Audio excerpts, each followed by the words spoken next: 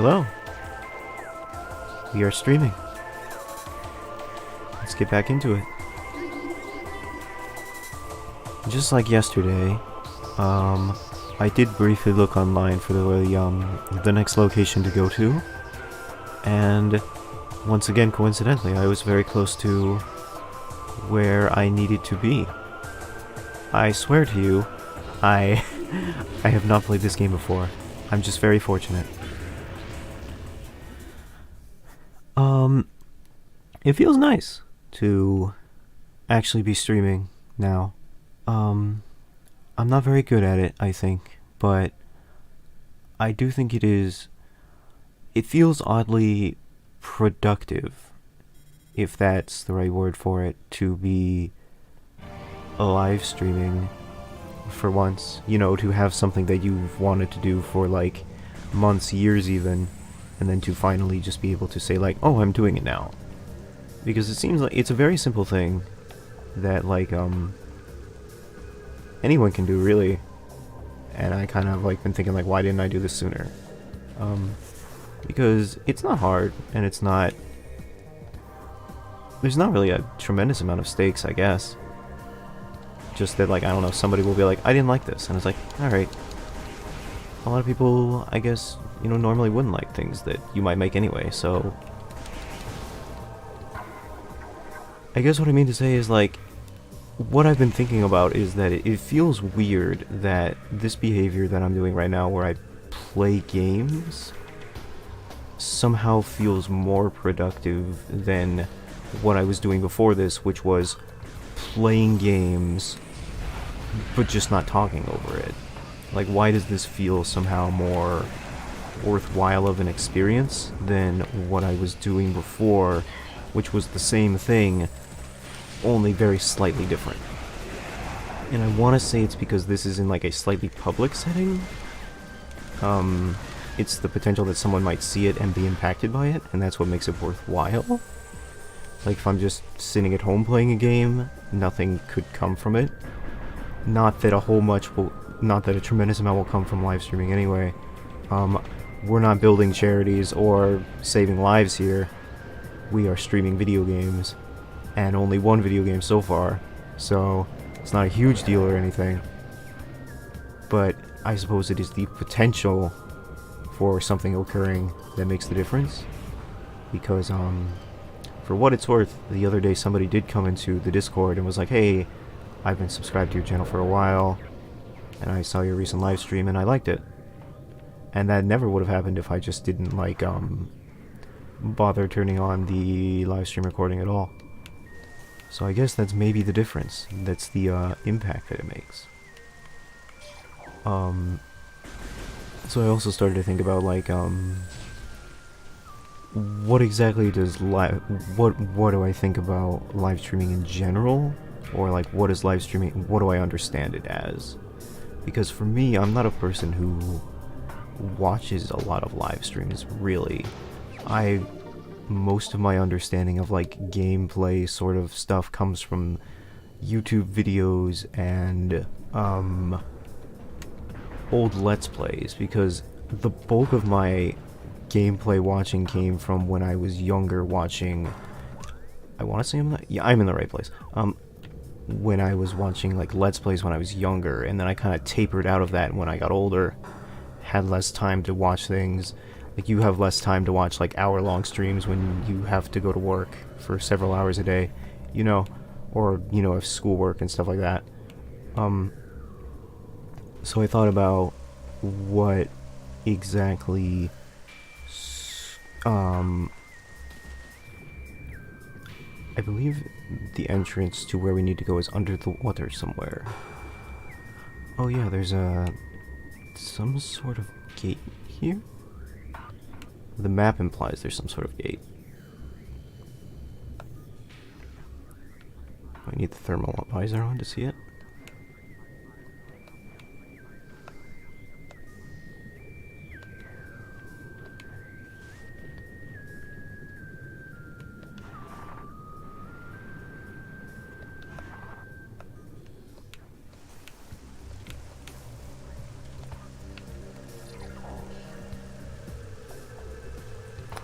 Well, if we get lost, we can always Google.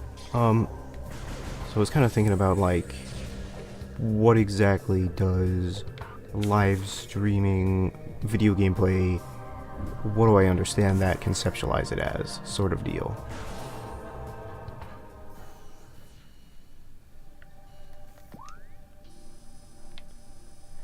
Main metallic shaft. Reactor core.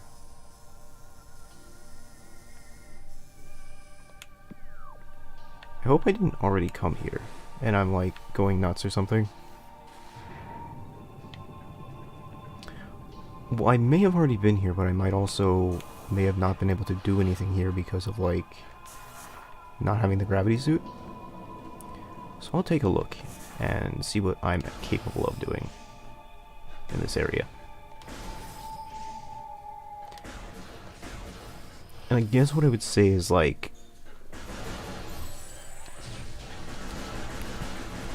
my understanding of like gameplay stuff comes from Let's Plays way back in the day, in the time when Let's Plays weren't even really Let's Plays, because like I'm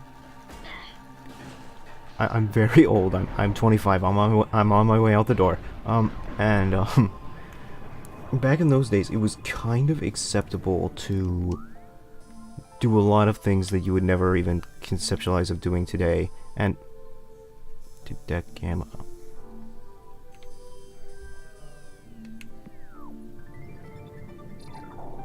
Did I just miss something here?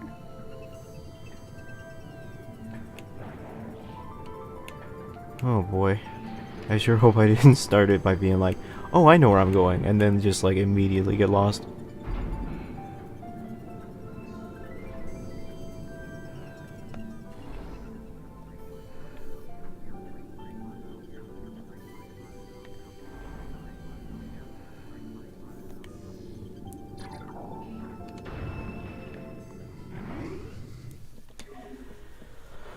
Like back in the day when Let's Plays were first starting out, you could do a lot of things that you couldn't do now because the quality standards were just so low, and people didn't really know what the formula for making Let's Plays even was. It was sort of like a weird kind of standard. Oh yeah, I remember this. I needed the gravity suit to jump over some stuff. Like, you could record, like, imagine this, like, nowadays everyone has capture cards or, like, Elgatos or whatever you use to record your gameplay. Back in the day, people would just straight up record their TV screens, and it was a very it's like an obvious thing you would do, but it was also so rudimentary and, like, cheap. It's like, the quality is obviously going to be bad for that, but people would do it because, like, they didn't have access to anything else, or, like, you know, it's just what you did. If you wanted to record your gameplay, you know, record yourself playing on the TV. Like, you just record the TV screen. Or, I think people still kind of do this, but for different reasons. Like, if you want to do post-game analysis, people would record their commentary after they had recorded the gameplay. So they would, like, record themselves talking after they had finished recording the gameplay with them not talking.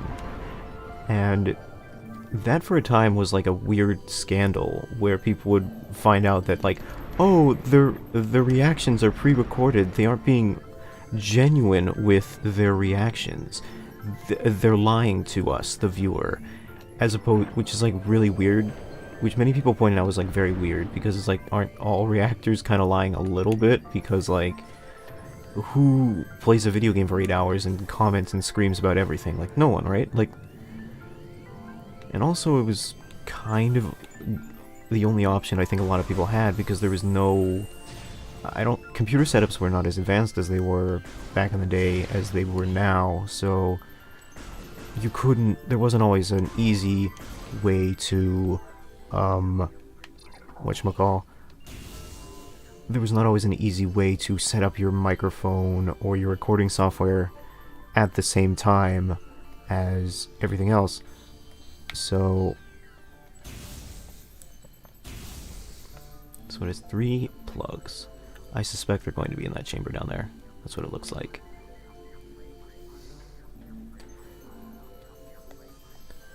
But now most people don't do that, I think. Let's Playing back in the day was just a completely different era.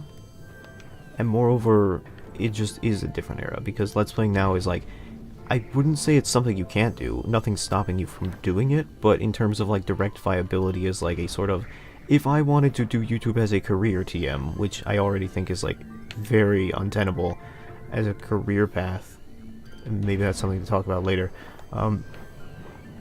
but Let's Playing is not how you do it now. Like, it's because back in the day it was more viable, because of the way that YouTube worked. I think I mentioned this on a previous live stream, but like, originally Let's Plays were formatted to be like 10 or 15 minutes long, 10 or 15 minute parts each day. Like, people would upload daily in 10 or 15 minute parts, and they would... Where is that last thing?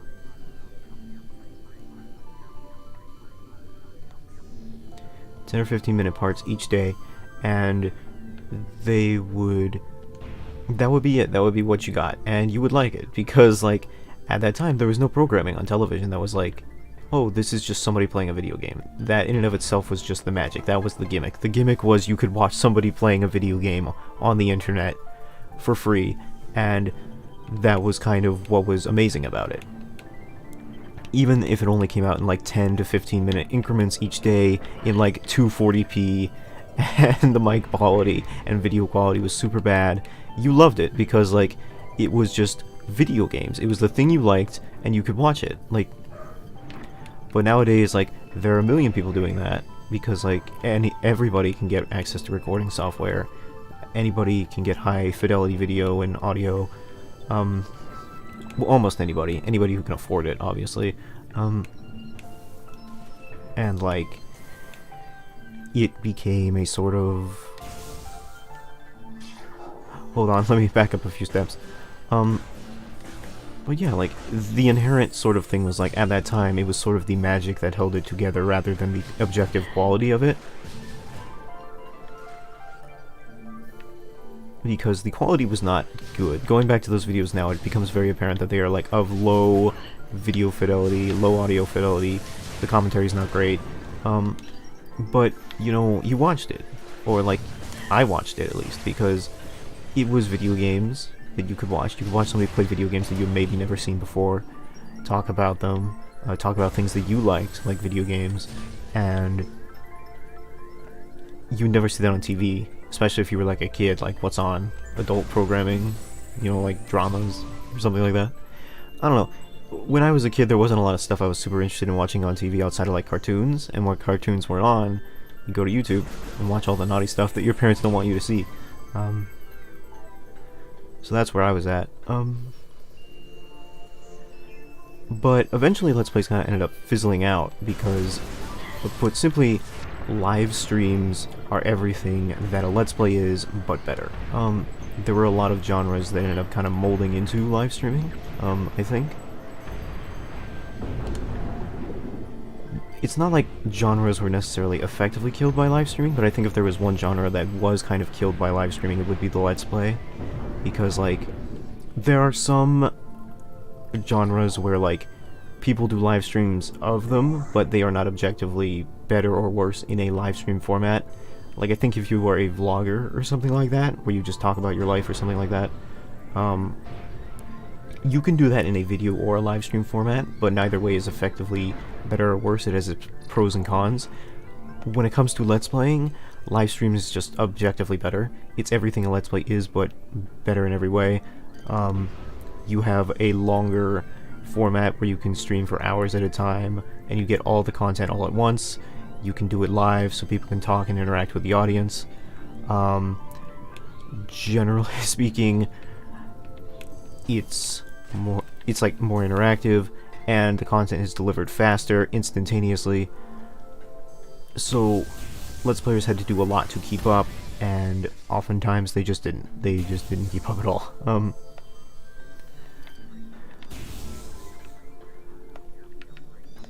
So frequently, Let's Players kind of either dissipated or just became very irrelevant. There are many people who still do Let's Plays, I know that for a fact, but they either had to change their formats tremendously, like move to streaming, or change the way that they operated by like extending their video lengths, or like adjusting the way that they do their content, or just like quit entirely because it just was not a financially viable option for them anymore.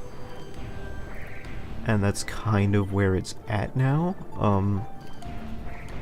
where streaming is the new Let's Play for many gameplay people. And I think that is like a both better and worse thing. Like, it's objectively better for the viewer. Like, it is everything. Like I said, like, when I say that it is, streaming is everything that a Let's Play is, but better, I mean that. Like, it is objectively better than I think streams happen, but there is kind of something, I believe that, like, you know, you don't make progress without losing a little bit of something. You don't move forward without leaving a path behind you, sort of deal. So, I think in some regards, we have kind of lost some of the mysticism of those early days, but I also think, like, going back to those old Let's Plays now, it wouldn't be good to go back to it. I wouldn't want to go back to it. As charming as they were, I think it would be kind of bad to want to go back to them. Like, I think YouTube has changed a lot over the years. I've been on this website, either lurking or making stuff since about I want to be generous and say 2008-ish. So about 2 years after the website's launch. I've seen a ton of different stuff. I've seen, you know, empires rise and fall. I've been through it all. But, well, a lot of stuff has changed. There's some stuff that has stayed the same. What I think I want to impart is that, like, I almost had somewhere I was going with this. Sometimes I have a thought that it feels like it's leading somewhere and it's a dead end. That's kind of where I was at. Like, I felt like I had a conclusion to the statement, and then I was like, oh no, there is no conclusion. We're kind of where we're at when it is with what it is with YouTube right now. Like, we're kind of in the place where, like, YouTube can now do live streams. For a long time, it was just Twitch, or like Twitch and its relative competitors, that could do live streams. There's a dog playing with a squeaky toy in the background of my house. I don't know if that picks up on mic. The one thing I like about my mic is that it is pretty good at not picking up background sounds. So I don't know if you can hear that or not. I believe there is a third terminal that I need to turn on somewhere. It's over there. So I need to hop up there. But, yeah, I think, like, if you wanted to start a Let's Play channel or something like that, you shouldn't not do it. I just know that if you're hoping to, like, grow a lot, it's probably not going to happen. Simply because of the way that the tides have shifted. I think even when I started doing my Let's Plays in, like, 2012, the tides were kind of shifting away from Let's Plays. I think there are, like, certain bigger channels that have been doing it for literally a decade or something that can continue to, I'm gonna go ahead and scan this just for point. Oh, wait, I already did scan. I guess it's just the same enemy, but again, that's recycling assets. There are certain channels that have been, like, here for decades that can just... Hello. That can, like... Aquasac will burst into subjective impact or trauma. Believed to be in the same family as the sapsac, this plant has similar features. It will burst when exposed to force.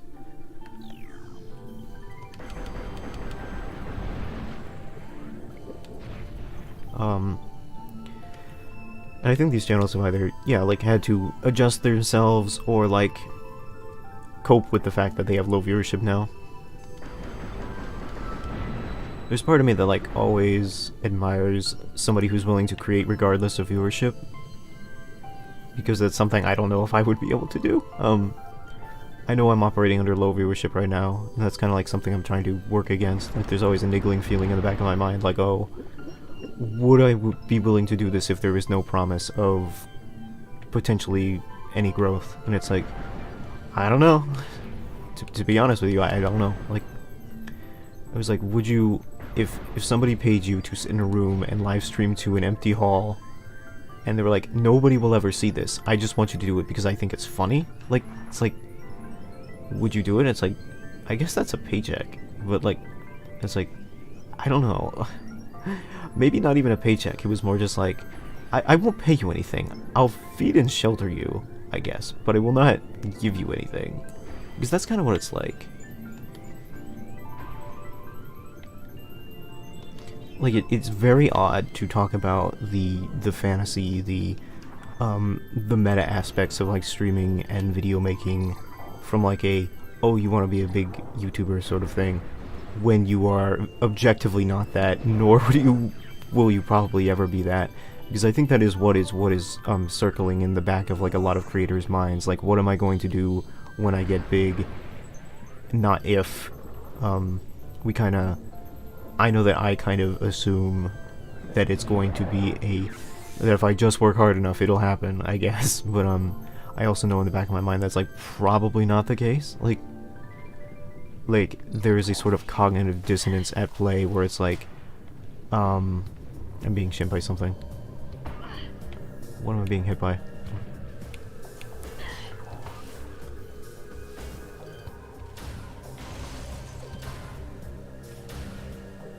There we go.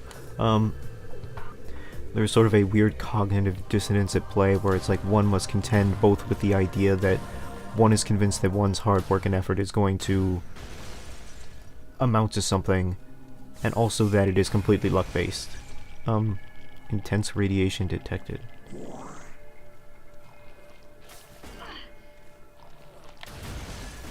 But I also don't think I work very hard, so I think that even if I were to succeed, it would be luck-based. Like, I just play video games. I don't think I'd, you know, do a lot of work. Phazon Mines East. Well, that's a new area, so I want to check the other doors first. Also, there's a lot of radiation. Oh, it must be that pit. Pit of blue goop.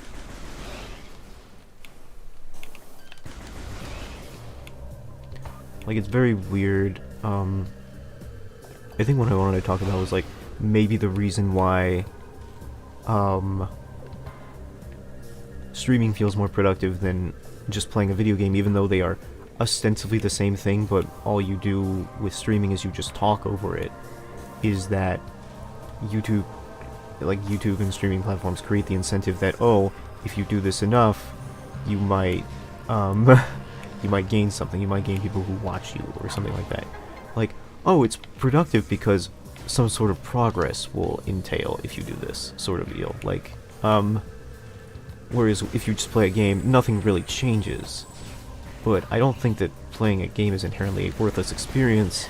I've said, like, a bunch of times that I think that art is a valuable thing to experience. So I don't think that, like, it's inherently worthless to play a game, even on your own and just not saying anything. But it's like, but how do you monetize it? How do you use it to gain social acceptability? How do you use it for clout? Like, you know, I don't know. It's a weird pressure. So it's like, you know, if you aren't doing something, you know, if you aren't getting clout, if you aren't, like, doing work while you're having fun, then what are you doing? Why are you wasting your time? You know, that sort of deal. It's a weird internal pressure, and it feels nice to stream, but I wonder if it's like, I should feel bad for feeling good, because, like, when I... Well, the controls here are super wanky because it inverts right at this pillar. Okay, drop. Ah, shoot, I need to magnetize right there. I wonder if that's, like, part of YouTube's insidious trap, where it's like, oh, you're doing this thing for fun? Well, what if you had more fun monetizing it? And it's like, like, I don't know Like, there's part of me that feels like my original joy for video games was taken away by the potential joy of, like, but what if I could gain social viability and financial gain from playing video games? What if I could do that? Wouldn't that be even more fun than playing games? Like, I feel that might be like the insidious trap I have fallen into for the past 10 years or something like that. Can I not blow out? I might be able to with the missile. Alright.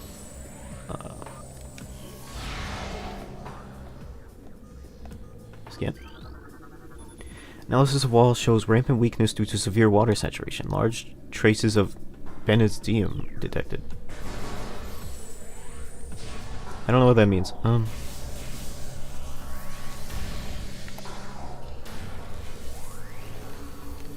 Can I freeze it?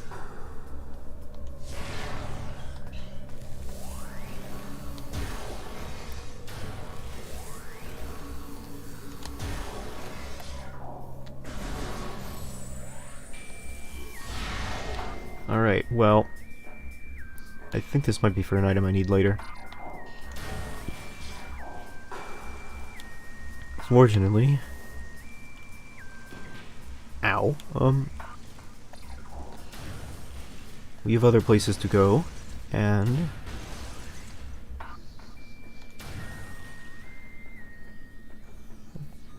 where does this lead? Josa Ruin South. Okay, so that's a shortcut. So let's go back to that original door, now that we've looked at all the other doors.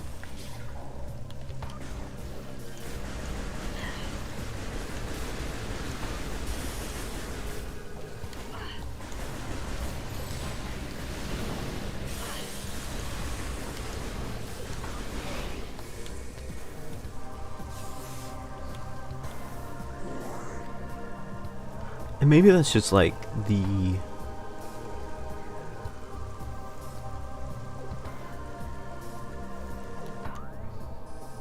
Which one do we need to go to? Phantom Phazon Mines East. So it's gonna be this door... here? I wanna say? Josa Ruin South. Phazon Mines East. It's gonna be even lower than this.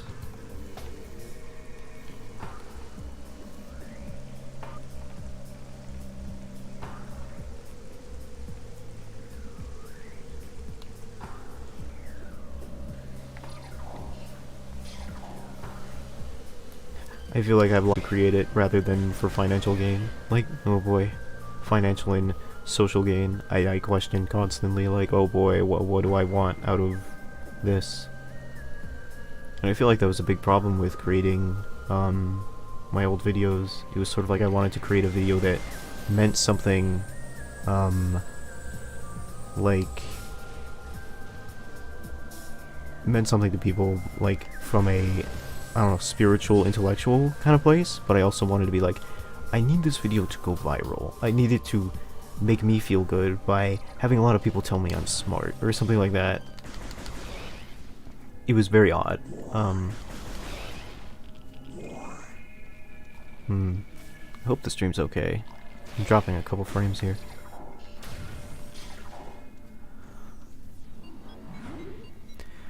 Anyway, new area. Looking forward to getting lost in it.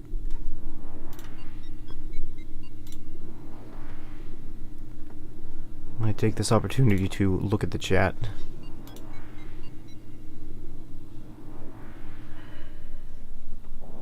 Alex Garza, what's up?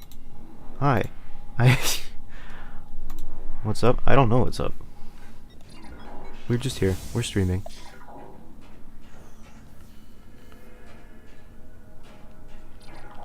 Speaking to the void.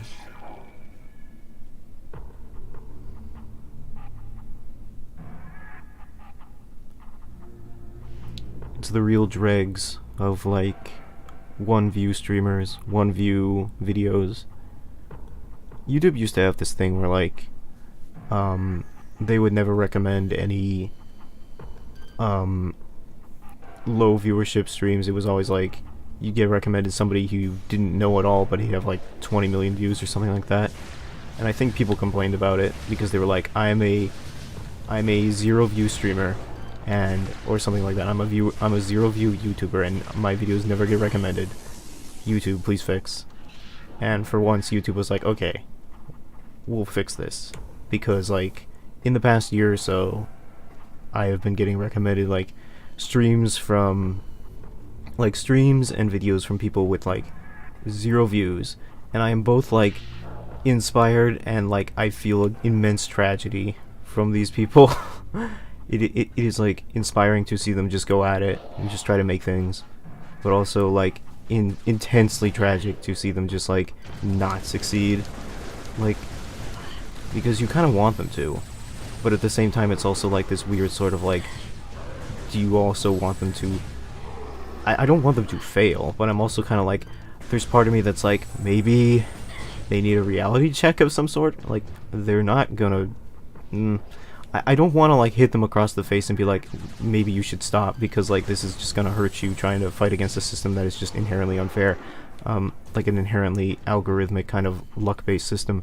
But like, I also am kind of inspired that like maybe they are aware of those odds and they do it anyway, or maybe that they're just doing it because it's what they like. And it's like, you know, I feel it. I appreciate the... I'm not a huge fan of like hustle and grind culture, like, man, you gotta work for that paper or whatever, but I do appreciate people who will kind of do things just because it's what they want to do. I don't really... Like, I am always annoyed by people who are like, please subscribe to my channel, or like, hit that bell, or whatever. You know, people who are very much trying to gather the engagement. But I do admire the, you know, the lone artist who is just kind of like, yeah, nobody knows who I am, and I make some of the most amazing things you've ever seen. And I'm okay with that. Like, it kind of displays to me an understanding of like the impermanence of art and existence that like I think many people don't really either understand or care to understand. I don't know. It's a little weird.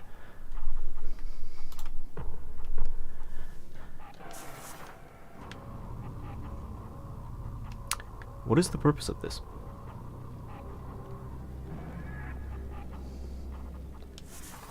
Okay, so we are here. We can get through all of these doors, but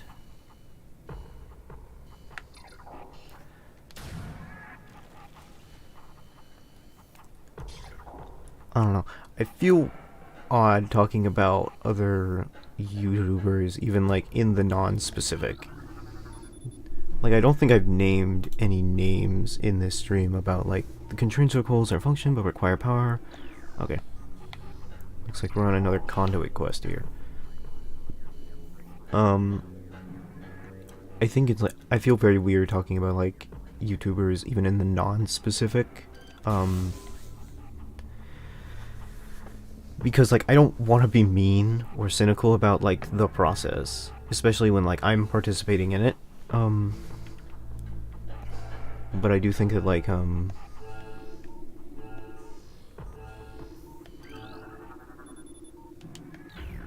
I don't know, I just feel very weird about, like, the way we do things on YouTube a lot of times.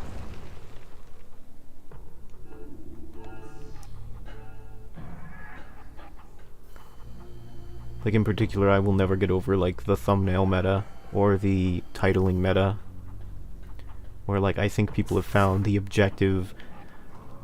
I'm pretty sure people have found the objective best way to make a thumbnail, best way to make a title to best suit the nature of the algorithm. They have studied it, they have patented, they have perfected, they have cracked it, and as a result, every video now looks the same,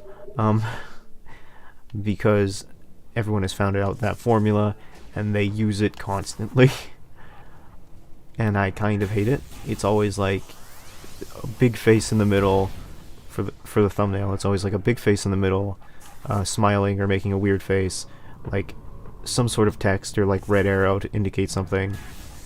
And like there are certain things you just do not do. You do not put numbers in the thumbnail because like multiple parts of something or indicating that this is not a fresh new video is like it's taboo. It's bad. It's bad for the algorithm. You don't do that.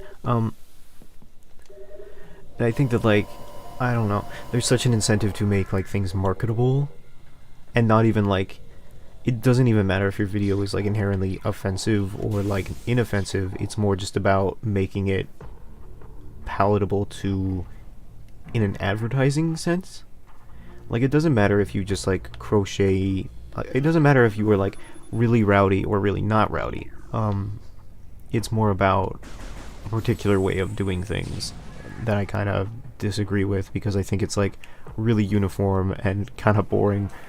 Like, every thumbnail kind of looks the same now. Every title is kind of, like, all caps, and, like, asking weird questions. Like, it's very odd to, like, look at a video essay, for instance, and never have one that's like, we're going to talk about this today, or just, like, that has, like, a normal title. They all start with, like, why X is Y, or, like, you know, like, why Z is A, or something like that. And it's like, why apricots are ruining the local ecosystem, or something like that. It's like, I didn't need it phrased as a question, but I guess it's more engaging if it is. Like, it feels researched, it feels artificial, it feels like, I don't know, you're trying to get my view. I don't know, I don't like I'm okay if you do try to pander to my viewership. I know everyone's trying to get that grind, everyone's trying to get that viewership or whatever. It's a dirty field. Everyone's trying to make that paper. Everyone's trying to fight for limited viewership. But don't make it obvious that's what you're doing, I guess, is what I would say. I don't know what this is. And the game won't tell me, so I guess it doesn't exist. I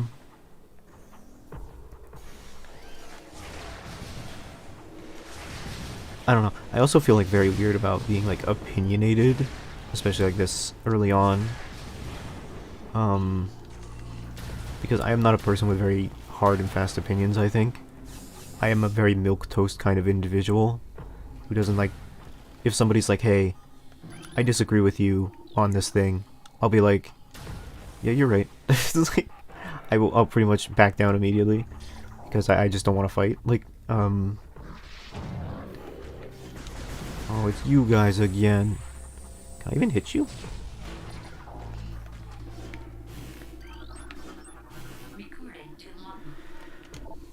Shadow Pirate. Pirates force trained and equipped for stealth operations. A select group of space pirates have access to sophisticated cloaking technology. This gear drains high levels of power, however, forcing them to rely solely on melee weapons in battle. Use enhanced detection gear when fighting these units. I see.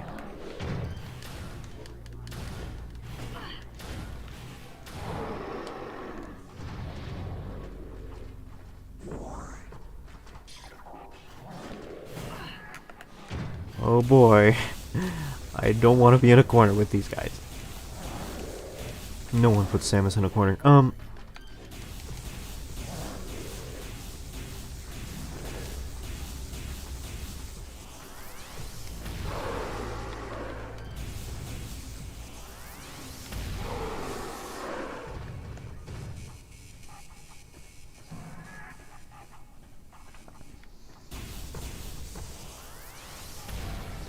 But I do guess, like,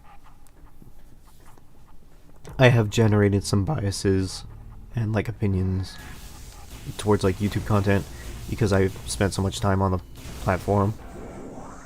I don't really know how you would fix a lot of issues with it, though. Like, I think that, like, YouTube is... It must be, like, a really thankless and difficult job to work for YouTube, I think. Because you have, like, millions of hours of content being uploaded every single day. And... oh boy.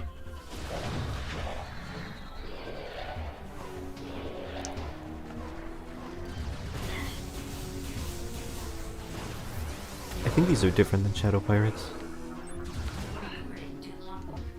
Wave Trooper. Space pirate armed with wave beam technology. Space pirates have reversed engineered several of your weapons, including the wave beam. A flaw in the design make these pirates vulnerable to their own weapons system. Alright. These weapons are inferior to your Chozo designed originals, but still quite potent.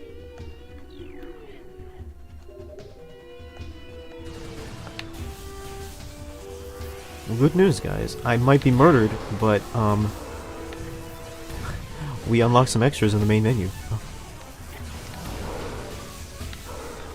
But I think when you have, like, this many, videos being uploaded at, like, like, I think everyone dunks on the algorithm, but I also think that, like, I don't really know how you would operate YouTube without it, because, like, I don't know how you would get a human to manage, like, the millions of hours of content being uploaded every single day.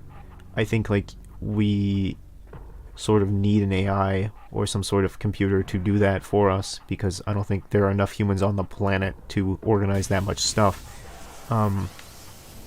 But I definitely think the algorithm should probably be understood better and improved, because it certainly does have its issues.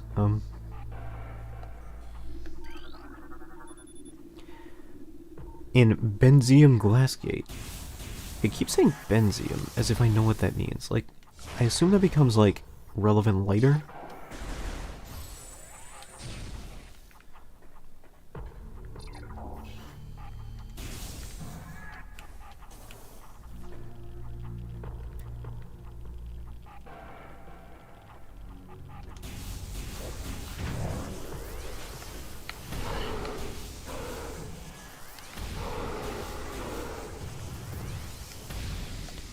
I tased him, bro. That's a classic for you. That reminds me of, like, old YouTube stuff. Old YouTube was, like, a wild space. It was, like, the biggest thing on old YouTube back in the day was, like, basically people maiming themselves.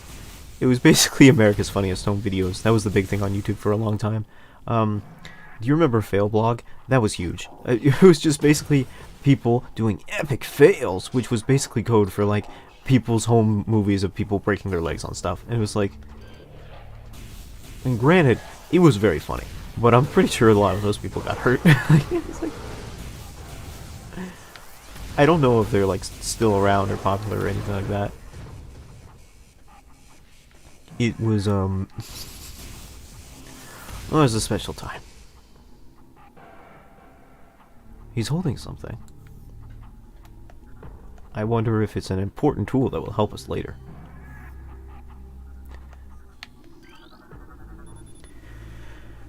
Recommended battle systems for elite pirates are as follows: shoulder-mounted plasma artillery cannon, repulsion shield, quick wave quake projector, energy siphon system, and retractable wrist bayonets.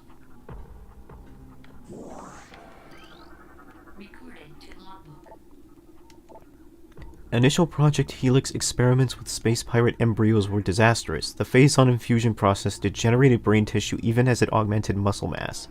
None of what we have termed elite pirates lived to maturity. The few that survived their infanthood suffered severe psychotic breakdowns as juveniles, killing everything within their zone of perception. Research team Scalera made recent breakthrough in which parasite studies with the phase-on strain codenamed Vertigo were highly successful. Since then, we have successfully fused Vertigo phase-on with space pirate DNA with great success. The latest batch of elite pirates have reached maturity successfully and are ready for field testing and training. It seems that the pirates have created some sort of Fallout-esque super mutants. Platform systems active. Platform systems active.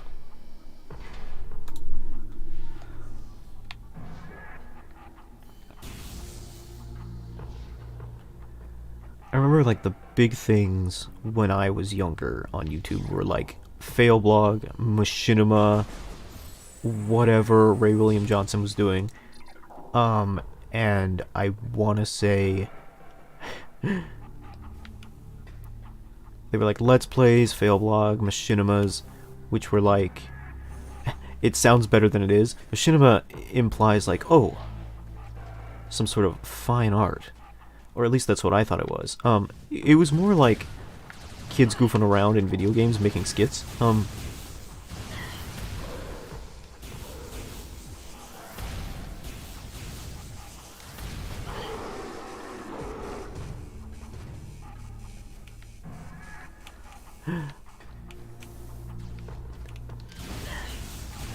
would say there was a lot more original content back in the day. Originally produced content back in the day. And that might also be because of the lack of capture software, or stuff like that. I don't know. Back in the day, it was more difficult to get your hands on a camera. Or, like, a camera that could record external video from, like, a computer or a game system. Nowadays, everyone has, like, cameras on their phones. It's no problem. Like, nobody cares. So I don't know. Times change. And I'm like 25 and I feel like I'm 90. I guess that's like the advancement of technology though, because like technology advances at such a rate that it's kind of incomprehensible to even understand. I didn't think we would have like AI that could write scripts for us by the time I would be 25.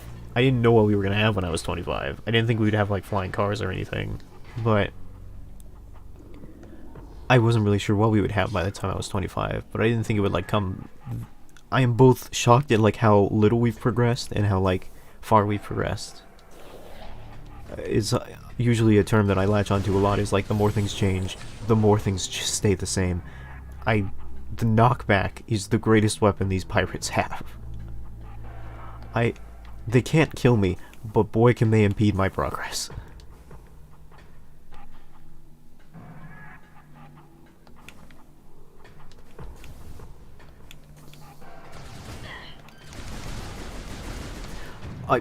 I am one upsetty Freddy right now.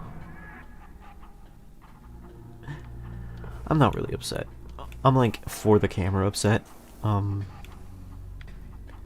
Like, oh darn you, Dennis the Menace!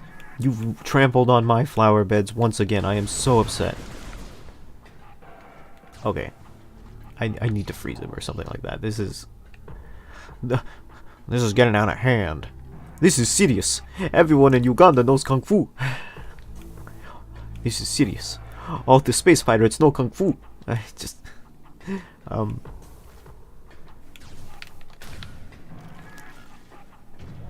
I'll take that L. That one was my fault. I'll take that L too.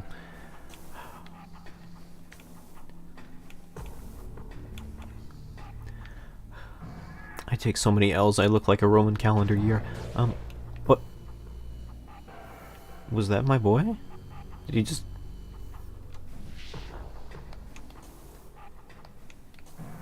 I feel like I just got homie stalked by a space pirate. I mean, alright. We take those. So there's a door here. And it's also the only way through. Maybe this, suspicious terminal will open the door. Industrial pulse beam online. Auto firing mode. Sorry. Industrial pulse beam online. Auto firing mode engaged.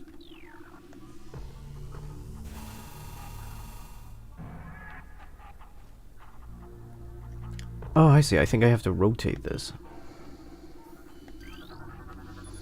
Attention all units. Report to your battle stations. Failure to comply with this order is an act of treason. Treason is punishable by termination.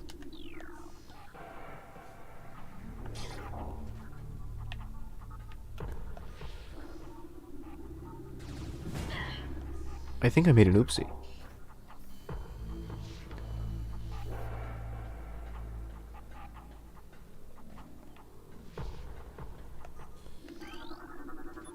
Surface integrity of 42%, presence of thermal power signature detected. Further pulse beam exposure could cause collapse.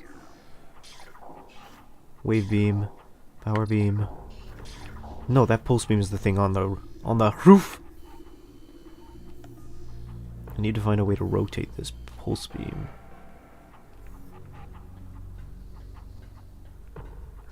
Maybe it's the suspicious ball-shaped operation panel.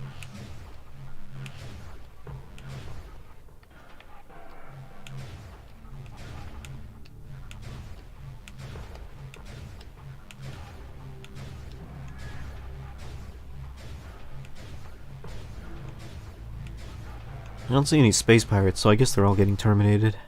What an unfortunate day for unemployment.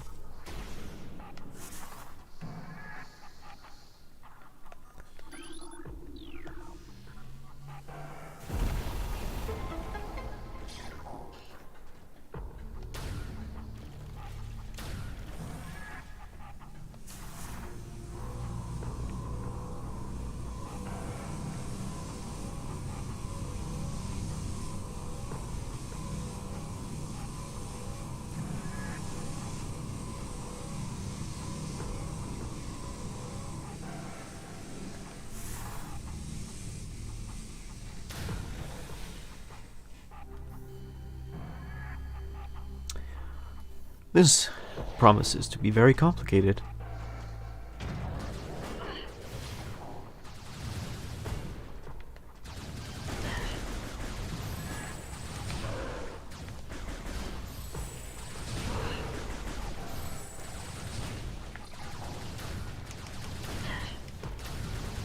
Reasoning does not appear to work on these guys.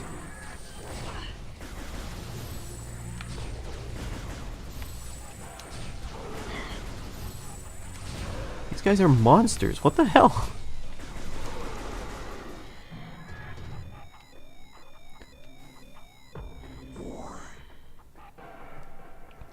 These guys shred through my health.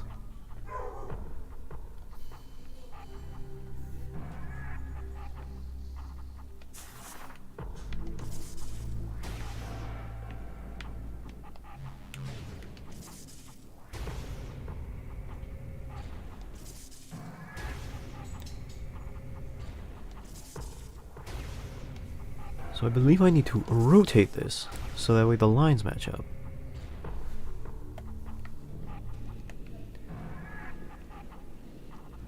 So I think the yellow line should match up okay now. There we go.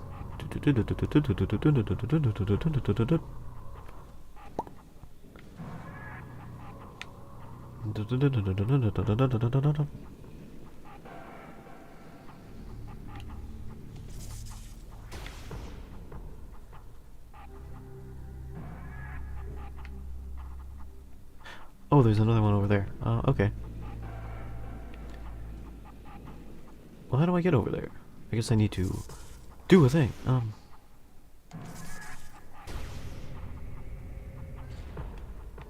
Okay, so maybe the red ones will match up now? And maybe I can use the red ones to get to the other one. Nope.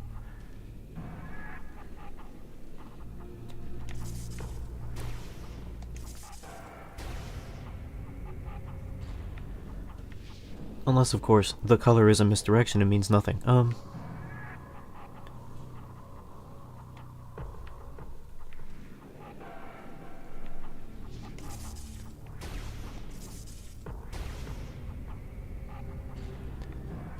I see.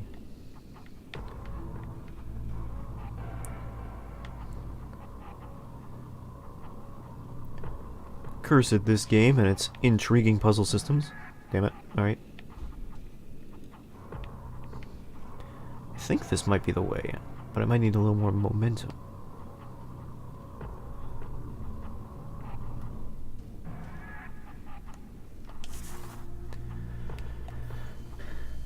I almost had it there.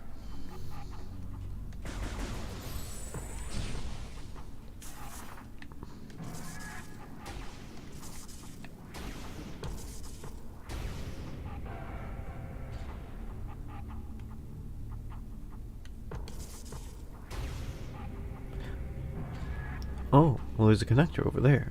So if we go...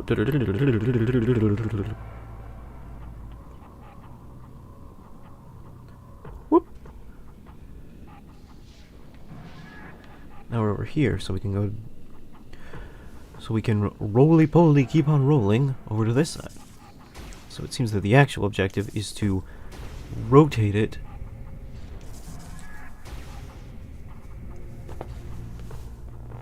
in a way that we can then... Oops. That means, in theory, if we...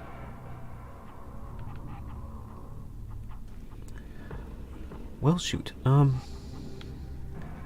Well, hold on a minute. Let me cook. Let me cook. I swear to you, it looks like burnt toast right now. But if you give it a couple seconds, it will be ash.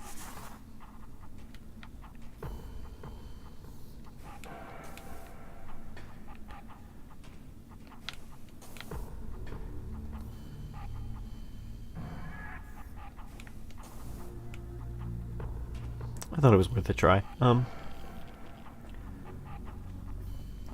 So the red connects from over there. Which means to get there...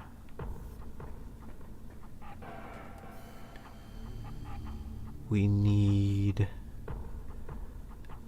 this to connect with that. Okay. Yeah, I see the patterns.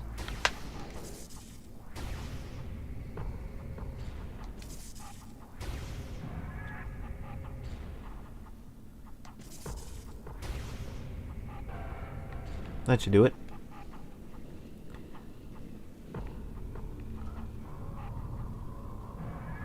This is nice. This is fun. I am enjoying this.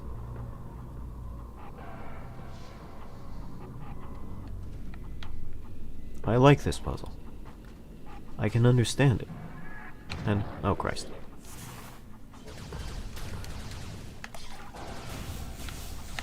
I don't have a lot of health.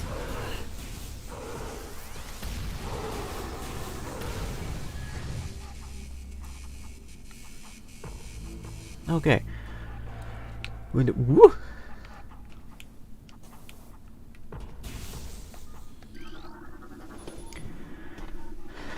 By the collapse of Bendizium Wall. I sure hope they explain what Bendizium means. Because it seems like it's going to be necessary for our future endeavors.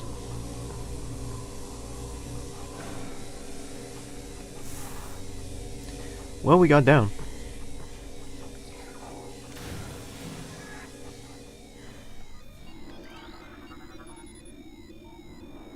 Phase on Mines level 2.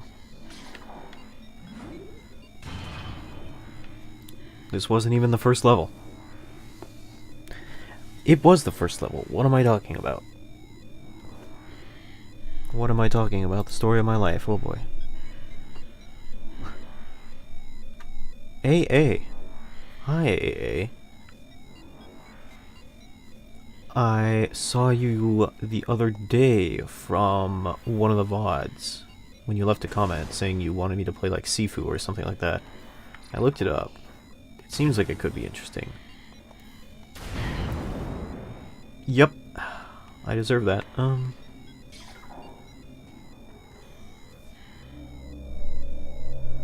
glad you are here. Just anybody taking the time out to watch this stream. You know, you have a limited time on this earth, and if you choose to spend it with me, that's good enough. Appreciate you being here.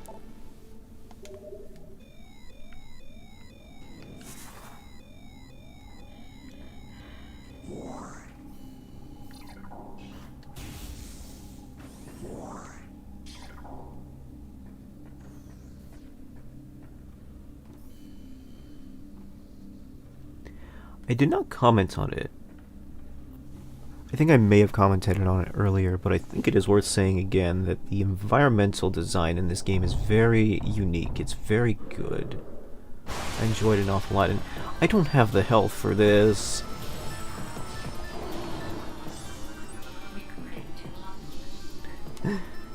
Elite Pirates. Phase-on enhanced space pirate, incredibly strong, armored, and well armed. Elite pirates are potent foes. Their energy siphon system absorbs beam weapon shots. The nature of this system makes them vulnerable to concussion-based weapons. Well armed, the elite pirate is effective in close combat and at a distance. Their massive size can be a weakness, and their sluggish speed allows for evasion and quick attacks. Fantastic. Well, I'm gonna die here, and that's kind of a problem because I don't remember when the last time I saved was, and I don't even remember if there's like a save in this map.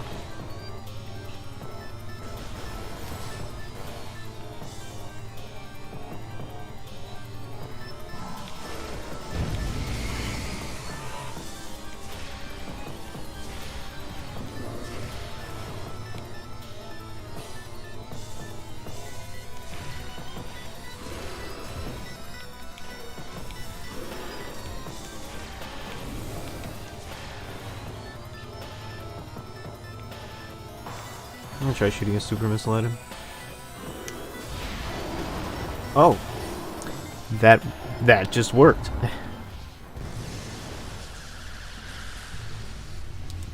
Well, I sure hope one of these doors has a save room behind it.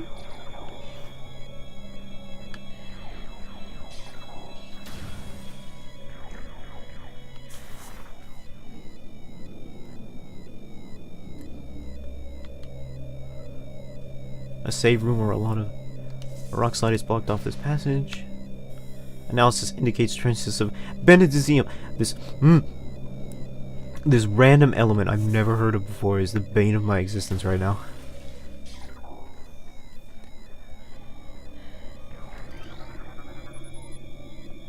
Phazon nutrient vat elite pirate ration processing in progress. Oh, vat. Is this like the elite pirate food? Is that what it's trying to imply? Phazon nutrient vat elite pirate ration processing in progress.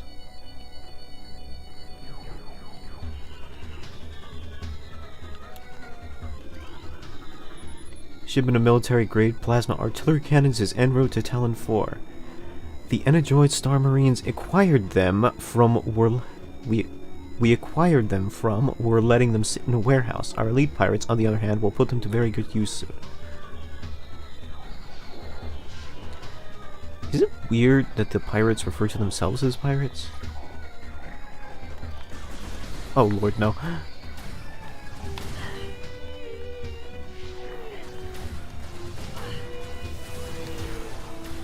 This is it. Alright.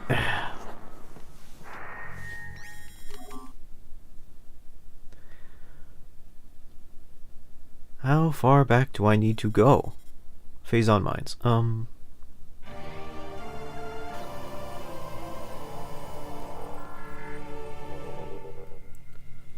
Where am I at right now? Well, the Phazon mines is a lot closer than I thought, but it's also like not great.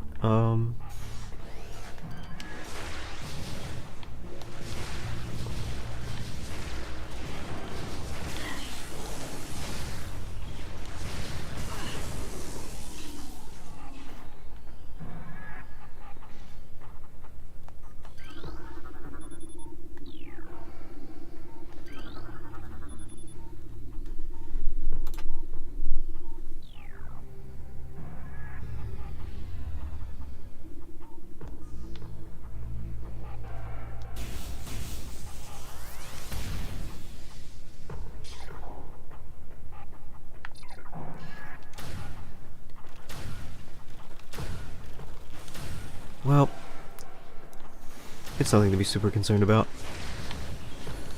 The advantage to losing is that you know where to go next time.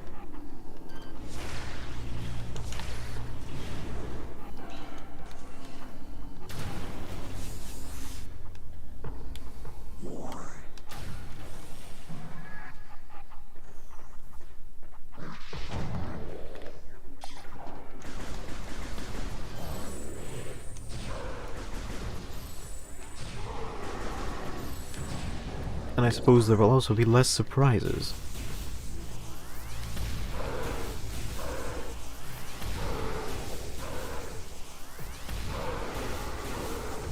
I did not notice before, but the wave beam appears to apply some sort of mini-stun effect to them after they are electrified.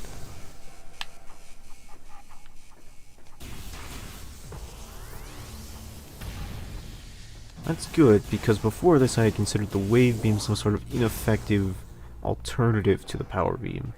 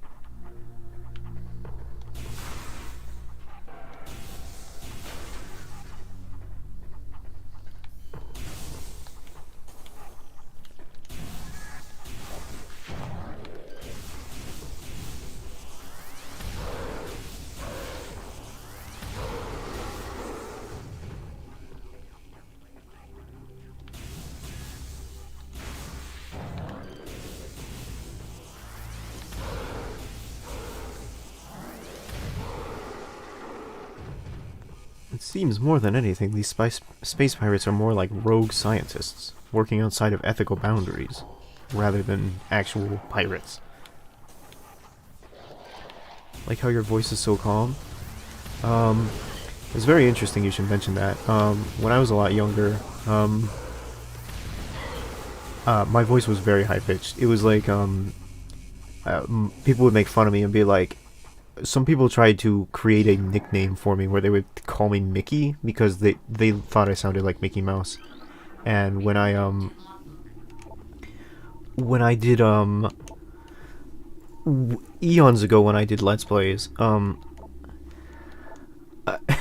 I showed some of them to my friend, and like he was like, it feels like you're doing a bit, because like I would feel really insecure about my really high-pitched voice because I was like 15 at the time and my voice was still like going through puberty and cracking and stuff like that.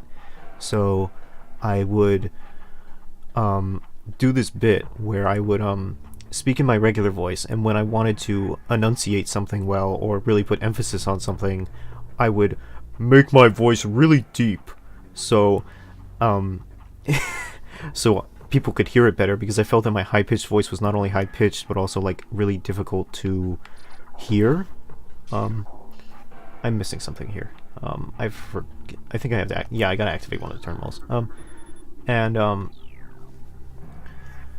He watched those videos, those old videos, because he was like curious about my old Let's Plays, and when he saw them he was like, it feels like you're doing a weird bit, because your old voice where you're super deep, when you do the fake deep voice in those videos, it sounds like your voice now.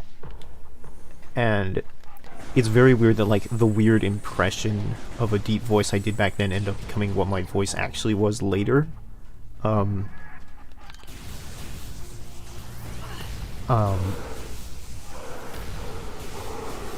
Because like, I don't know. It's not really my intent to I've heard people say that my voice sounds like calm or like almost ASMR-ish. I think it might just be because I'm very close to the mic.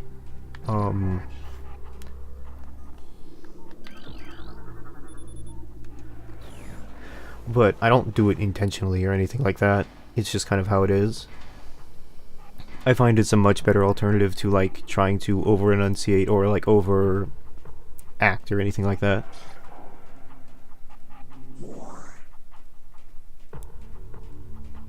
I also just don't like straining my voice to speak. It's also kind of like a downside though, because I find that oftentimes I don't speak up well. I oftentimes have to repeat myself. It's kind of one of my pet peeves. I don't like having to repeat myself, but I often do have to do it because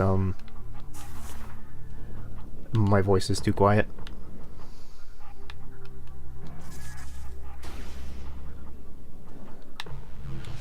So I don't think I lost that much progress.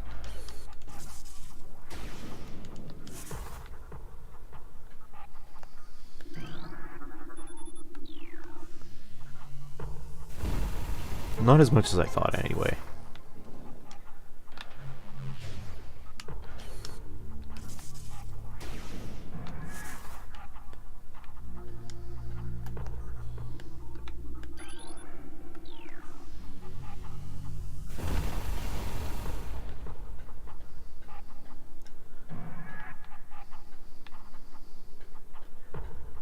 I didn't do this last time, so let me check if there's stuff behind this walls. Behind these walls.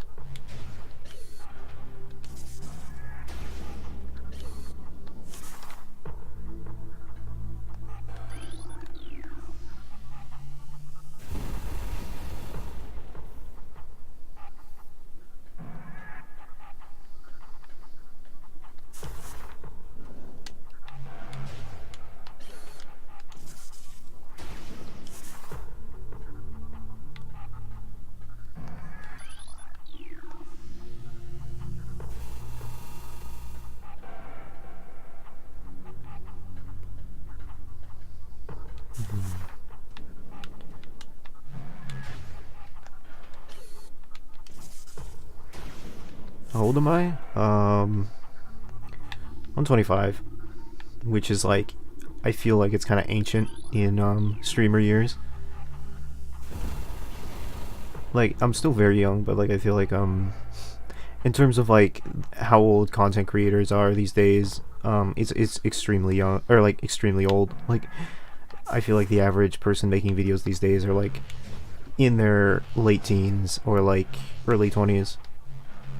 I have been on YouTube though making stuff since I was about, I want to say I started in like 2012ish on and off. So about since I was maybe, I don't think there's anything behind these doors. Since I was about 14. But I didn't do a whole lot. Like, to be perfectly honest, a tremendous amount of it was just me trying to make like stuff that I hoped would like make me internet famous. I gotta do the whole puzzle again? Alright. Annoying, but not undoable.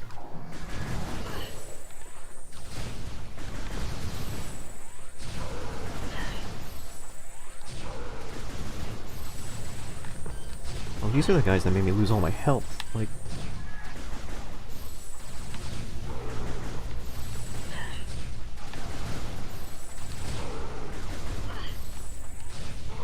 I didn't go nearly as bad as last time.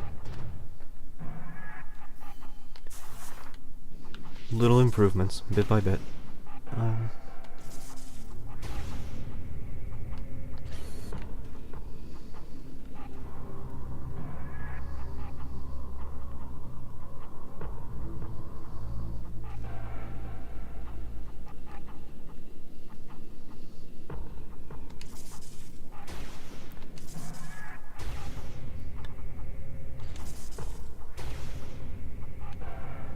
Okay, and now I gotta make it so that the red line's up down here.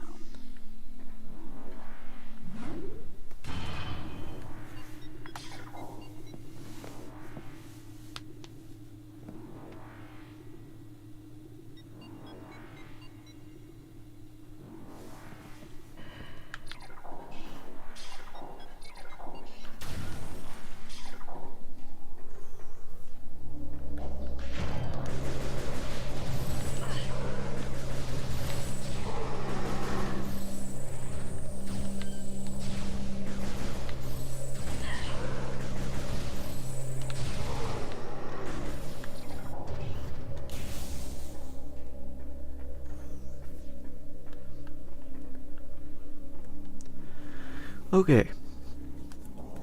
This boss did not prove to be actually that hard the first time, so the second time with added knowledge, it should be especially not hard.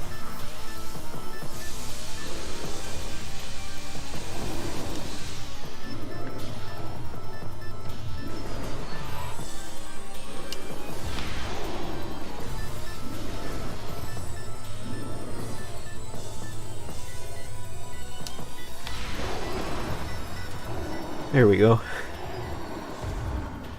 I don't even know if I got hit on that.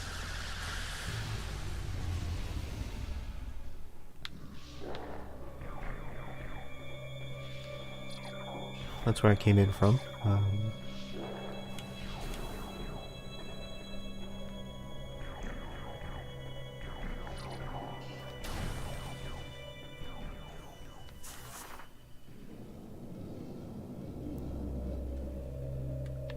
Right, that's where I can't go because of the mystery element.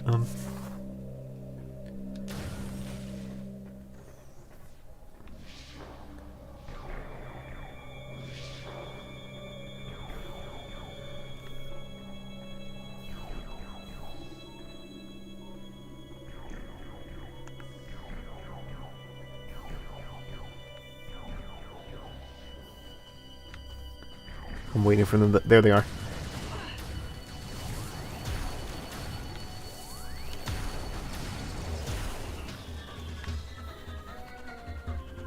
There should be another one.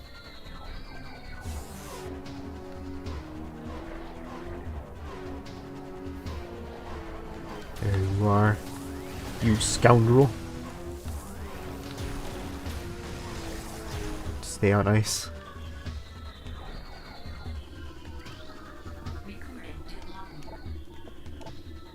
Science team is attempting to reverse engineer Samus Aran's arsenal based off of his data acquired from her assaults on our forces. Progress is slow but steady. Command would dearly enjoy turning Aran's weapon against her. We believe we can implement beam weapon prototypes in 3 cycles. Aran's power suit technology remains a mystery, especially the curious morph ball function. All attempts at duplicating it have ended in disaster. 4 test subjects were horribly broken and twisted when they engaged in morph ball prototypes. That sounds horrifying. Science team wisely decided to move on afterwards. I'm being fired at.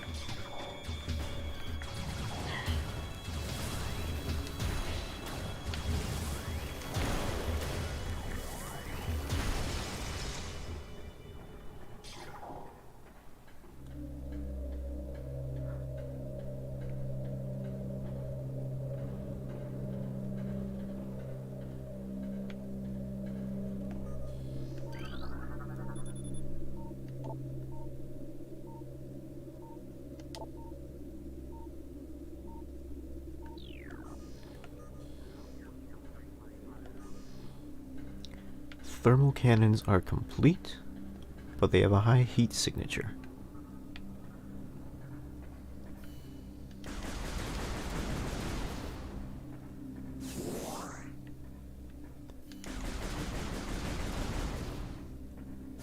It's not a safe room, but health will help.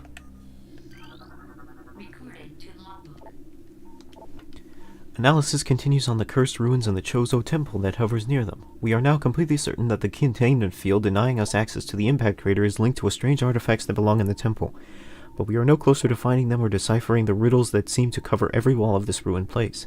Command grows increasingly anxious for a resolution to this matter, so we must redouble our efforts. X-Way squadrons will begin terrain sweeps within days. Until they begin, patrols are instructed to report any and all architectural anomalies to their commanders. I hope we didn't come all this way for like a heat beam and then we get like the X-ray visor or something.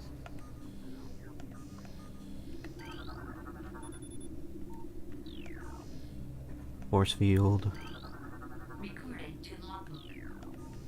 I'm kind of just looking for the one that deactivates force field. Force field offline, okay.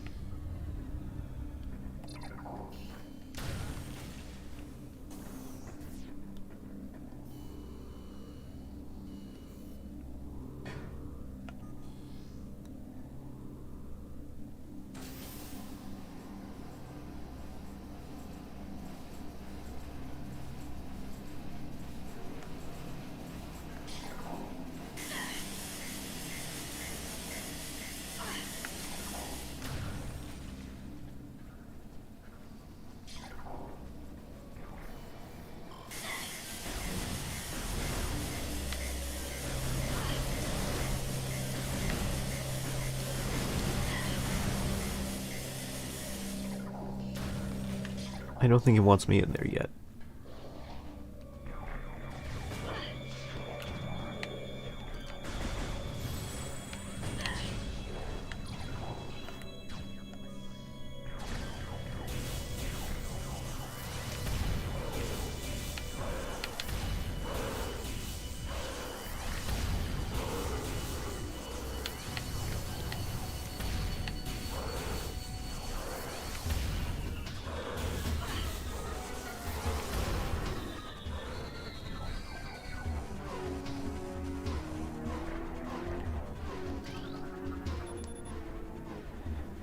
Increased aggression levels observed in latest elite pirate units, increasing phase-on feed by 0.07% per science team mandate.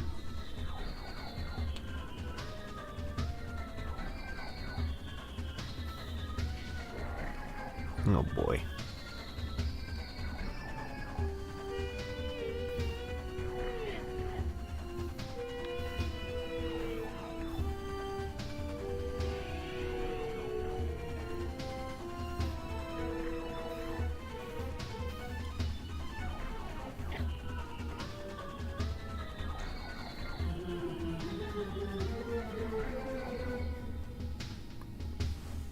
This is rough. I haven't saved, and there are a ton of enemies there.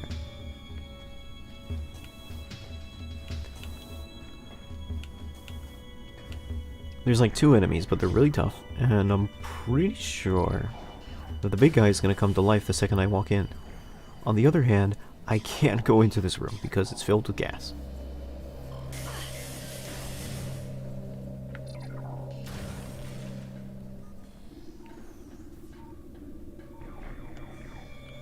So maybe...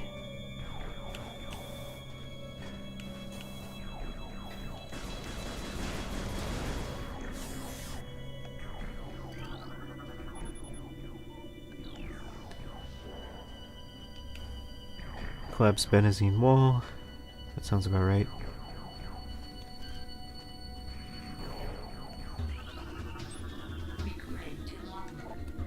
Power Trooper. Space pirates armed with power beam technology. Space pirates have reversed engineered several of your weapons, including the power beam. So this man is vulnerable to the power beam. However, comma,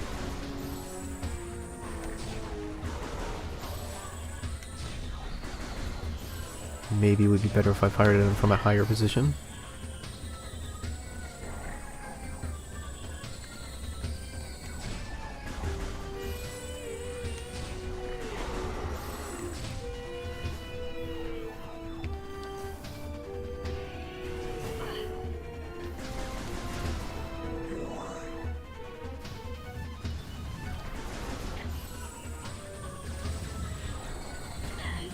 Oh, is there like 3 down there? You gotta be kidding me. Alright.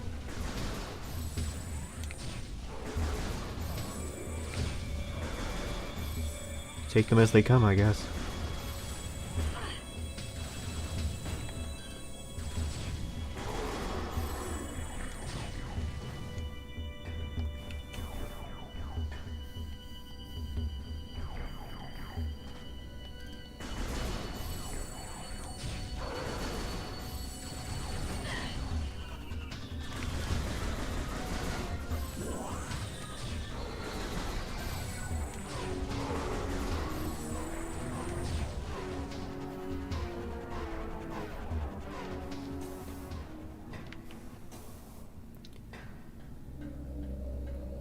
I guess that was one solution to the issue.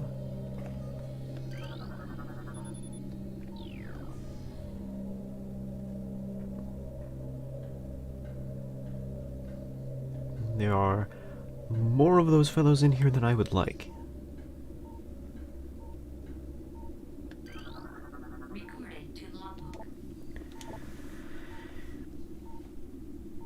Elite Pirates Upsilon's propensity for phazon has enabled our research team to infuse... Sorry, brain just shut off.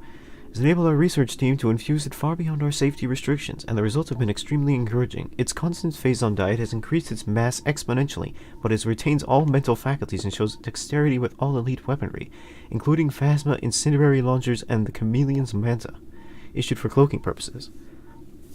Elite Pirate Epsilon exhibits miraculous healing abilities. When injured, it seeks out phazon deposits and coats itself in the substance, which instantly mends the creature's wounds. The subject, which we are codenaming Omega Pirate, based on its developments, shows the potential to be a new standard for our armies. Our only concern at this point is the potential overdependence on phazon.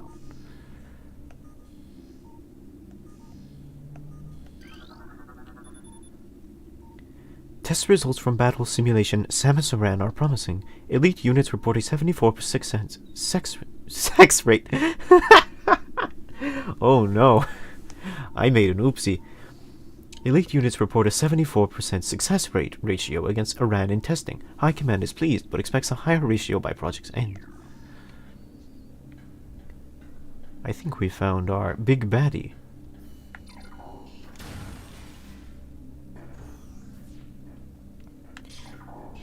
Please, game, have mercy. There needs to be a save room here somewhere.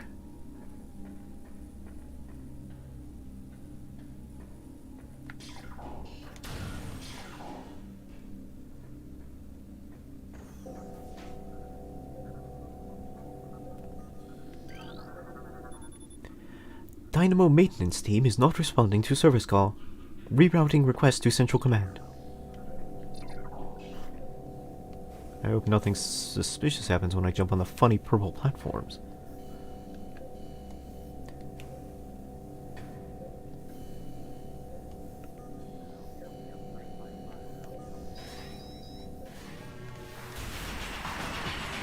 Oh no, something bad happened when I jumped on the funny purple platform.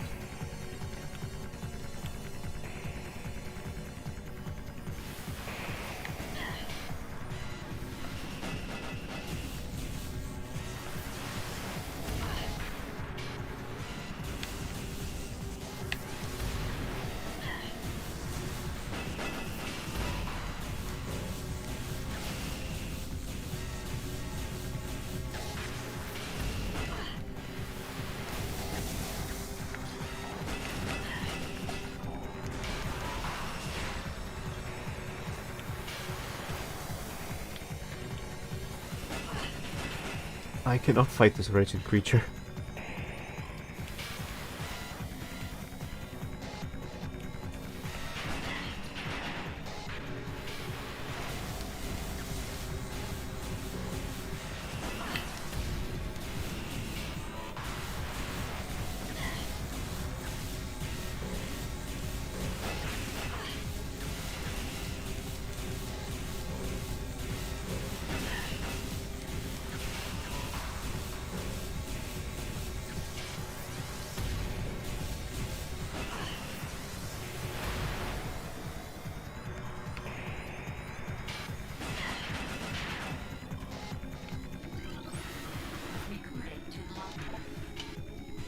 Secure area to unlock door. I can't hit this guy.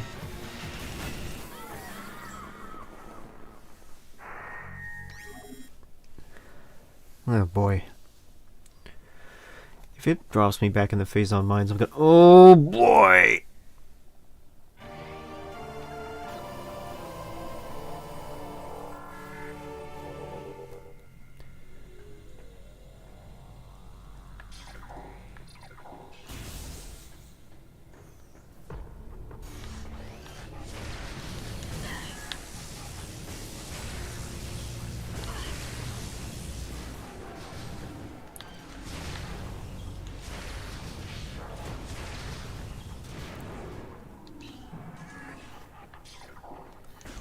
I'm not mad.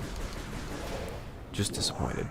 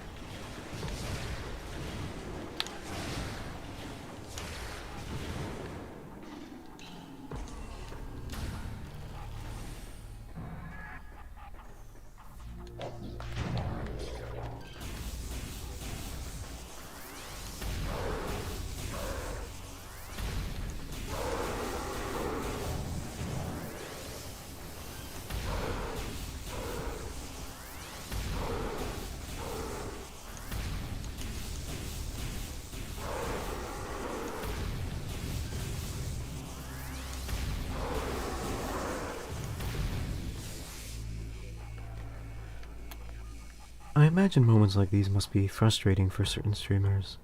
When they lose and they have nothing more to do but go back to the area that they started with. It must feel like a major time sink.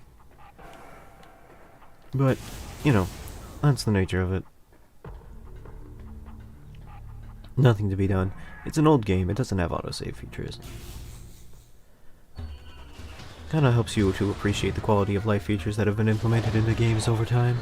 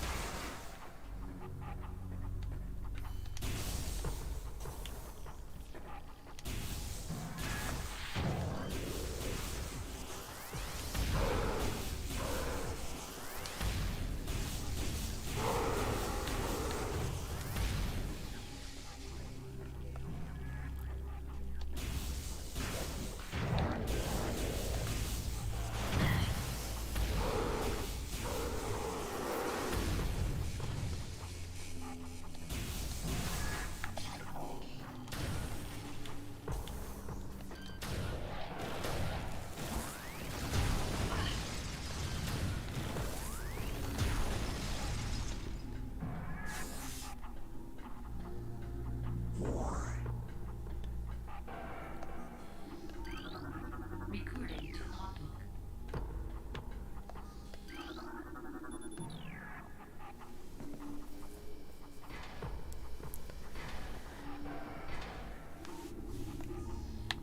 Ooh boy.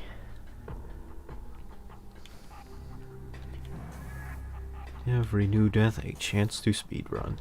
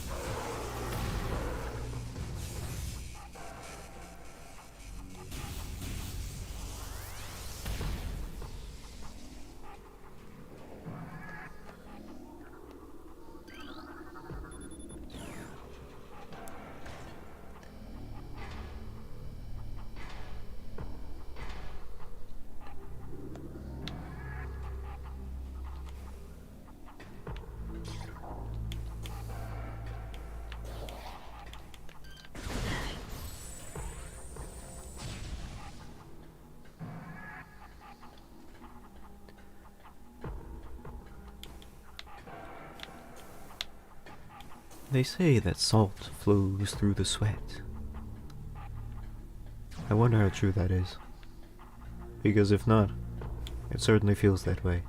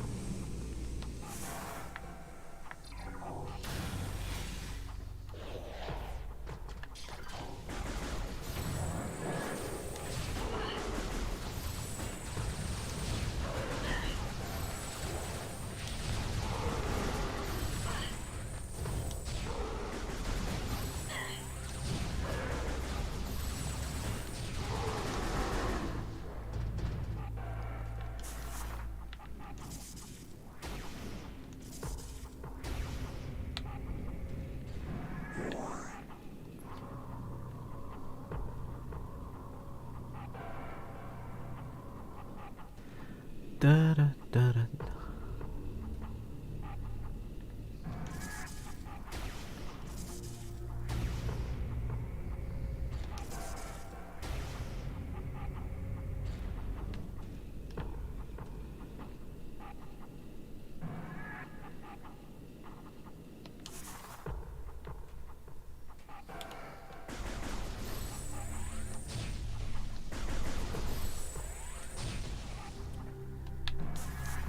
Okay, okay.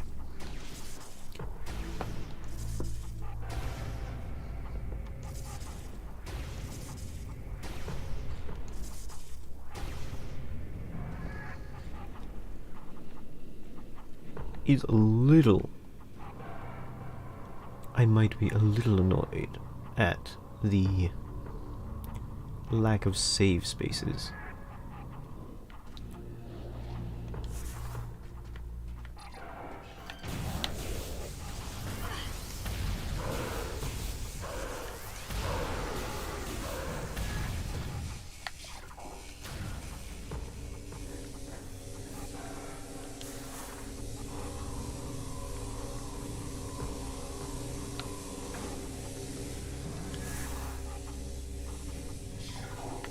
But mostly I'm annoyed at having to do this on multiple occasions.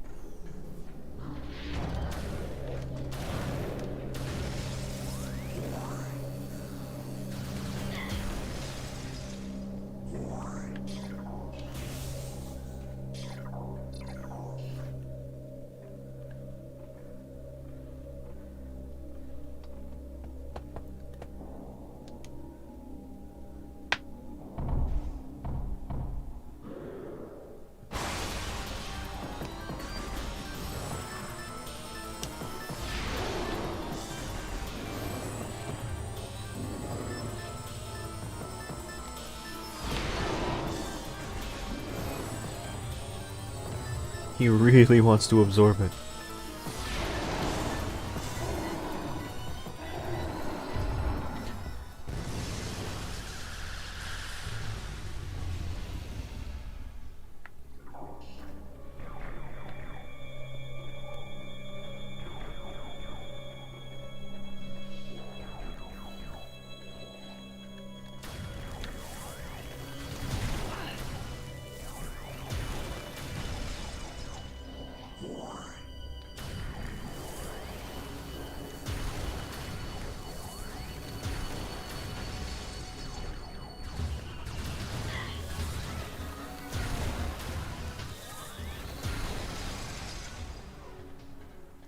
I can't believe those guys killed me the first time.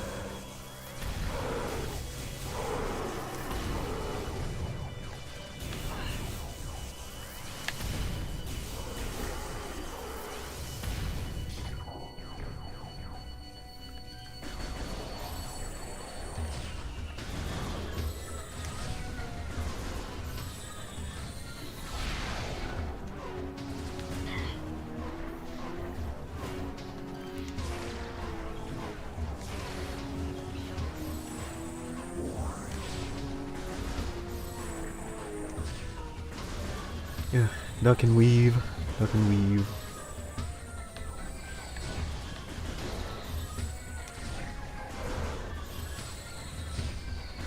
Duck and weave is what my grandmother says while knitting a picture of a mallard.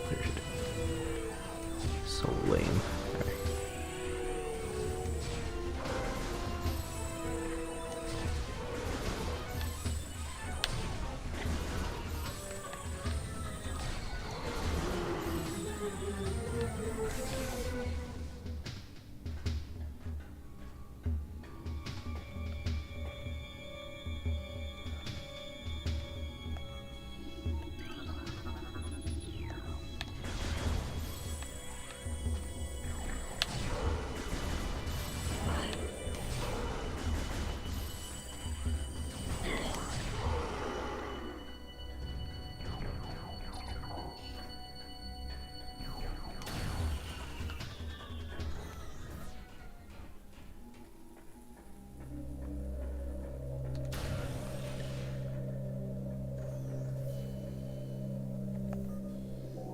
Let's see if there's anything I can scan in here first. Multiple safety system malfunction detected. Unit should be taken offline immediately.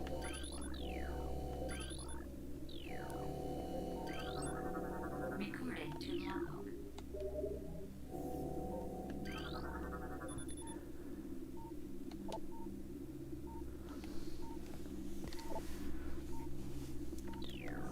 Seems they're overstraining their geothermal power.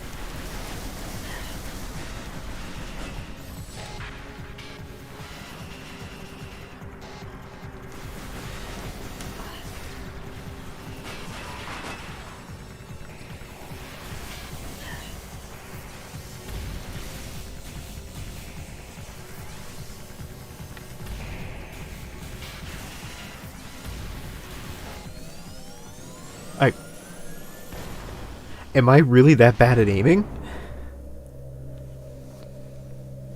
Did I miss so many times I literally couldn't beat it the first time?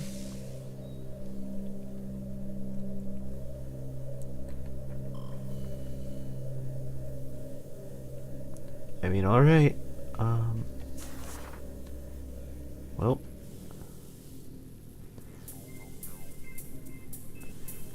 Maze time. This whole game's a maze, so I've been trained for this. I guess this is why people say the game's amazing, because it's just an endless maze. Get it?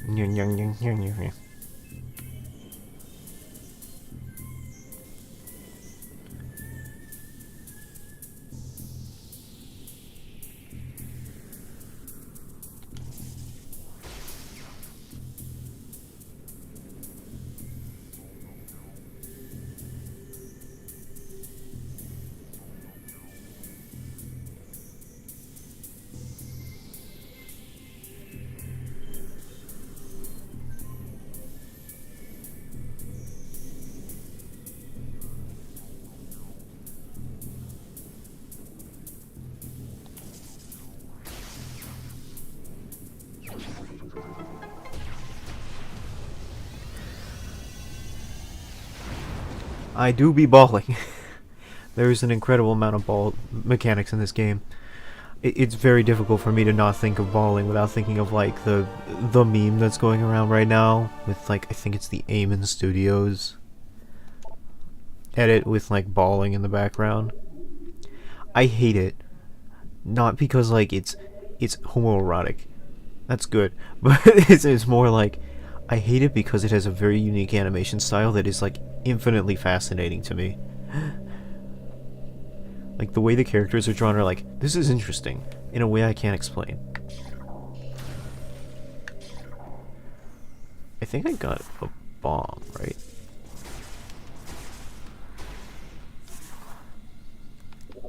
I 100% was not paying attention. Power Bomb. Power Bomb is the strongest Morph Ball weapon. Press X in the Morph Ball mode to drop a Power Bomb. Can destroy many materials, including Bendezium. Finally! Okay. We got the drugs. We got the drugs. We got a save point. Finally! It is like heaven on earth. Heaven on Talon 4.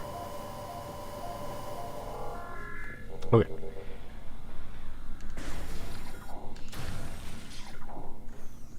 What this realistically means is that there are many new places to go now.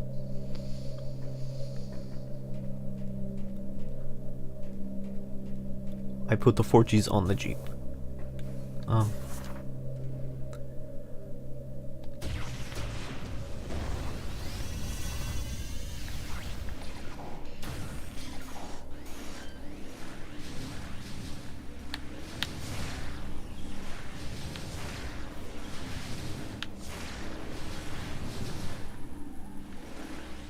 The tension between having like no health and having like 5 HP bars is gigantic. Like,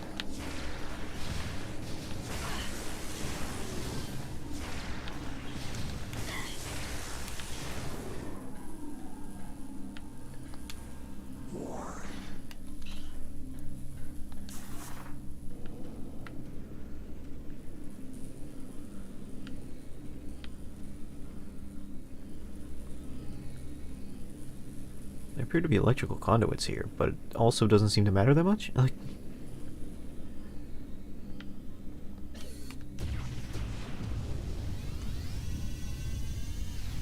I did not mean to use that. Well, I wasted a bomb. That's fine.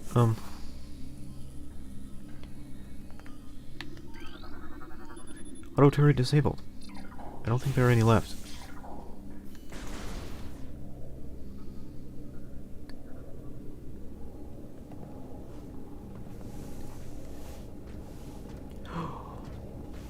It's the primes.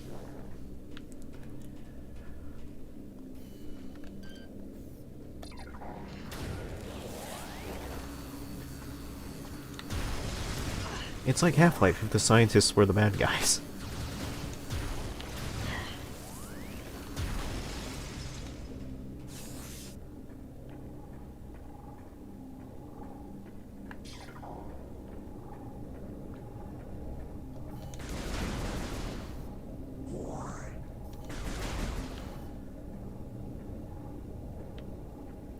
I get the odd feeling I'm going to have to release them from their tank.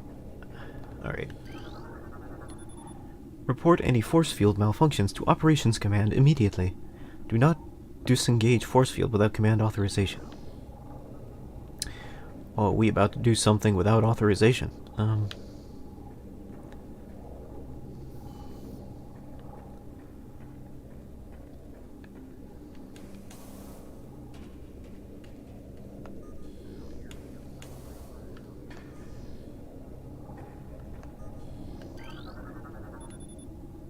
Synthetic Metroid ration mix. Processing in process.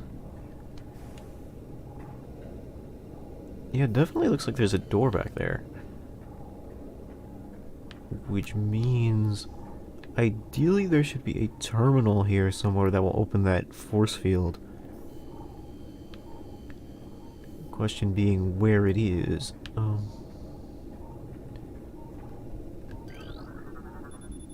Force field engaged. Command panel authorization required for engage force field. I gathered that.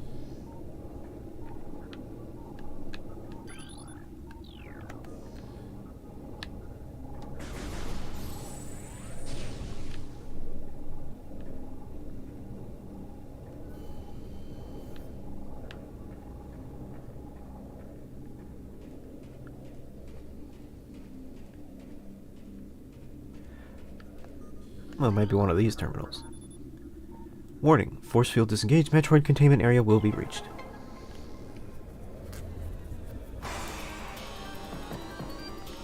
They seem grateful for their freedom. Alright, well, let this be a lesson to you. This is why people can't have nice things. You give them an inch of freedom, and then they want to kill you.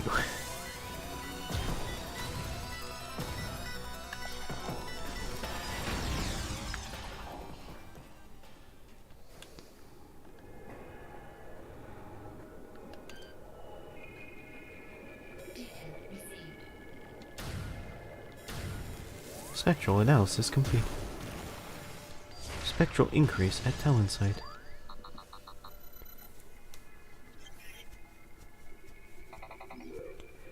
Life Grove. I believe that's where one of the artifacts is. I will remember to head there later, but so far, this map hasn't given up yet. I haven't run out of places to go.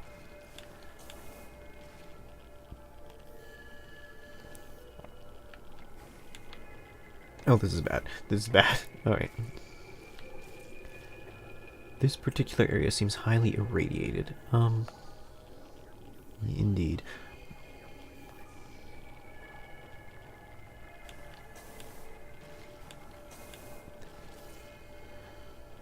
This is a veritable politics chat. A incredibly toxic environment. In this regard, I do not believe I will actually be able to get up there. No. I will probably need to approach that from a different angle.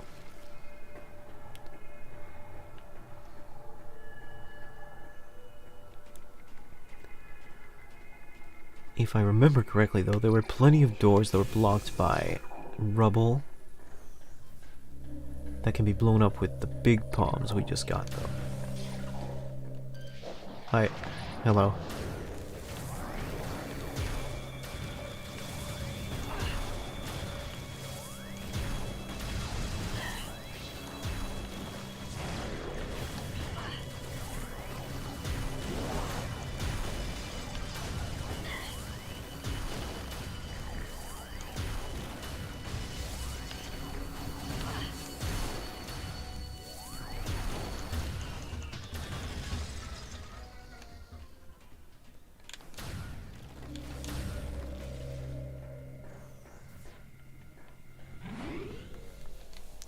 Cherish your safe zones.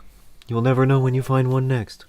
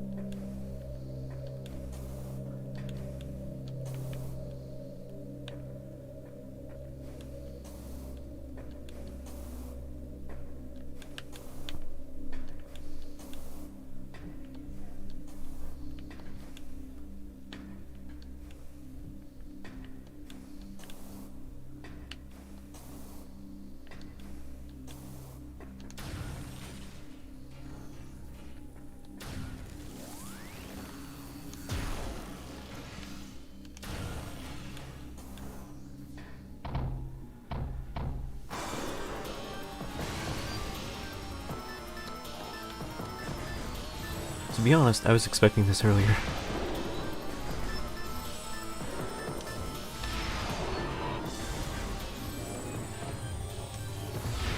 Oh, he got my missiles. That's not good.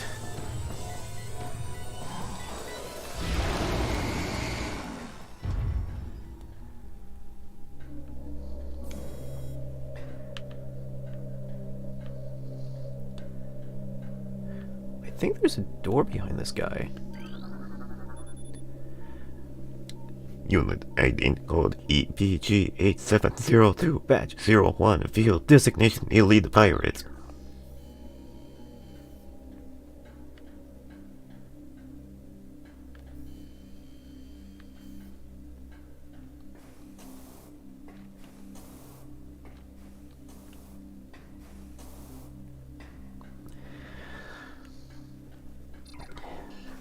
It's like Clint Eastwood.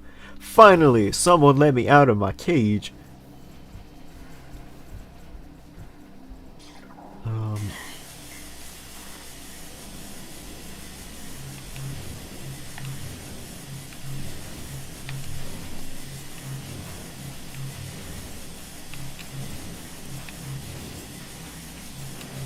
Alright, this hurts a lot, but I have the health to do it.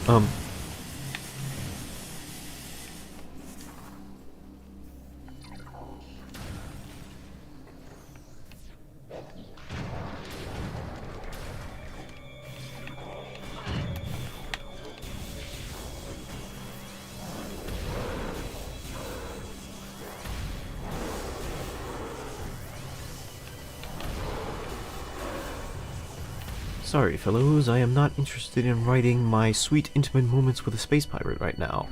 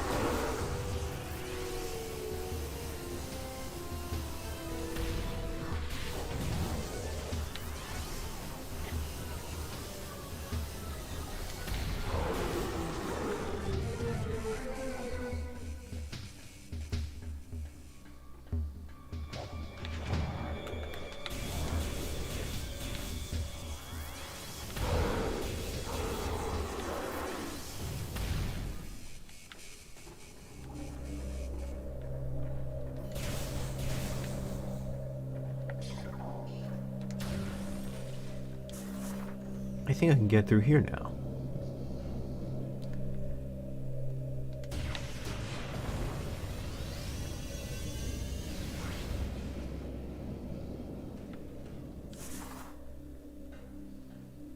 This is certainly new.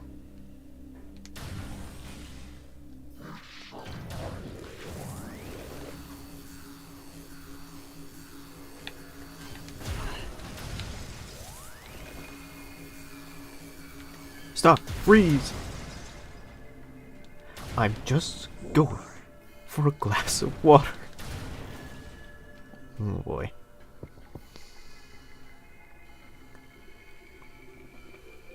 How intricate.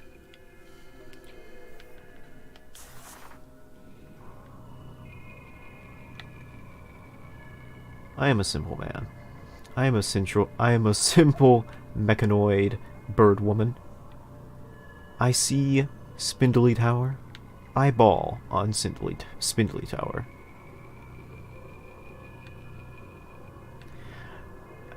The inverted controls on the ball are very weird, especially when you turn corners.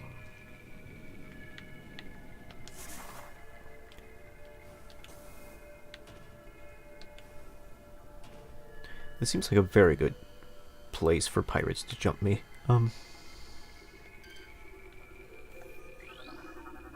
Recording to logbook. Mega turret. Frustrated with inferior armor, plating, and standard defense turrets, space pirate energy shielding to modified heavy cannon. No shielding and increased beam strength makes the mega turret an efficient point defense weapon.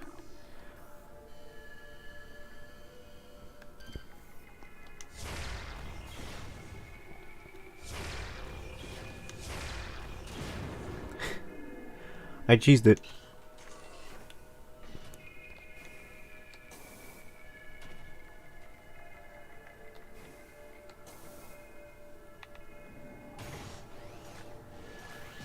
That could have been very bad. All things considered, it still isn't looking great.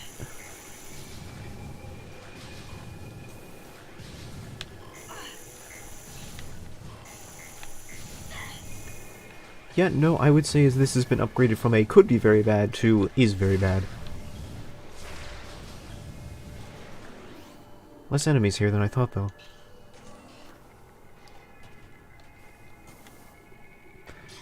So the story, as far as I can tell, is that these space pirates have been feeding these Omega pirates all of this irradiated material, ostensibly to create super soldiers?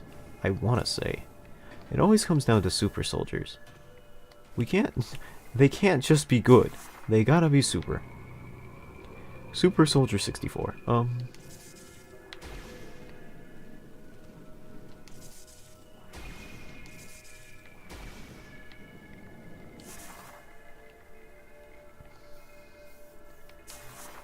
might as well.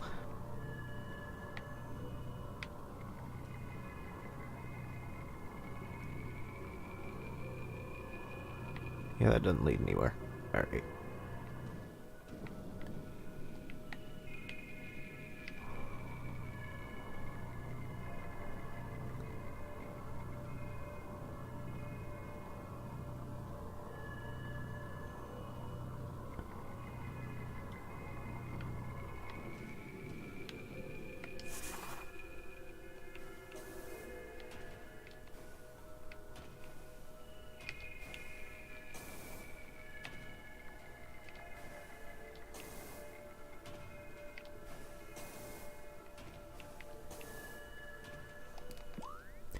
there anything down there?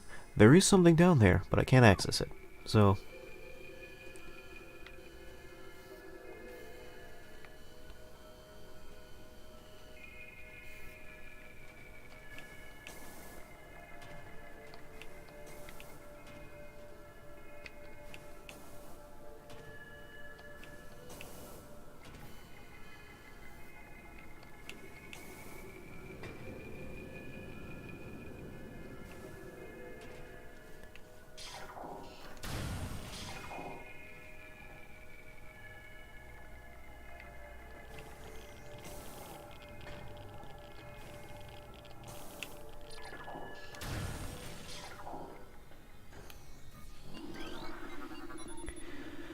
Magmore Caverns South.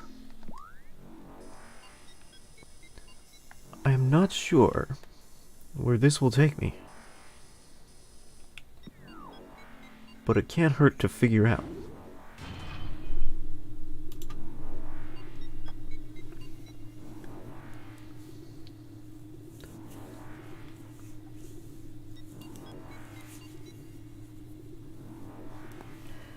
I hope this is a new part of the map and not someplace I've already been. This is someplace I've already been.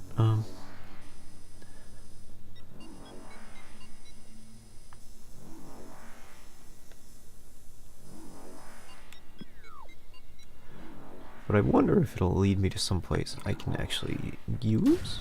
Question mark?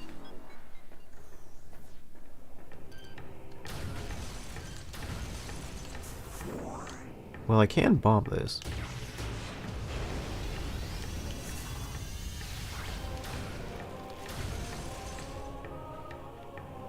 Which is more than I could do before. Alright, you know what?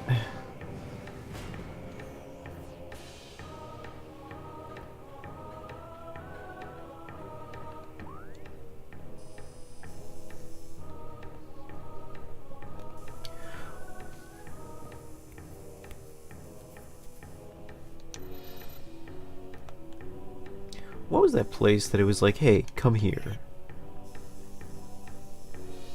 Temple Hall. Life Grove. Spectral presence detected. It did tell me to come here. I guess that's more direction than I've had before. Transport to Chozo Ruin South. Transport to Lee. Transport to Phazon Mines East. Well, we were just there. So if we can go back to the Phazon Mines and find a way there, we could get there a lot faster than going through the whole map again.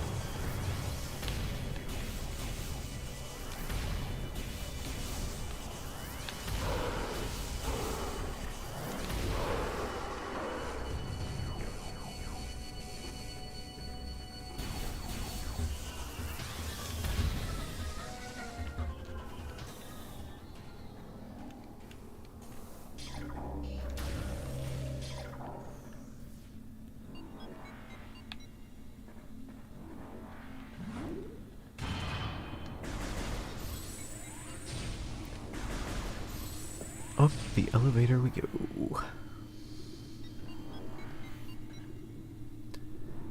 think that's the crater.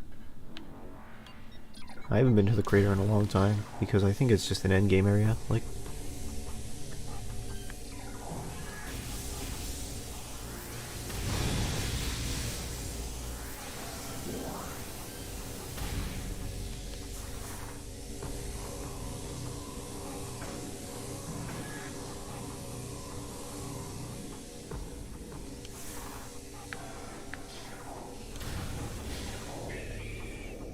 oh yeah, I can get to the top of this tower now because I actually have the materials to blow the rubble up. Fantastic. Also, there's a Metroid here?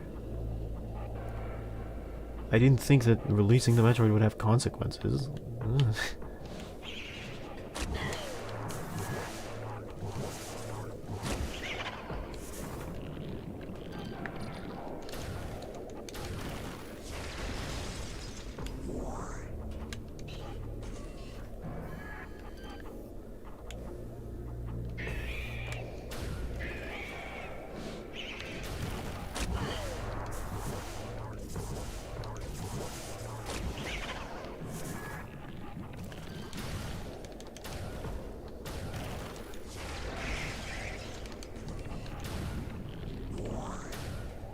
They're very huggable and lovable. And also deadly parasites. It's kind of like keeping a leech as a pet.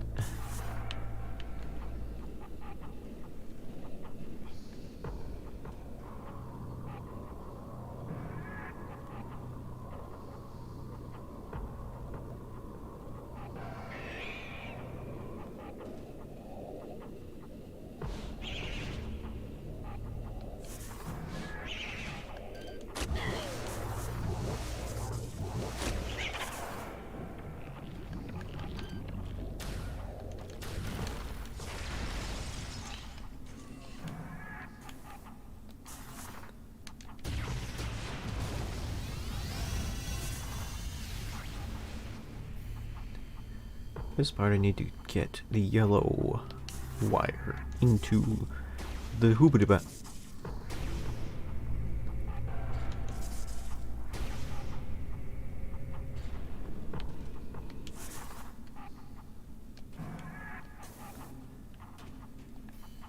Yeah, that seems about right.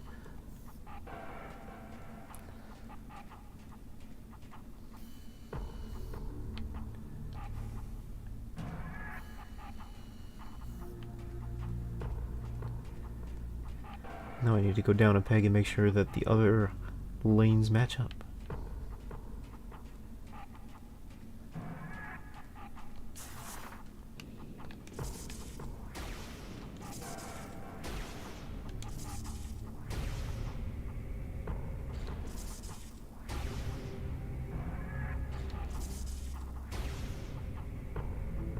There we go.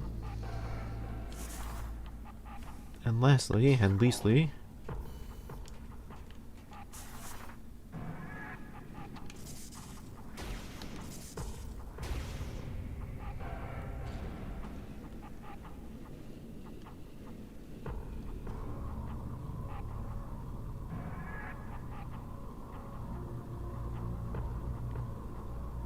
how nice it is to see lines connected.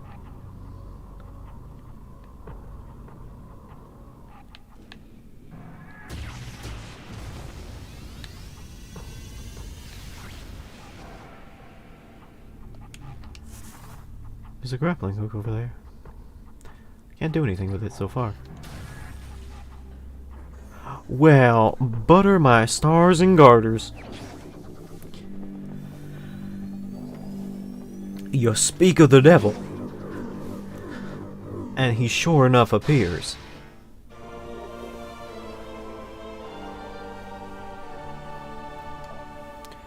Press L and ZL to lock and to release grapple point. To stop grappling.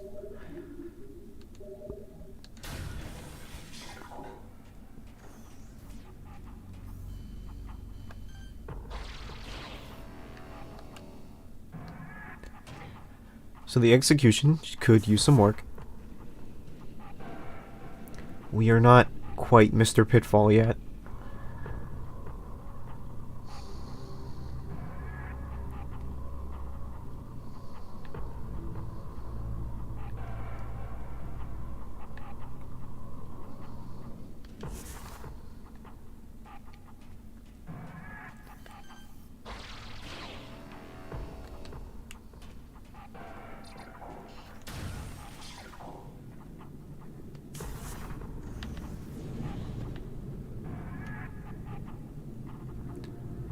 Hello?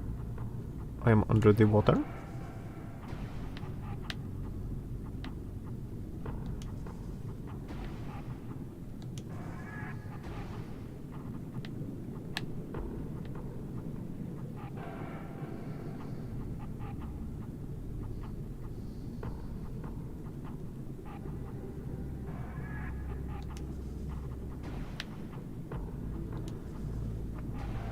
I wonder where I'm supposed to be going with this.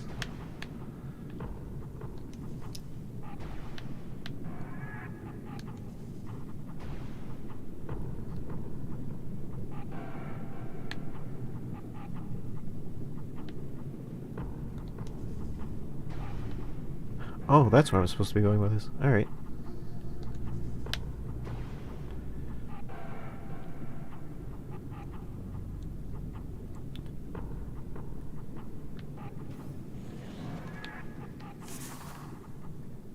I see, I see, I see.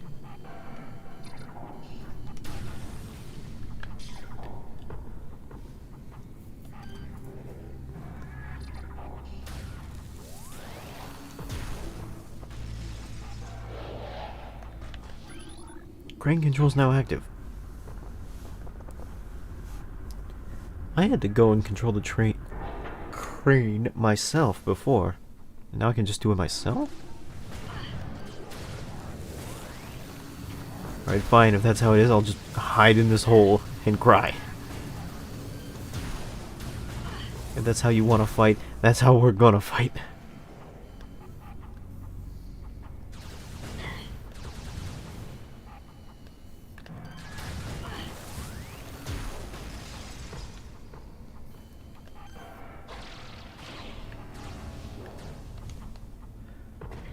It's very odd to not be able to double jump out of out of the thing. I don't know if you're. I don't think you're supposed to. It's just very odd to not be able to double jump out of the grapple. I'm not bad, guys. I'm just. It's bad game design.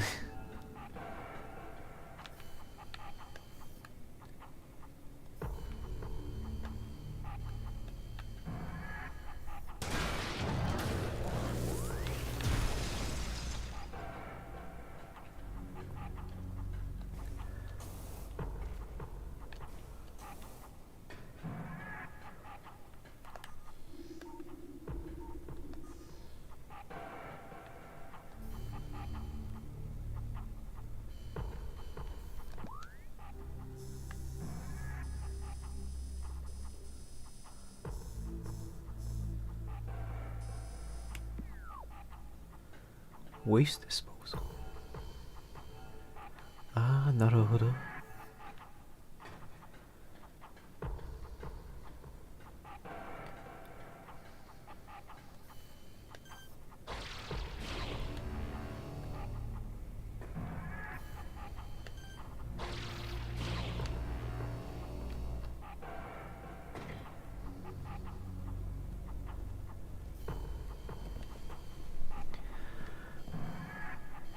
Wait a minute. So I was supposed to control the crane to go up that way. Or presumably that was the thing I was supposed to do.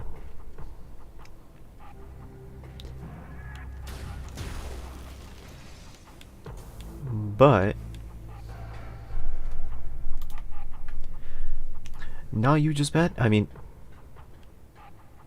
I'm very offended that you would say things that are 100% true. If there's one thing I hate more than anything, it's when people come up to my face and say, hey, you suck. And it's like, what am I supposed to say to that? They're just right. Like, this is...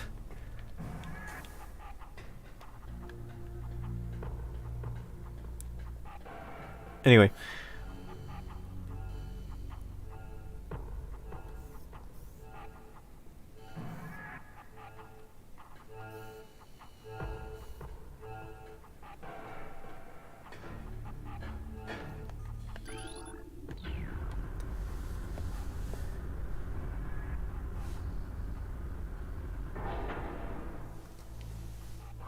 Oh, wait. Is there something I am...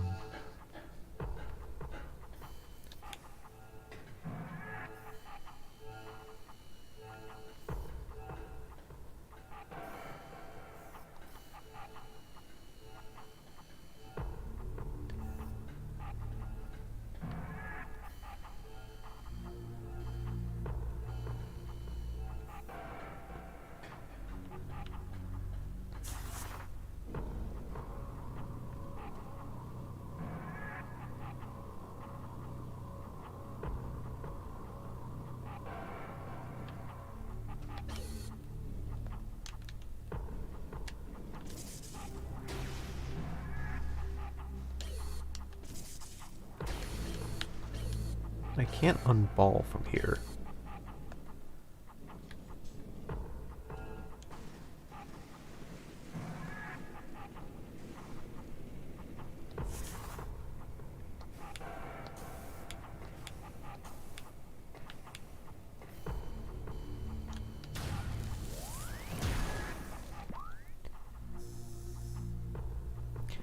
Talon Overworld South. That actually seems like where I need to go. So, I'm just gonna ignore that. I don't actually think it leads to anything. I think it's just a way to get back into the area.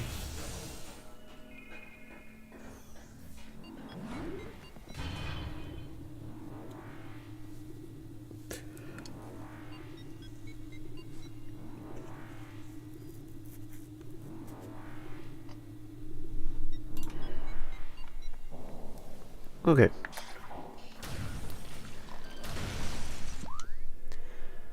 And that should be our objective right over there in the Life Grove. So I need to climb up this here tree.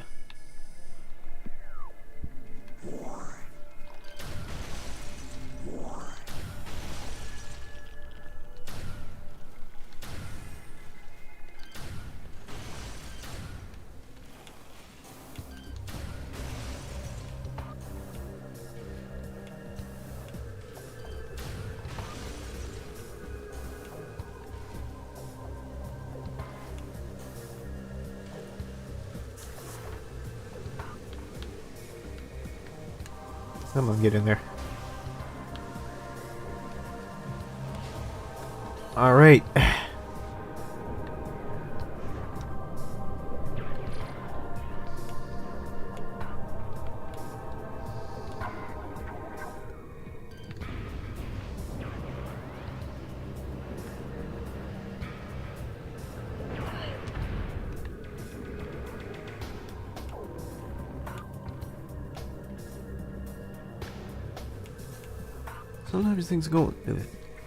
Sometimes things don't go your way. And sometimes it cannot be guaranteed that after 25 years of playing video games, you will be good at them.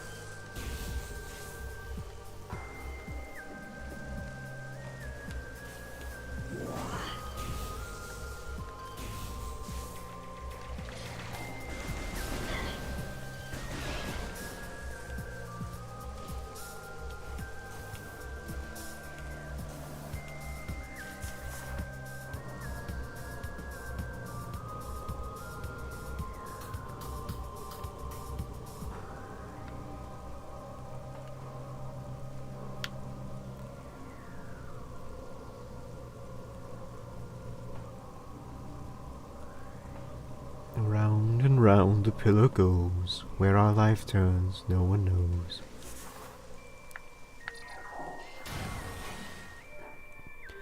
Ah, that's right. I needed the thing to get in here. What a wonderful time to be out of super bombs.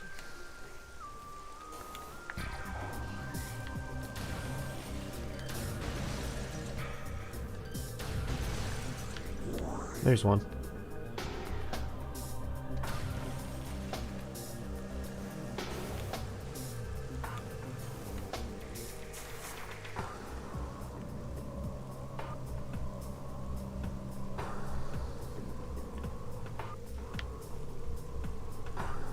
I do like that puzzle mechanic where it forces you to sort of drop down and then remagnetize. It's something that you might think to do, but it's like just unintuitive enough that like it makes for a good challenge for the player, I think. Hold on. X.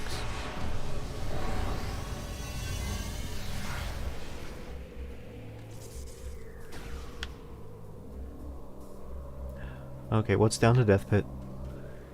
Ah, I see. Tony Hawk Pro Skater. Half pipe in it.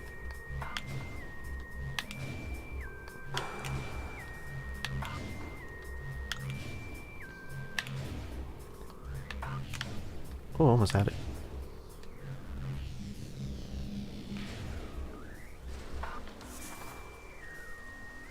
Hello.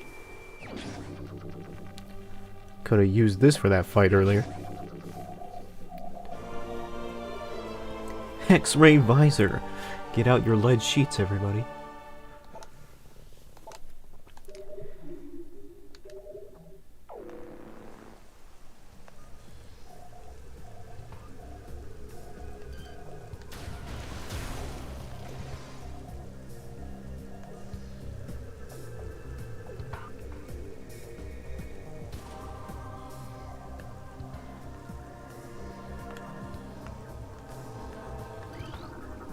Recording to logbook. Powerbomb ammunition.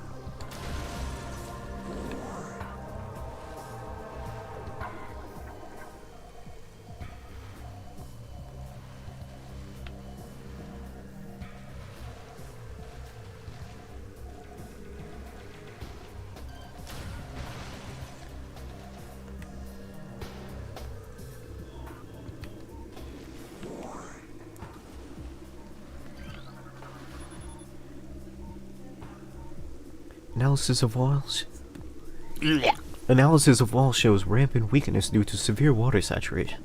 Large traces of bendazine detected. Always with this stuff. Alright.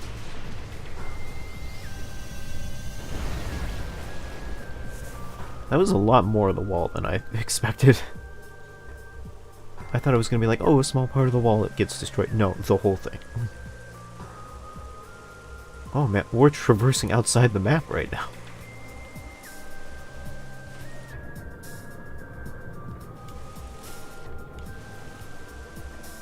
I also think that there's supposed to be an artifact here someplace.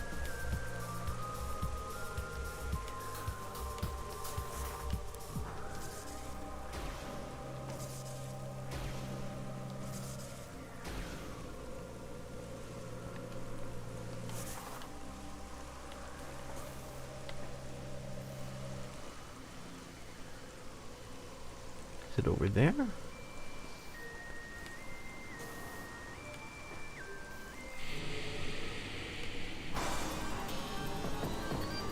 I wonder what we must use to attack these.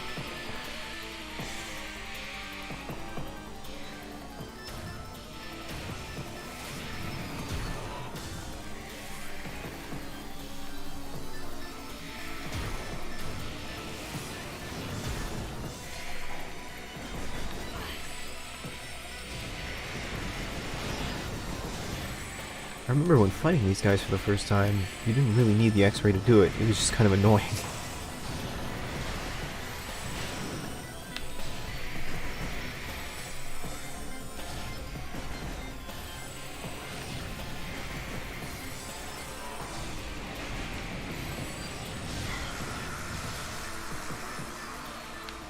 And their punishment for losing is to literally phase out of existence.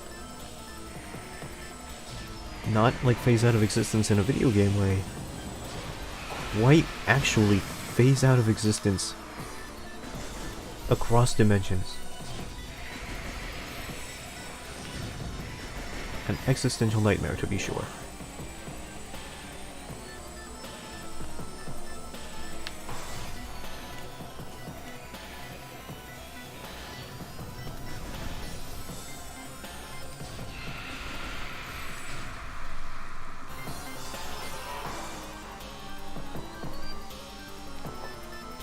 Part of the existence of these visors makes me wonder if they just wanted to experiment with like visual effects for the GameCube or something. Like, yo, look, this GameCube can add thermal vision and X-ray vision.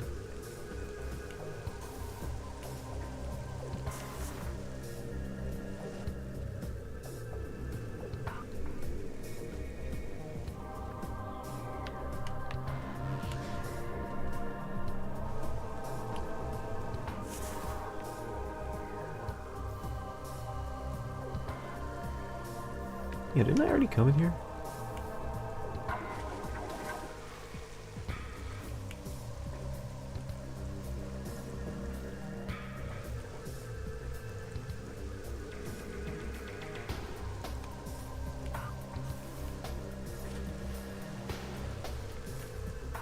Maybe there wasn't another way in, is the idea.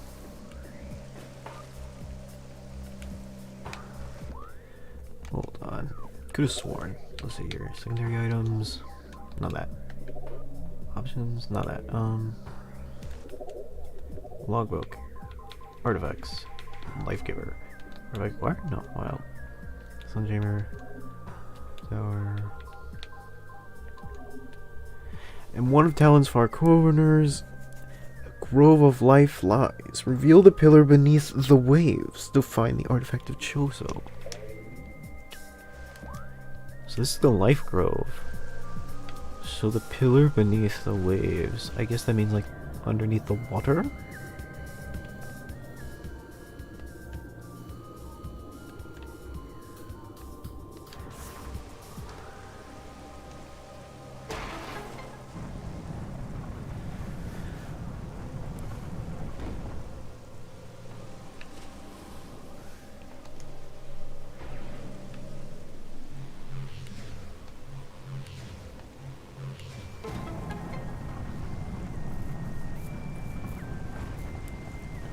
There ye be, scallywag.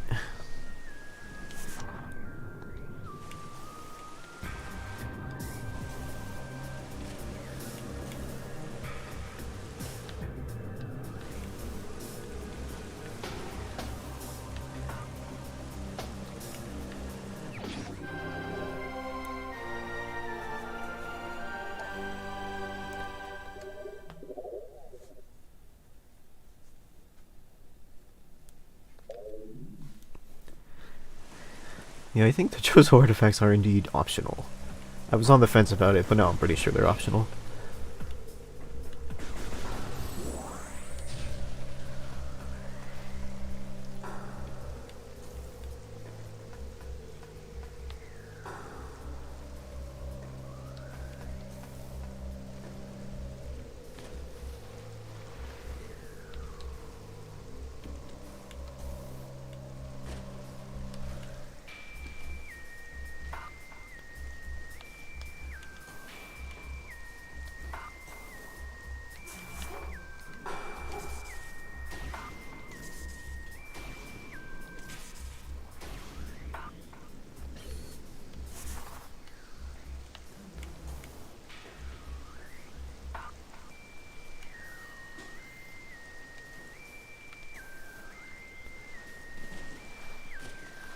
I forgot I couldn't jump from there.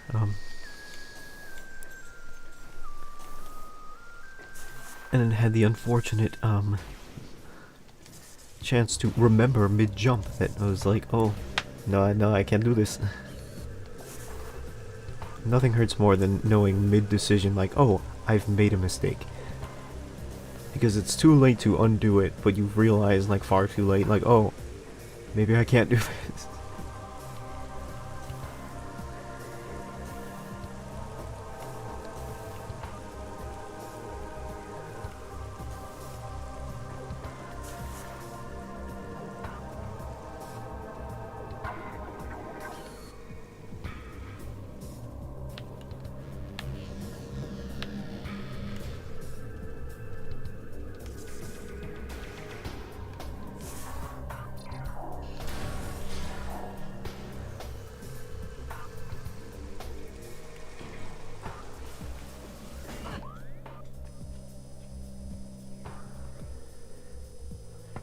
There is a wall up there.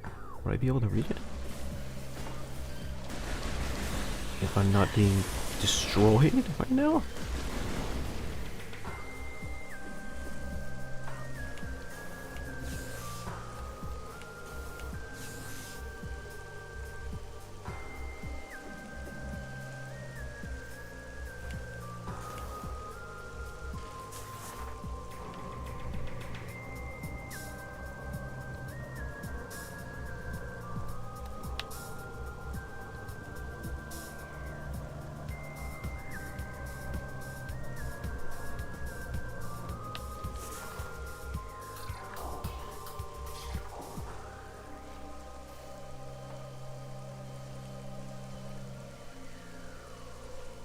Well, it's a wall, but where is it?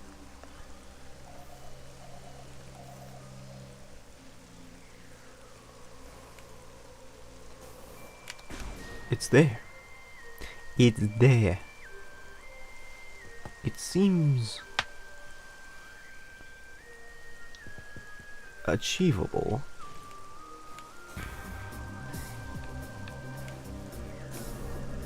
If a bit janky.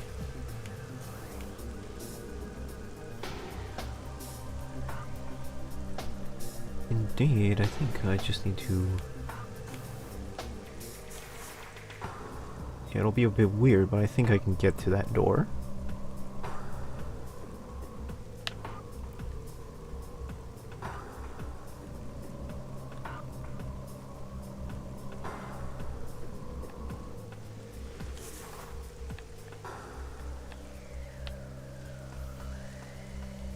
Okay, so...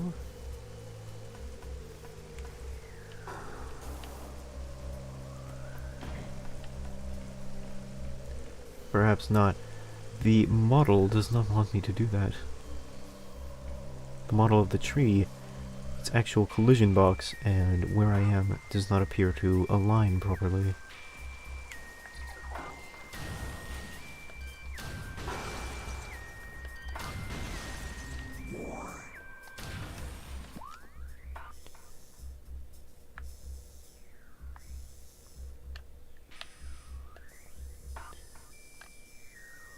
Let's check the map for any unexplored areas.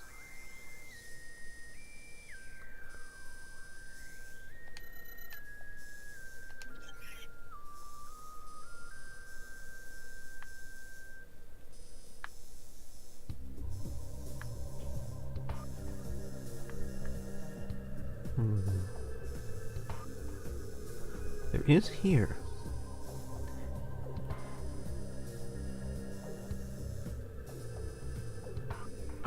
That's right. This magma pool I was not able to cross without the grapple beam. But I have the grapple beam now, so I should be able to cross it.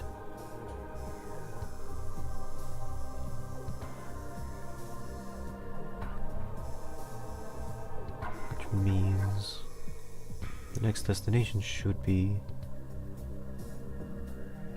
Talon Overworld. Shows everyone south is close enough to that. In fact, I believe that's where we're going.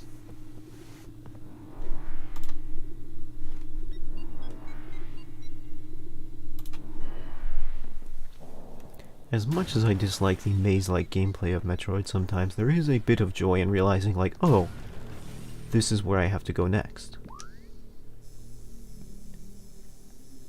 Gathering all... So it's over here. Which means relative to my position, I need to go south and then to the east. Alright. I can manage. I hope.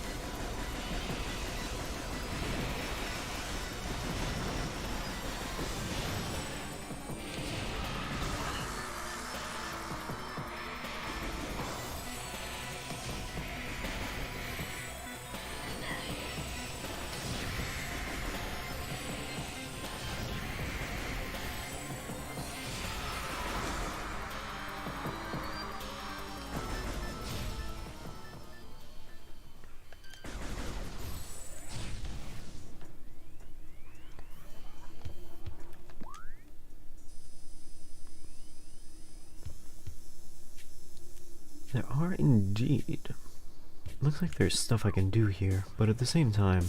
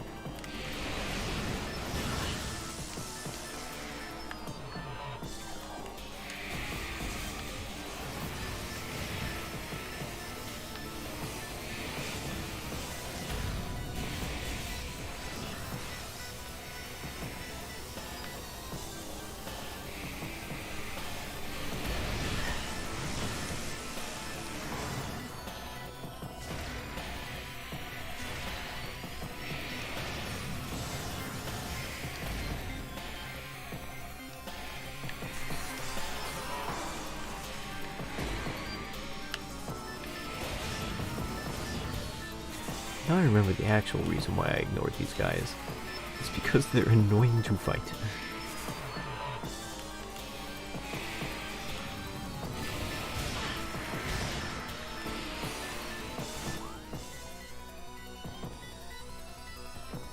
This was not the way I was supposed to go.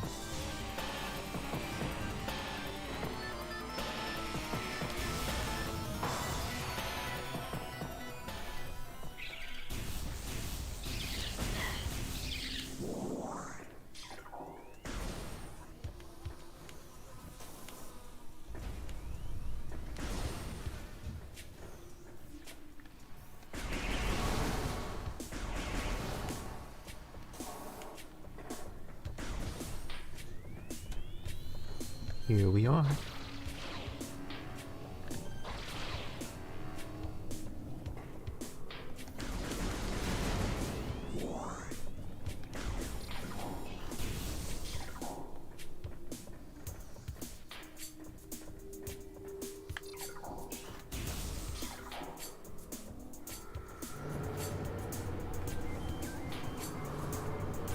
They're gonna make me fight these guys no matter what, huh?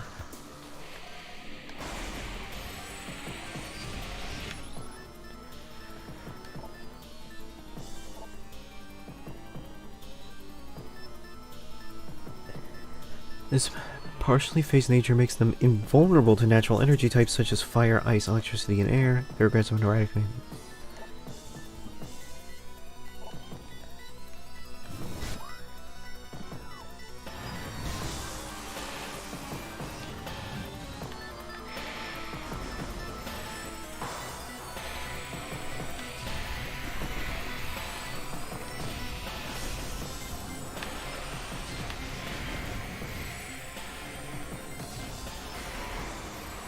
Seems they are exclusively weak to power beam.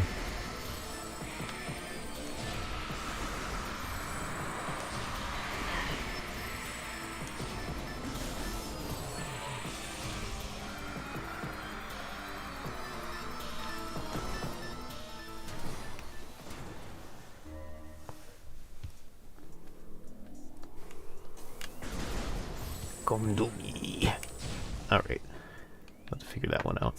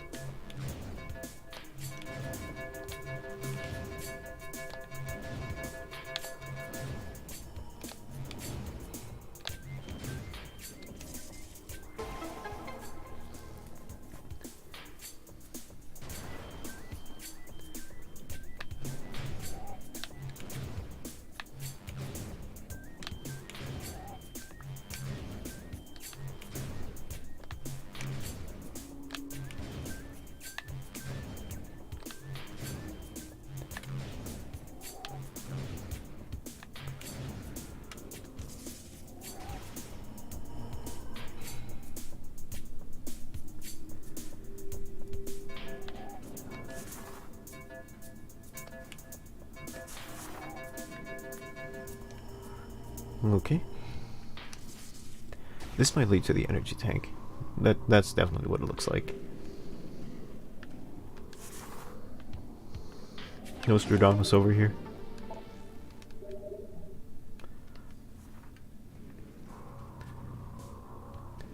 Watch, now me, with 8 health bars, is somehow still going to find a way to die.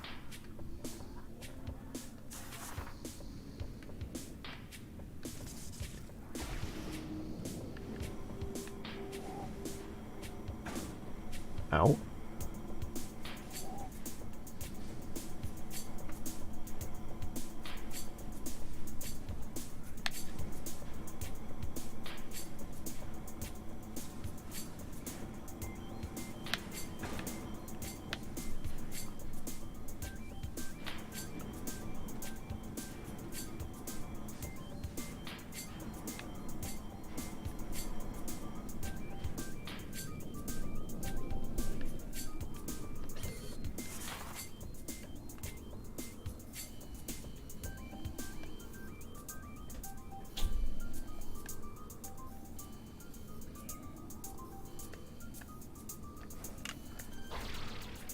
Really?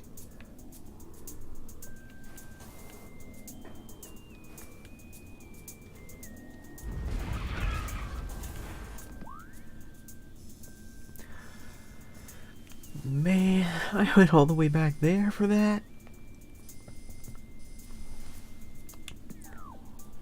Alright, well.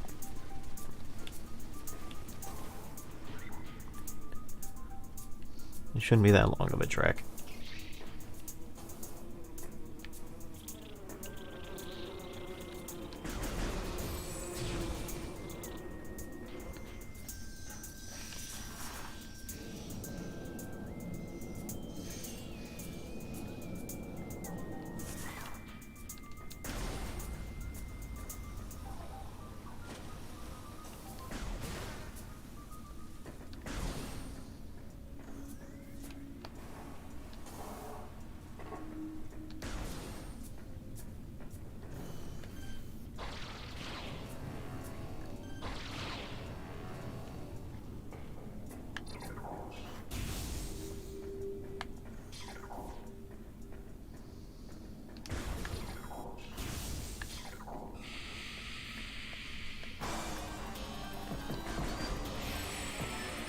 Let's do the time warp again.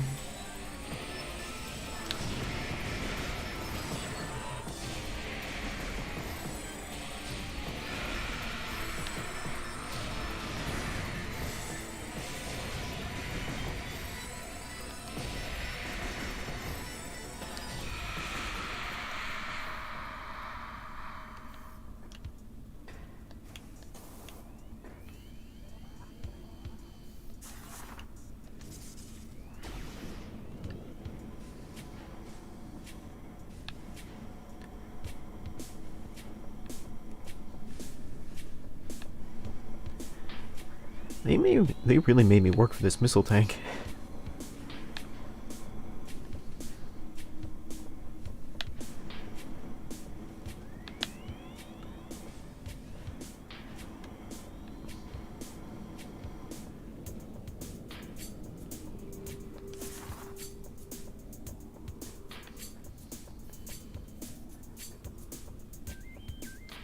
No!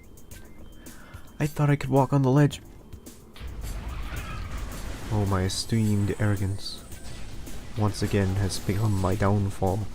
My hamartia, my hubris strikes me down like a sword from a lowly armsman.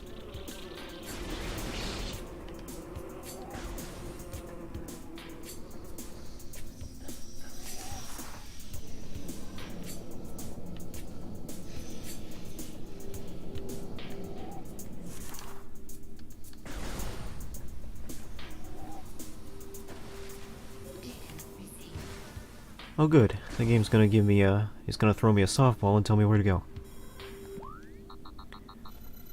Magmore Caverns. And the geothermal core. Fair enough. I'll make sure to head there once I've acquired my well-earned missile tank.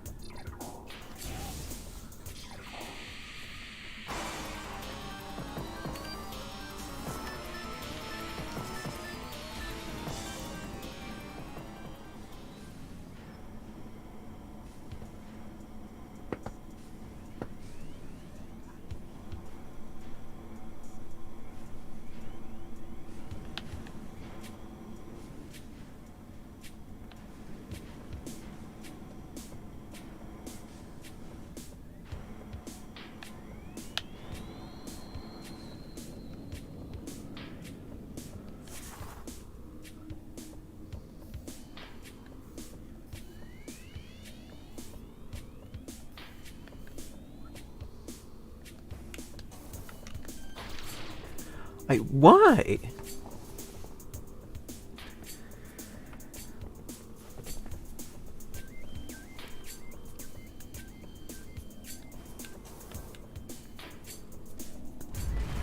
Ugh.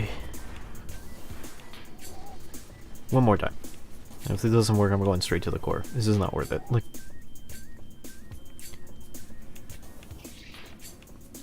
I don't even use missiles that much. I just...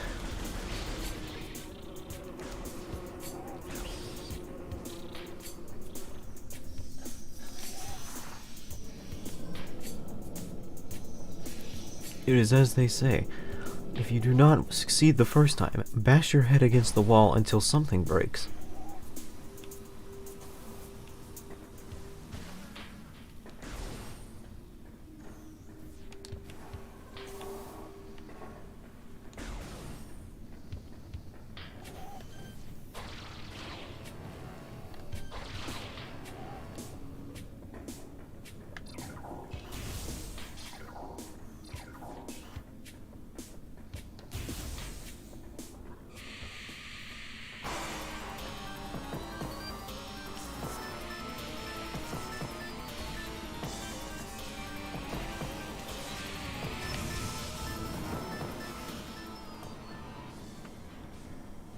Roly-poly, keep on rolling.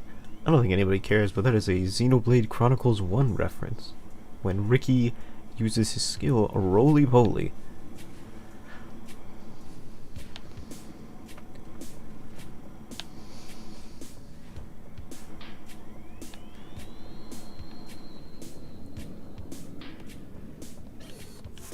I like little critters like that. I used to have a group of, whatchamacall, silverfish that lived in my bathroom once. They were kind of annoying at first, but then they got cute. Ooh!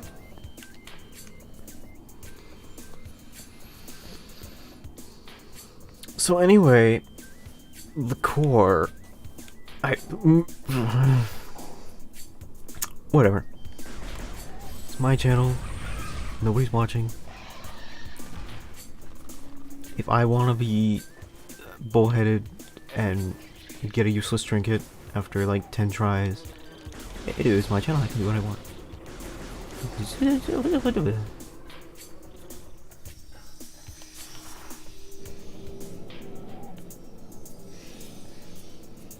It's my party. I'll cry if I want to.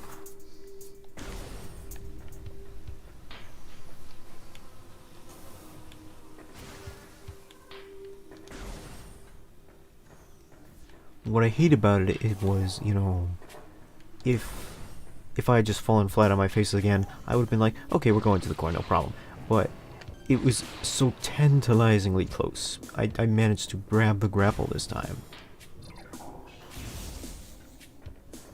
And I almost made it. It was that clear. It was right there. I had it. And that's what makes it worse, because it's like, now it's feasible. It's doable. It's like, oh, you're never gonna live with yourself unless you do it, because now you had it. It was in the palm of your hands. And you let it slip. And even though you think like, oh, it's a missile tank, it doesn't matter. You don't even use missiles that much. You need it. You gotta have it.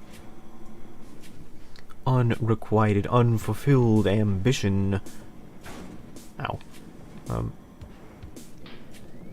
You will never feel whole inside until you get the missile tank. Okay.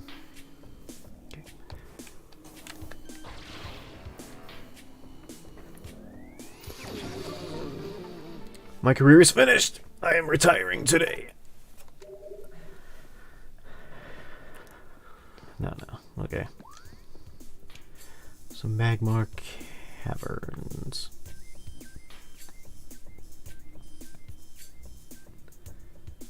Go that by going north, which means by actually going to the northwest.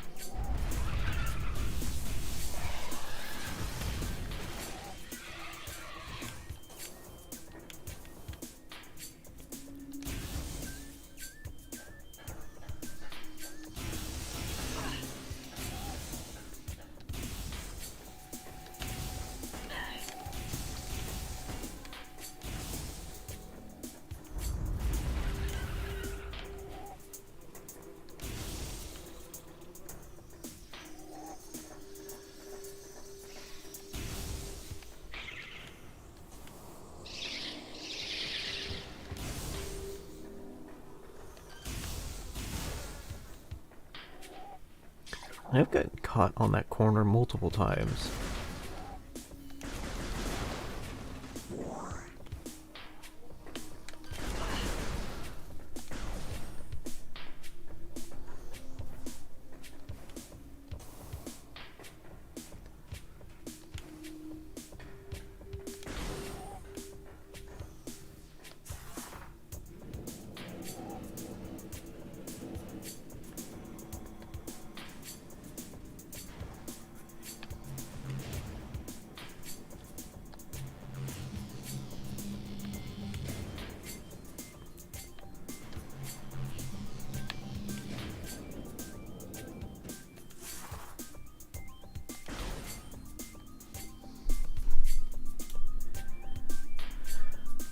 Alright, see you, AA. Thanks for stopping by.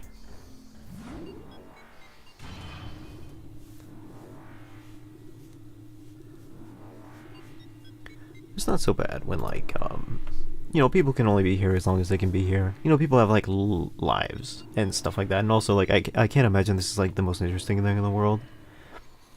Like, I imagine that, like, in a world of like TikToks and like highly edited content and stuff like that, it's difficult to compete with that kind of stuff. So I think it's better to just like, you know, be what you are. So in that regards, I don't mind too much if people just stop by for a few minutes or even put on the stream in the background. You kind of take what you can get, sort of deal. I don't feel like it would be good to. You can sit there and be like, oh, I wish more people watched me, but it's like, it's very fortunate to have anybody watch you at all, I feel. You know. So, you know, I'm grateful for anybody who kind of comes by to see.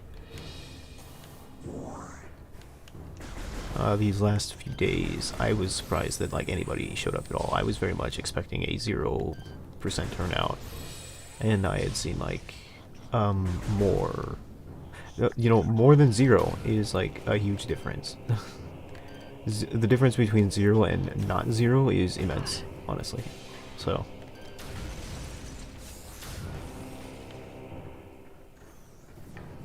Hey, grappling point. I will never get over how silly it looks for just his head to be frozen.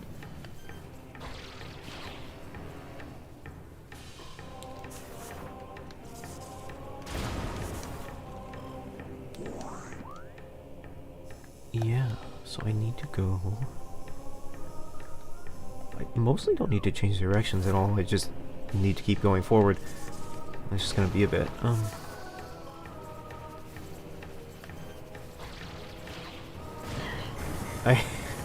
I don't know what I expected.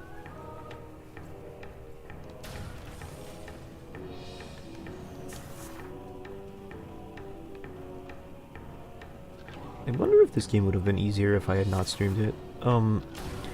I'd heard, like, I've heard over the years from, like, different content creators that, like, oh, when you're streaming or you're doing a Let's Play or anything like that, like, your IQ drops by, like, 30 points. And I'm kind of feeling that because you get distracted by a lot of different things. You want to say something entertaining, or you want to talk to chat or something like that. Or your mind's just on a million different things, and that's partially why, like, you get distracted and you aren't able to mentally function as well. And I wonder, like, in a game like this where there is a lot of puzzle solving and map reading, if, like, I wouldn't get lost as much if I had, didn't stream it. I think about that sometimes. Not too late now.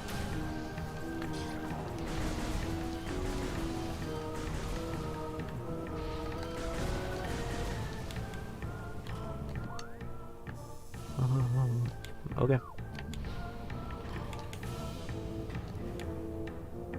It can be tiresome to constantly be in vigilance that we are taking the right path, but it is an important task indeed.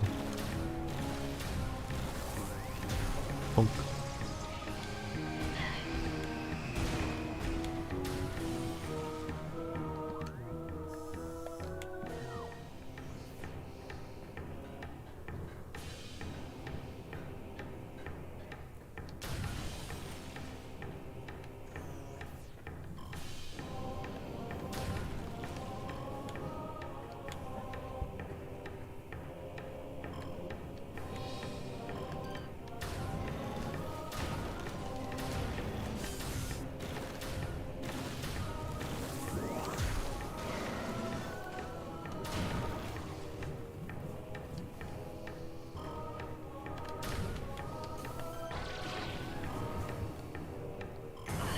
Alright.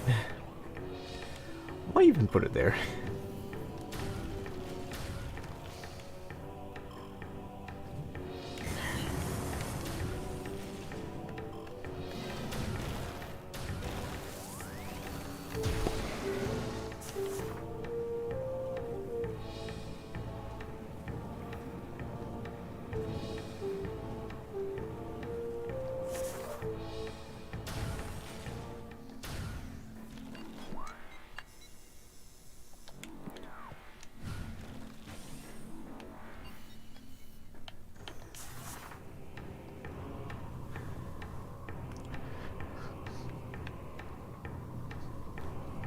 It feels like I've taken a lot of damage, but I really haven't that much.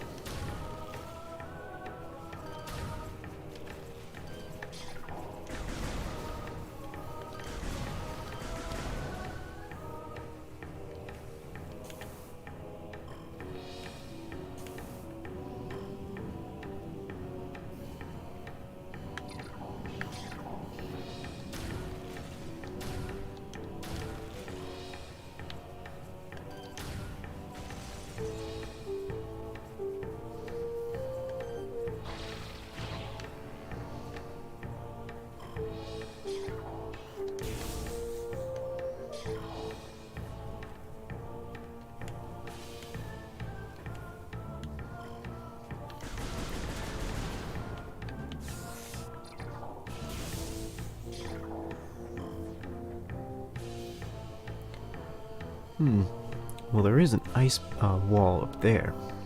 I don't think we tried to get in there before we got the ice beam. That was a while ago. We also may not have been able to get up there due to a lack of a grapple hook or a variety of other things.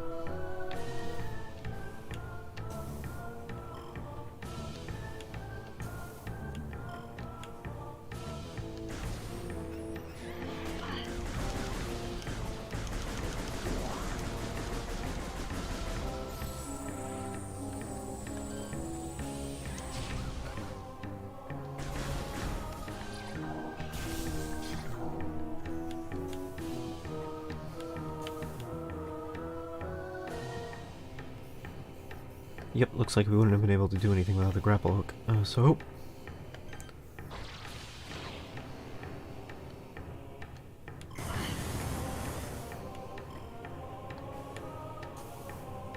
maybe I needed to jump before doing that.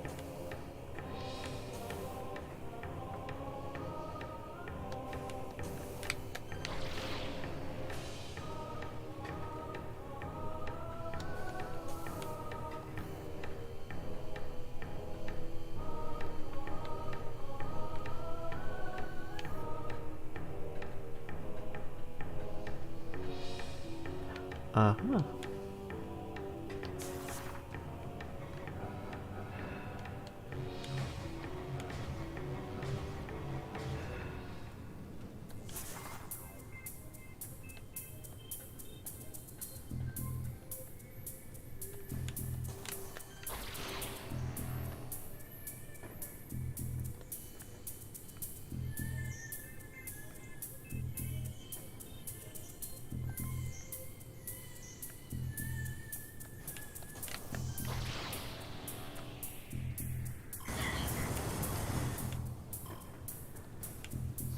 Have I accidentally boned myself by lifting that platform too high for the grapple to reach?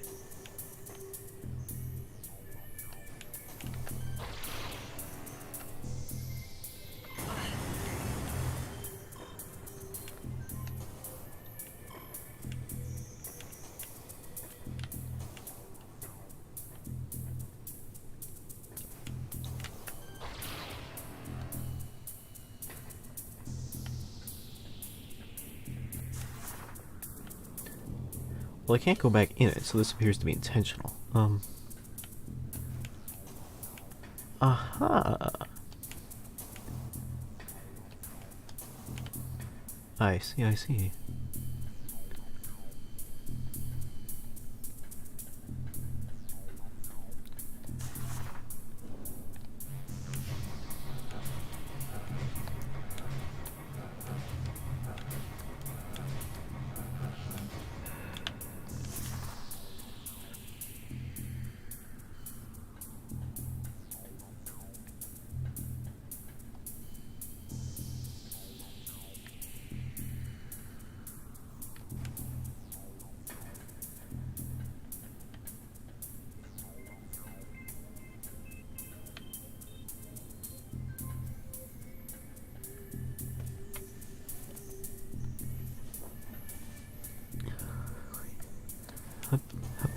and then...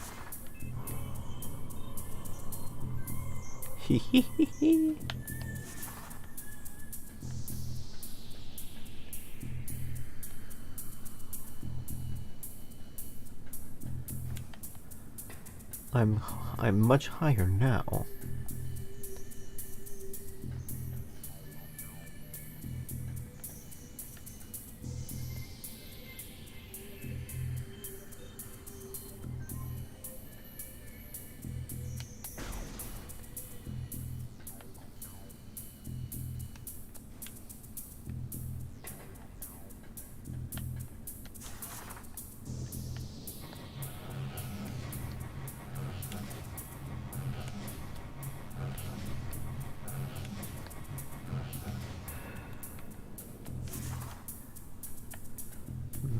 Sometimes it's not about having a puzzle. Sometimes it's just being able to interact with a game world that feels like in a tangible way, you know? Whoops. Because this doesn't feel so much like a puzzle. You definitely need to figure out what to do. Like, sometimes it's not about a puzzle, but more about figuring out what you need to do with a particular thing.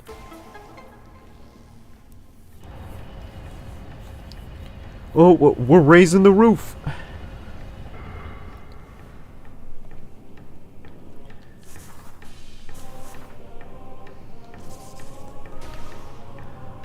Okay, so I concede this is a little bit of a puzzle.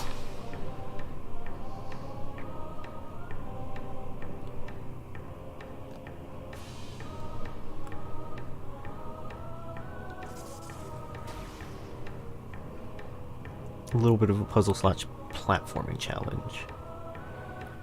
Huh? Huh?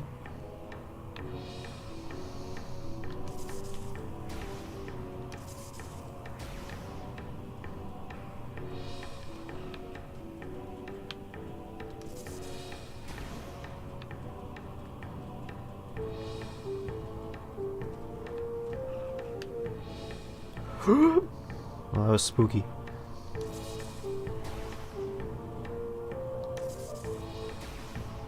This rolled me right off that cliff. He's gonna roll off that cliff! Ah!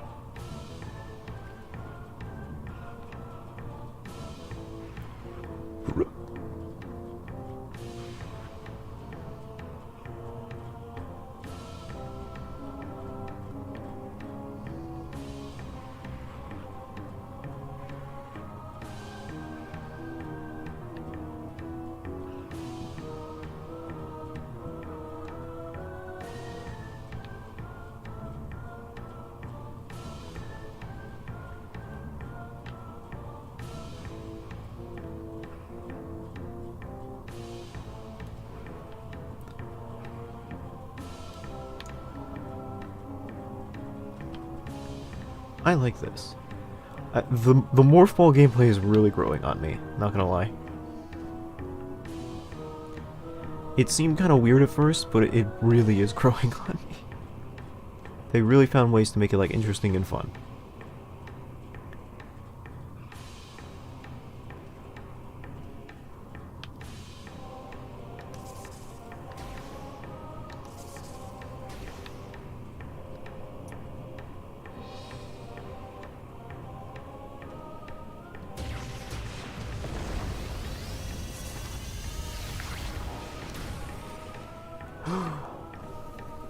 I don't know what that is, but it's glowing and it seems important.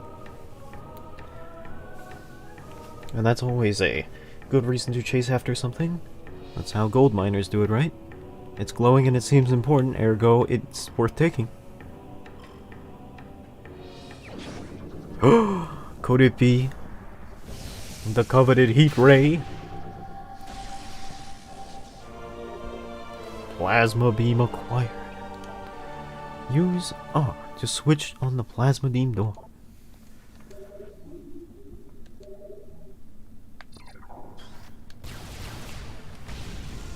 Oh, we finally got a regular laser beam here.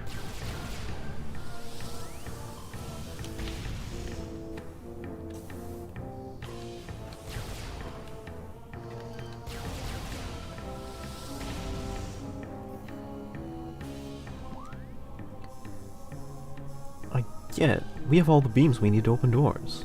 The world is open to us. Question is, of course,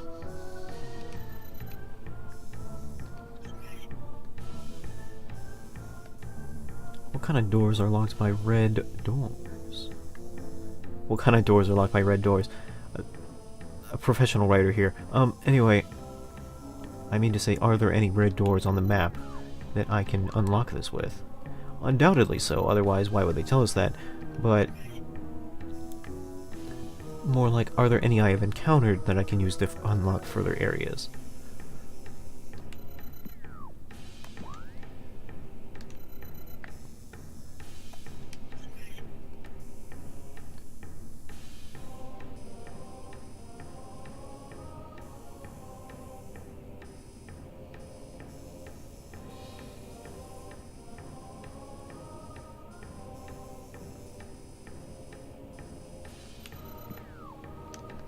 Well, I do remember there was this one area in Fendrana where...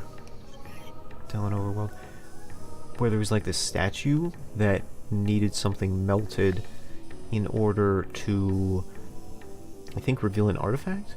Ooh, there's also a heat door here in this root cave. Magmore Caverns East.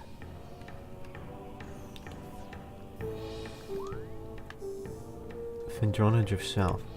Well, let's go to Fendrana first, and then we can check out that door. The heat. I suspect that the one with the statue is artifact related, and the one with the door might actually be progression based.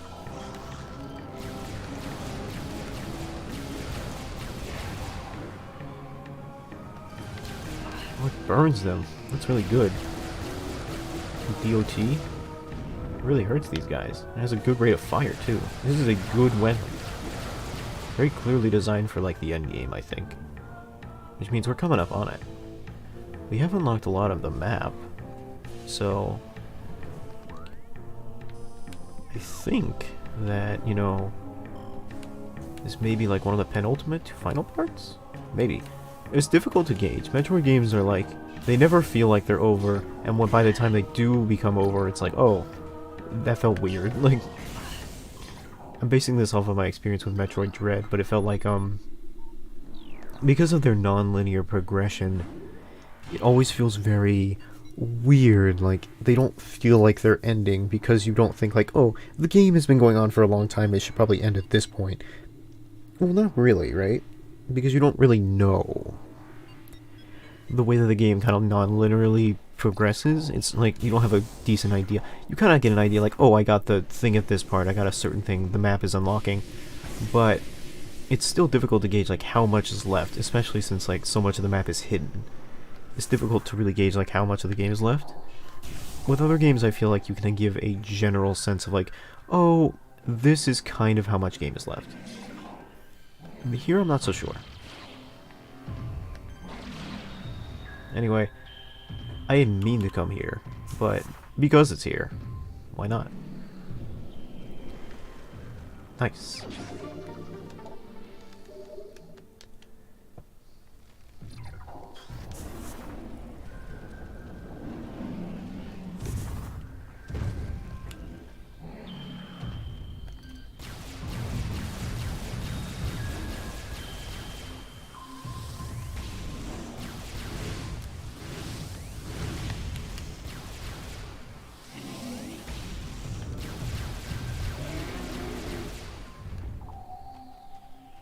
This is a good weapon.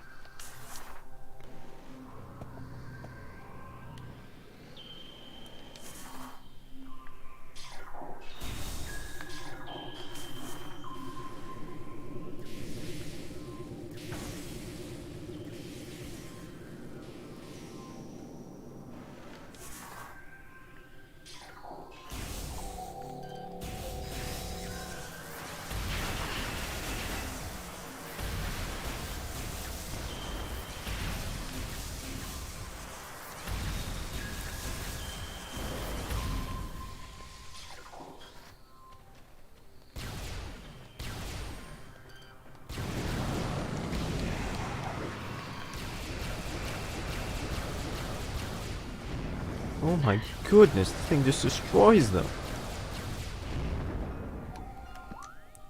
I should save.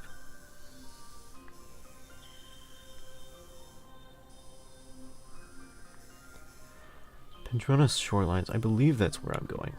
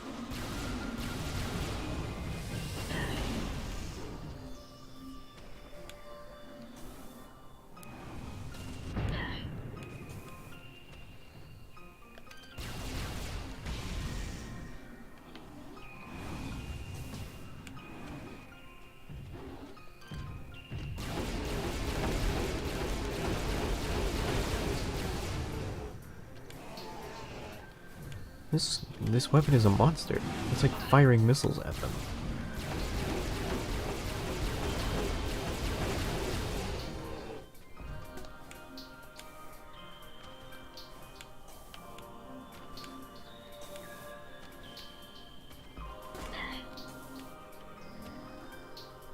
Okay.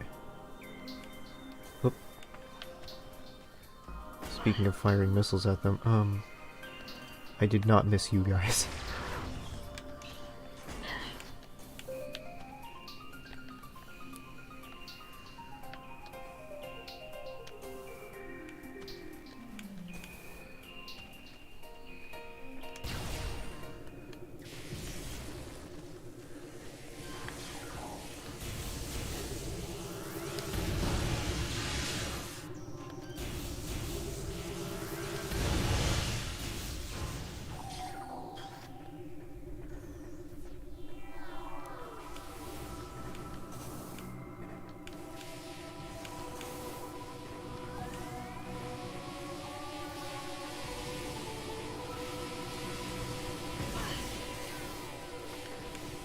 Whoops.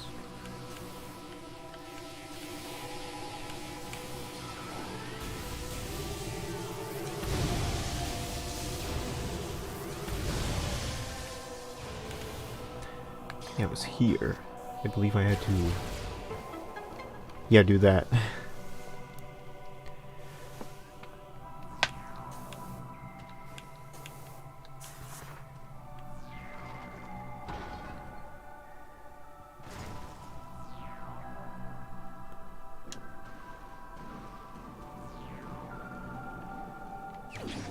Just as I suspected, there was an artifact in here. I don't know if we'll get all of them, but, you know, we'll have some.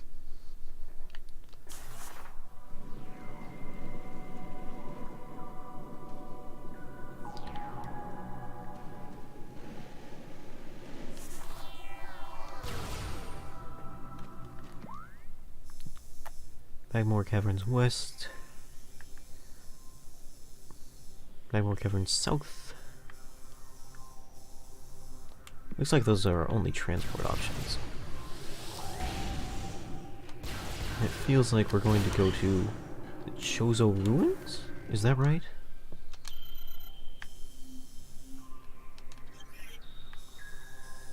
There was an area in the Chozo Ruins that had a flame door.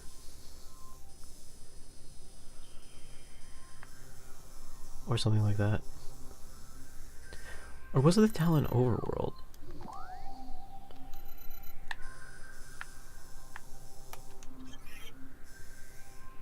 It was the Talon Overworld. So Magmore Caverns East. Is there a way to get there? Tagmore Caverns West.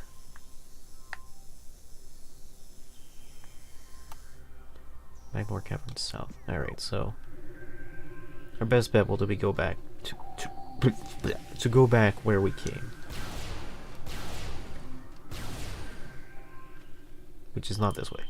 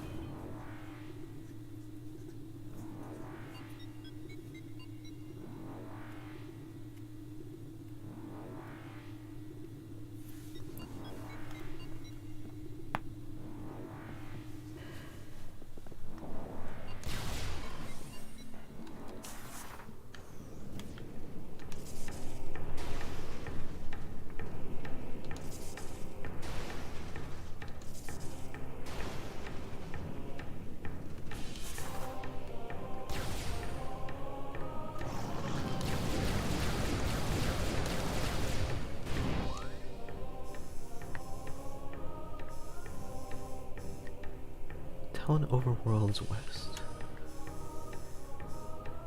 Treasure south. Phazon Mines west.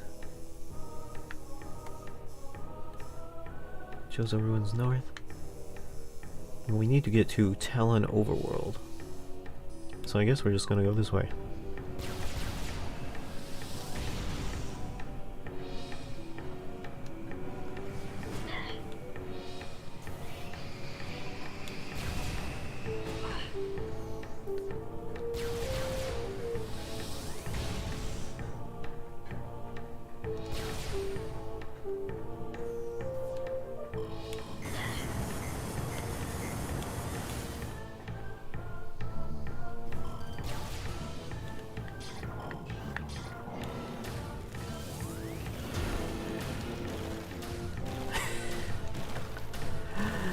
The head's silly enough, let alone with him doing the open mouth animation.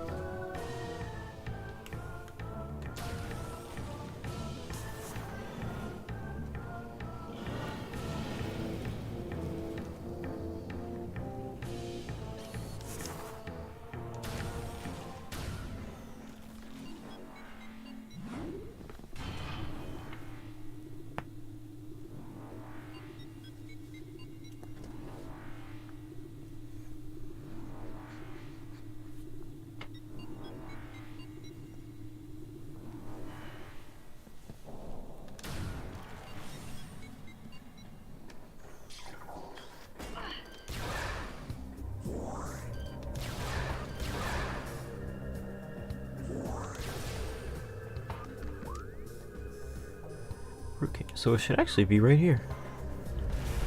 Much Kobini.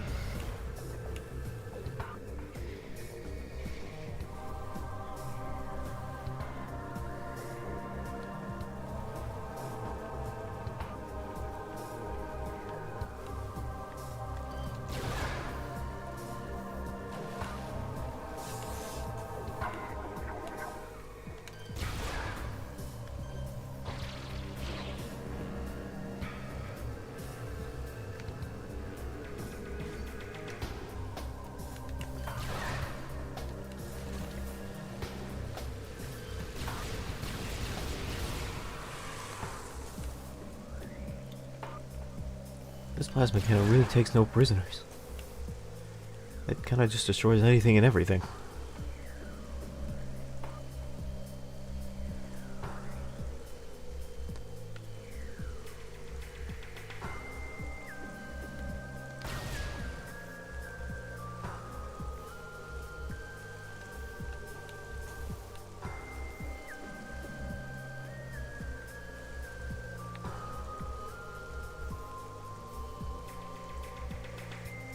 Alright, that's an interesting rain texture. I don't think it's supposed to be clinking on the... Wait a minute! Is that intentional? Am I supposed to, like, use the X-ray reader and find out there's, like, an invisible platform there or something? Am I supposed to look at it and be like, wow, that's a weird glitch? But no, it's not a glitch. That would be wild. Let me go check. If that's fully intentional, that is some wild game design that I've, like, not seen before.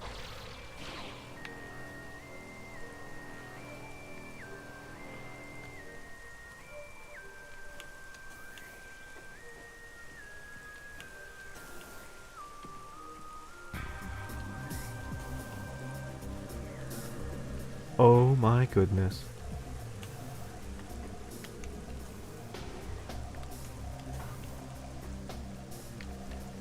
That's crazy.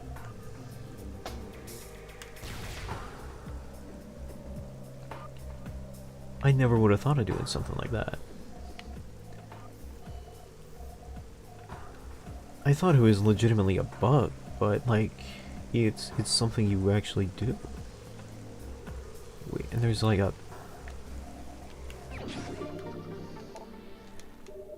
You can use the... That's amazing.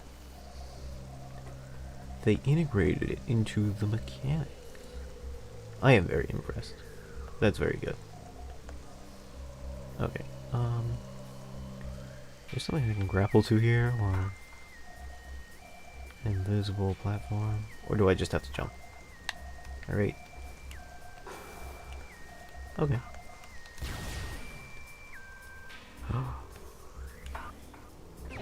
I have 85 missiles. And no idea where to go now, because that was my one lead.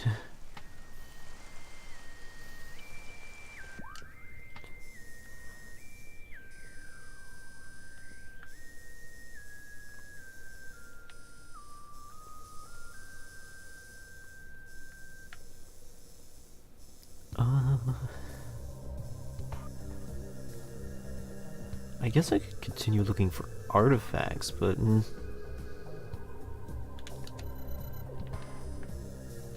Phazon mines. Were there any heat doors here? Mega research.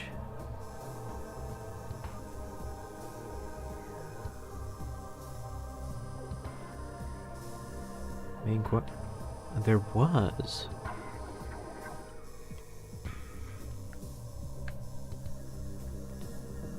In fact, there were several open doors.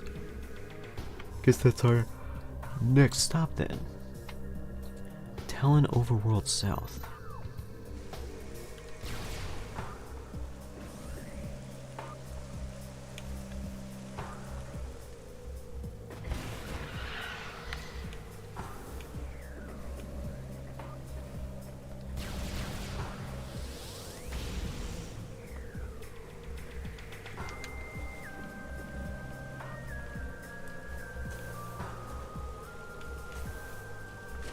Okay. So...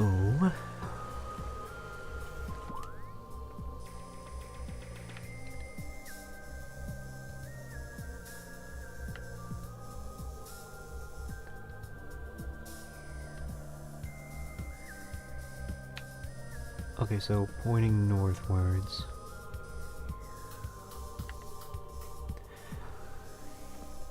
Means from my location, I've got quite a bit to go, but it is possible to get to where we need to go from here.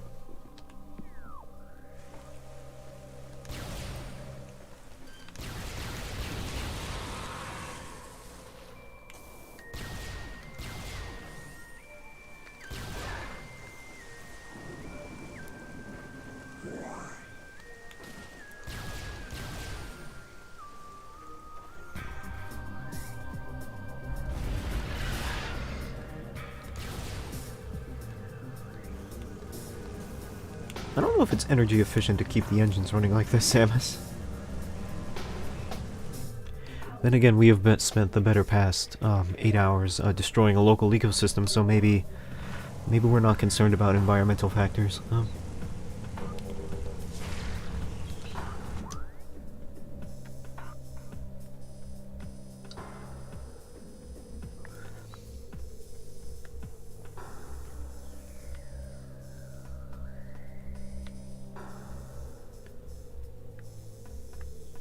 Yes, we'll need to go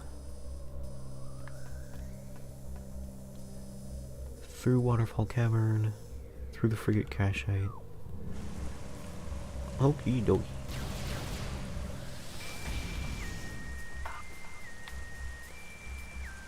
It's like moving 4 inches in this game is planning for a road trip. There is a charm to that, having to figure out where you need to go all the time. It makes every little thing an adventure. But sometimes I do wish you could just fast travel to certain places.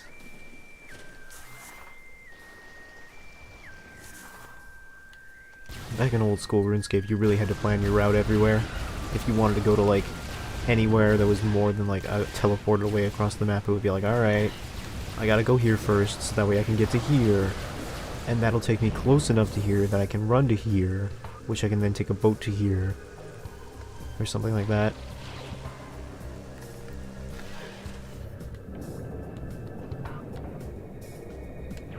There's always something.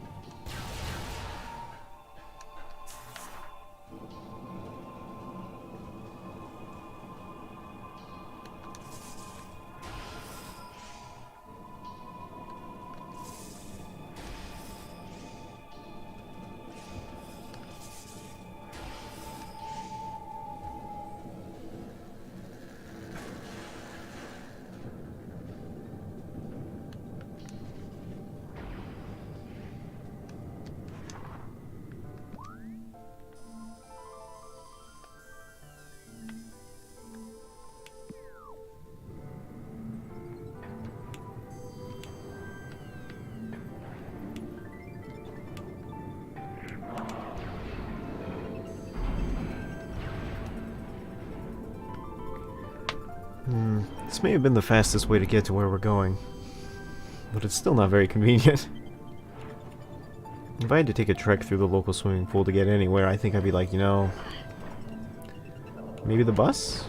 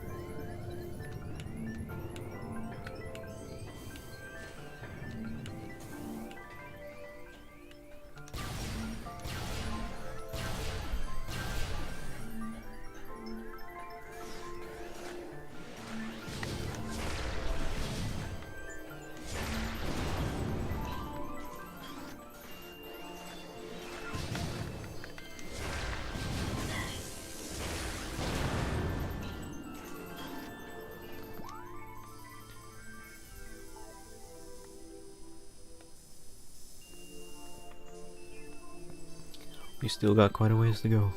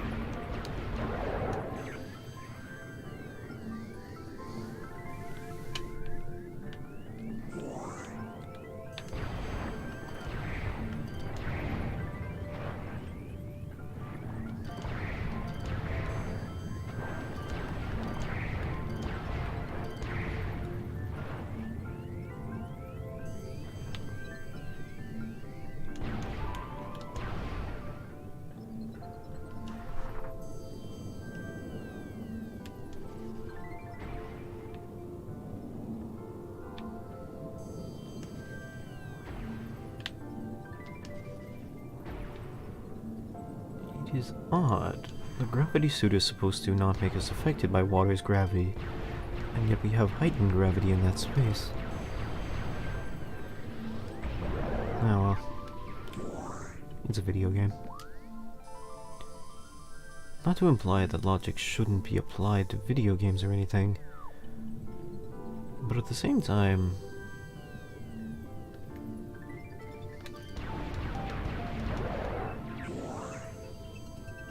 there's a certain level of suspension of disbelief I am willing to allow. Especially for space-related video games. Featuring globules and aliens and plasma cannons. I think if we get worked up over all the logical inconsistencies, we'll be here forever. And we'll never have fun with anything.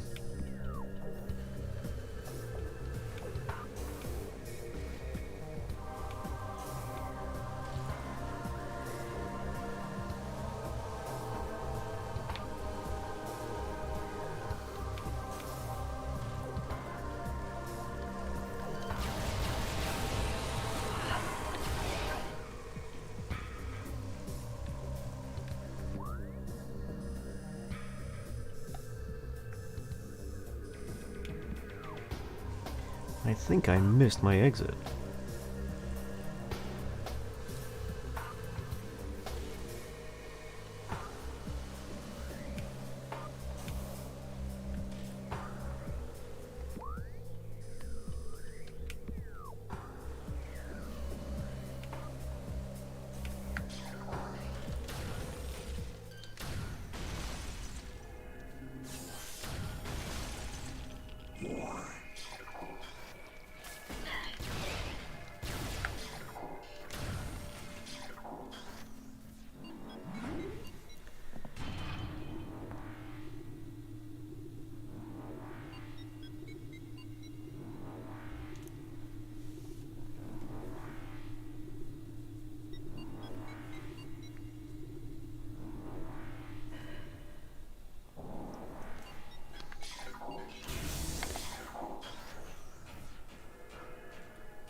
Alright.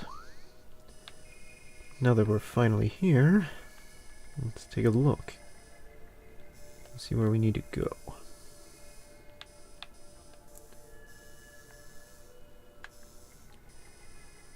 Omega Research, that's one place. And the Central Daimyo.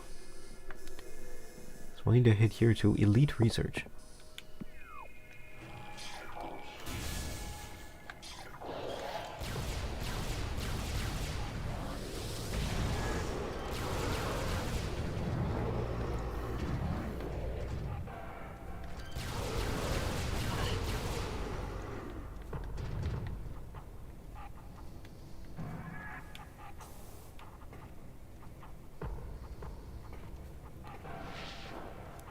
I think we may be able to get there faster if we use a grapple. I think we may have implicitly unlocked a shortcut earlier.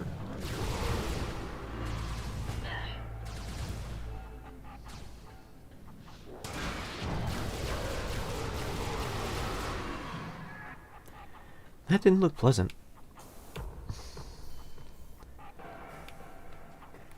I think Samus has gone from being comic mischiefly violent to just violent.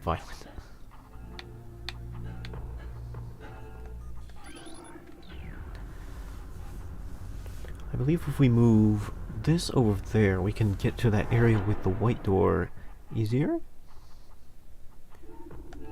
I want to say so anyway.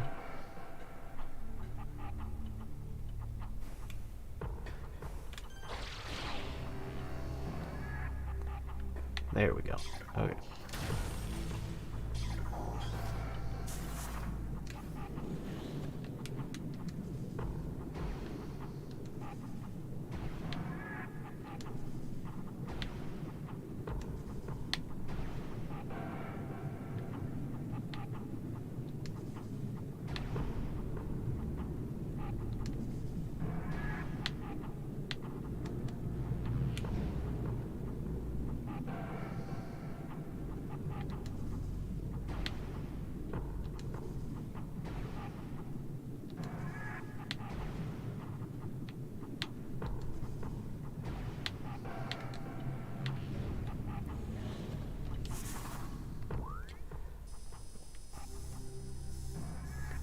Where are we now?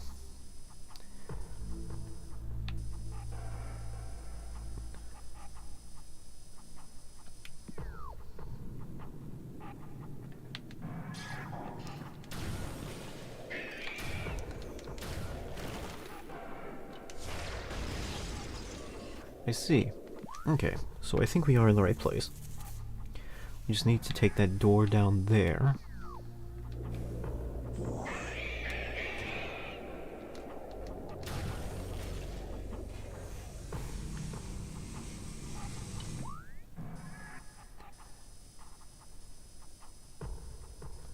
Or rather, that door up there. The positioning on the map made it look rather confusing.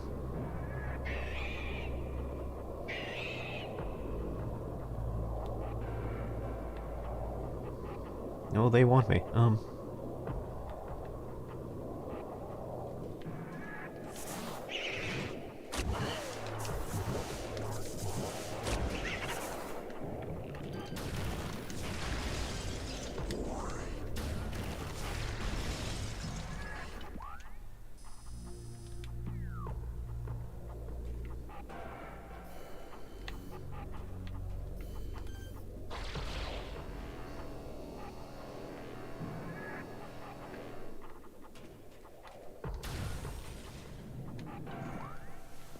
This is where I just was, so I don't think this is the right door. William Shatner, that's the door.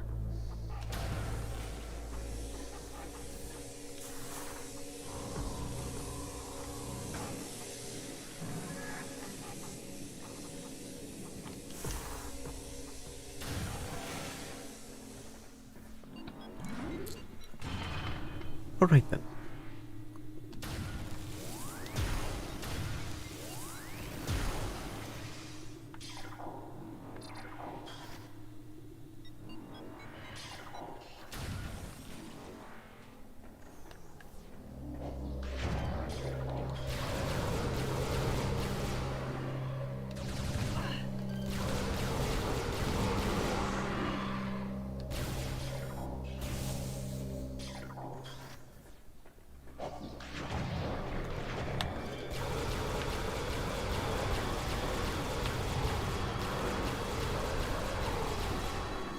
I see you.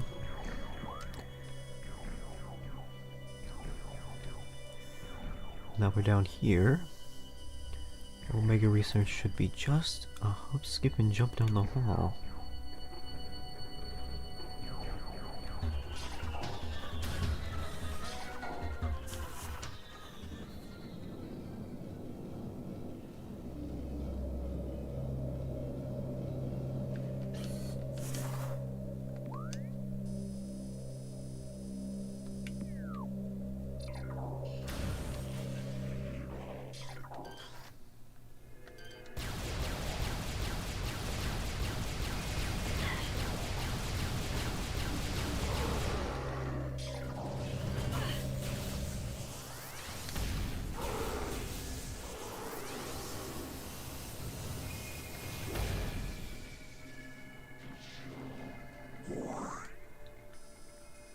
yes, there's the fire door down there. Let's take a look, shall we?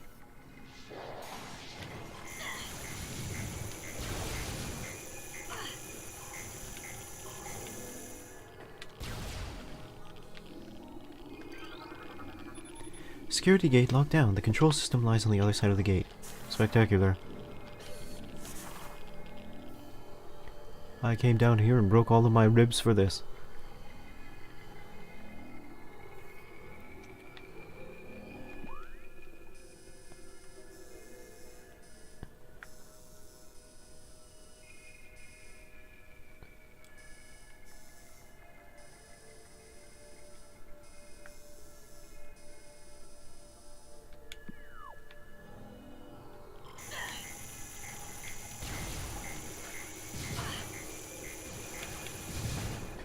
No biggie, just losing a couple health bars.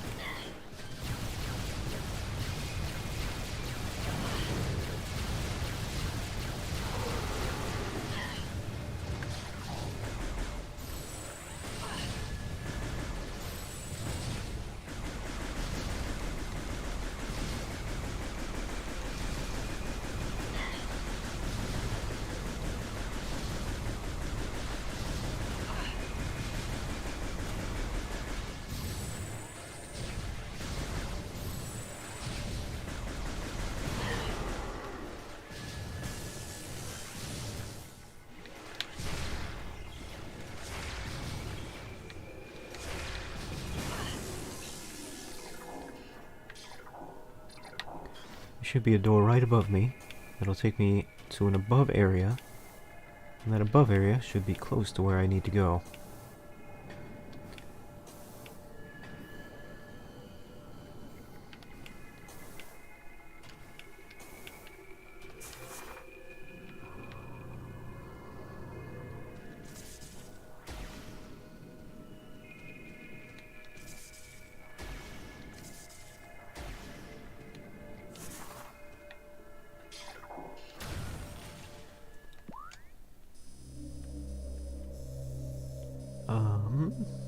Okay.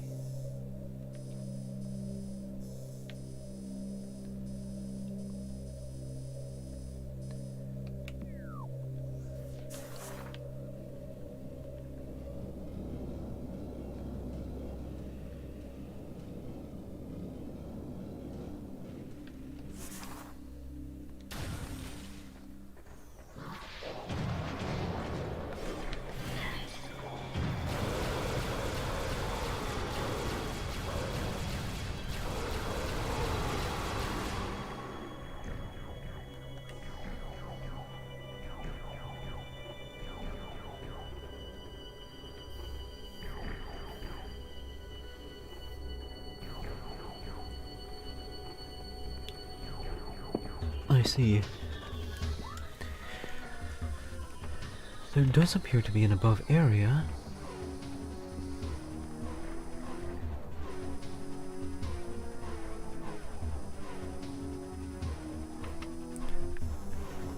But can I access it at this time? Good question. I'm not sure.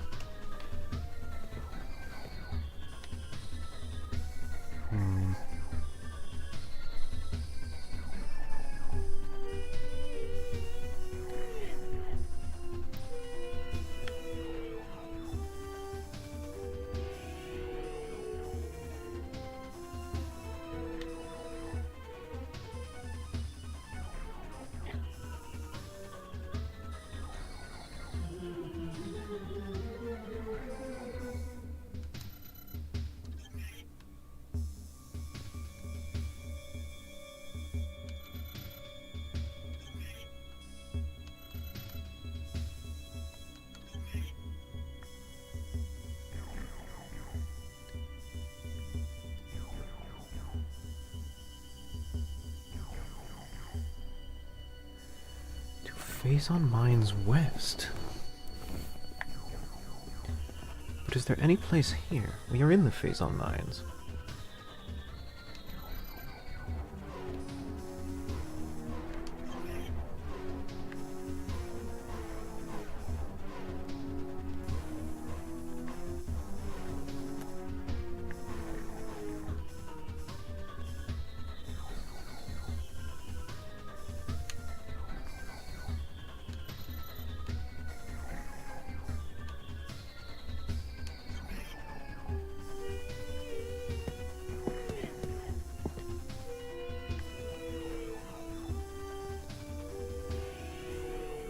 I'm wondering, is there any place here that actually connects to...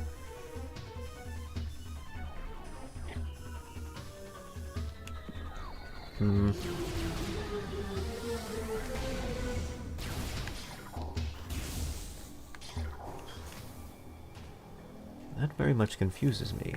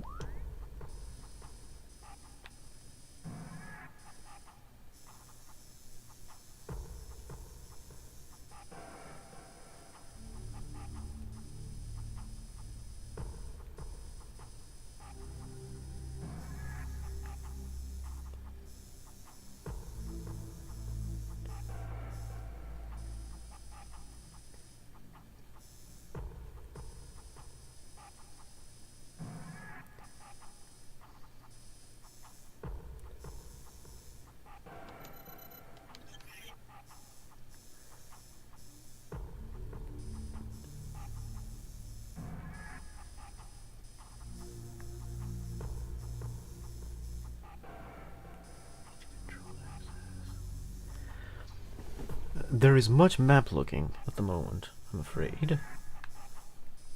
I am truly stumped, and until the game throws me a bone, I'm not going to know where to go. I could Google, and I probably should. But I want to give it a good honest try before, you know, I keep going.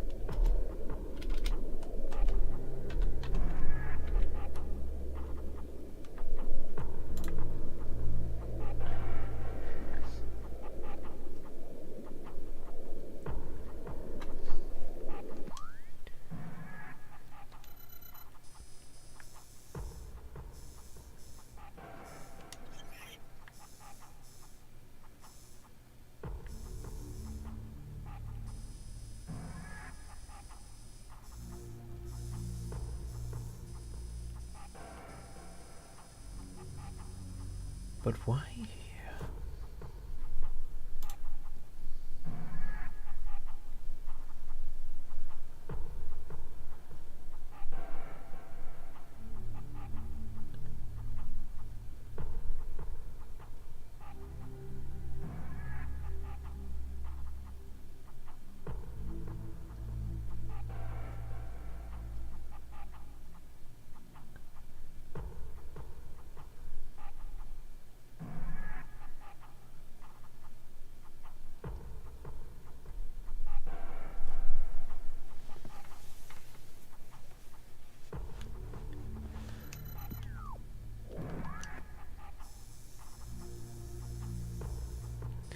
I see, I see. Okay.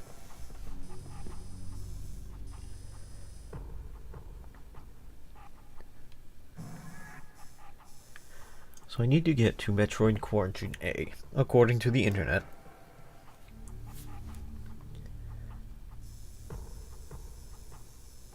In order to get there, I'm going to need to get to the Phazon Processing Center. In order to get there, I need to go back to an area I already was at.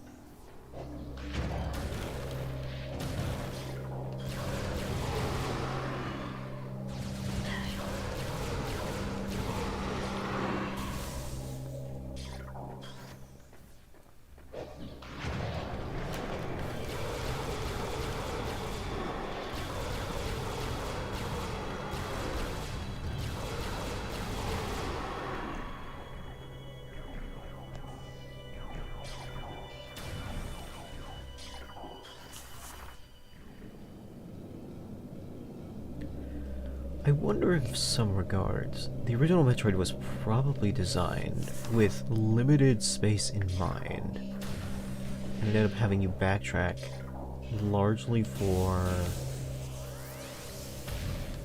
storage purposes. Like, probably just because it didn't have a lot of space, so it made you go through a bunch of areas over and over again, collecting new items and unlocking new paths, because there wasn't a lot of space for a really huge map.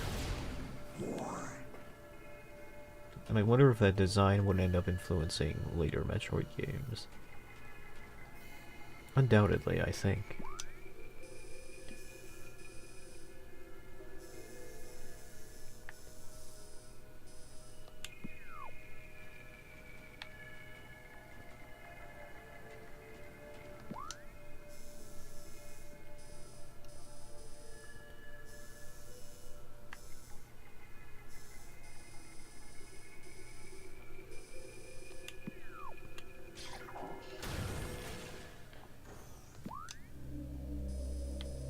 Is this right?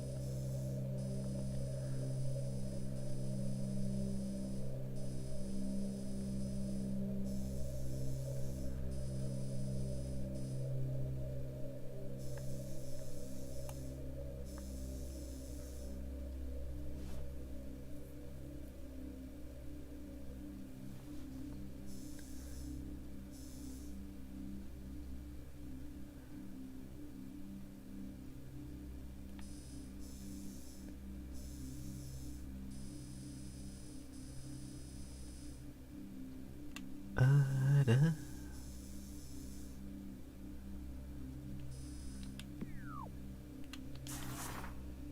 Am I being like a mega stupid right now? I think that might be it. Because the way I see it, there's like something impeding my progress in this room.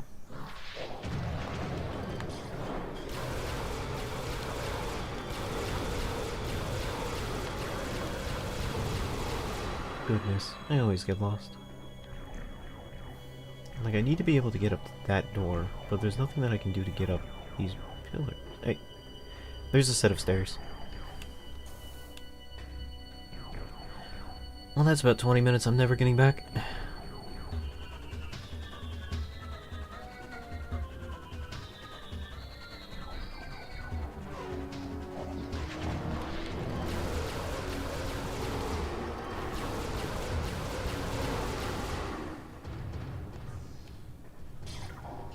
Well, regardless.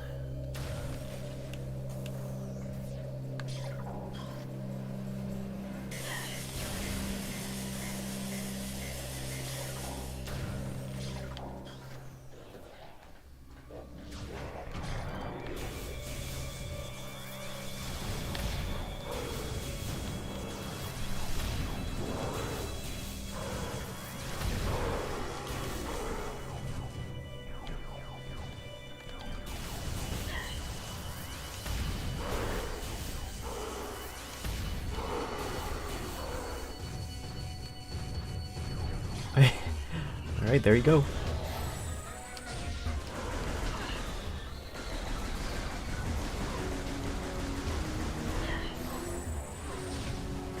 I'm pretty sure I'm on the right path now. It's more just that I got really confused about something. I thought that that one particular room wasn't accessible, and I was like, how do I get up there? And I just didn't know there were stairs. Like, the short way is, how do I get up there? The answer is stairs. Stairs is how you get up there.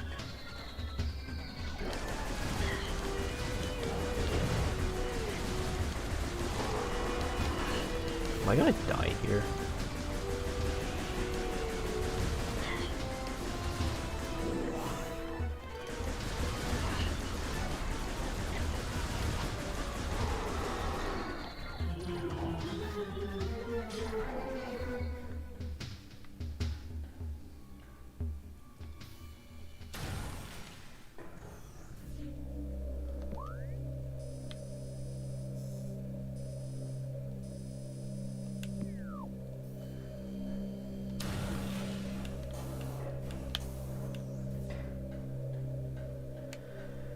Well, there is a door here, but it is apparently blocked by something. Nothing on the X-ray.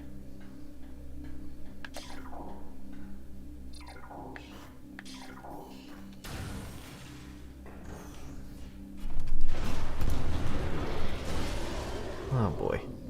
Alright.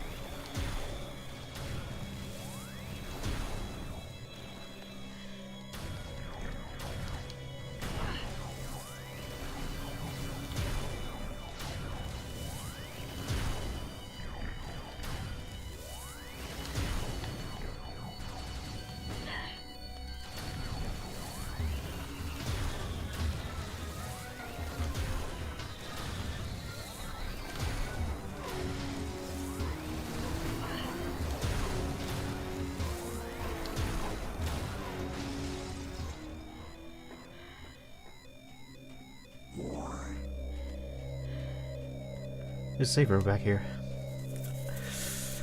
I can still live.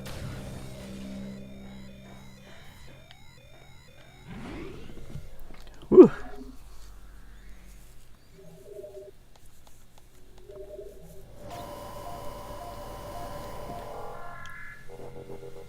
Okay.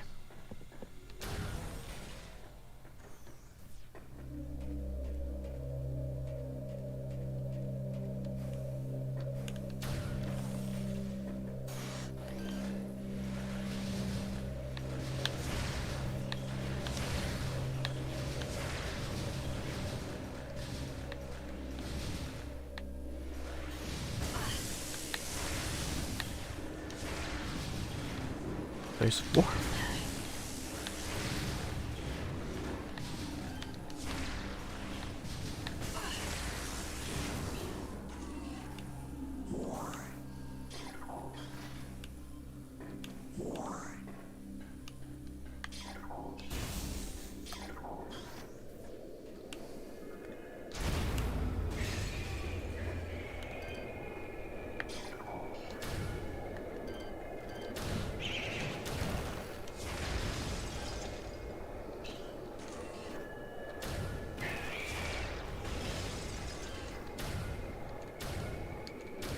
Come here, bugaboos.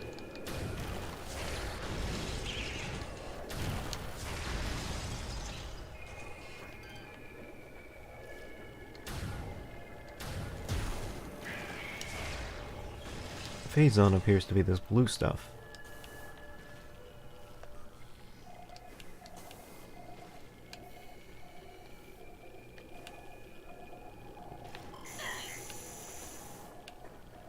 No amount of cheat guides will ever make you better at the game.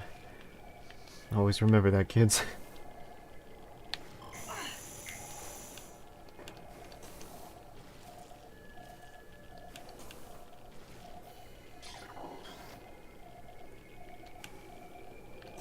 Beacon received.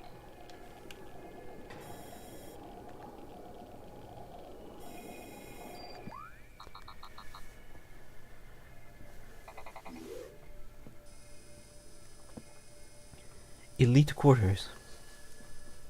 That sounds like where we're going already, but there's no entryway for us at present.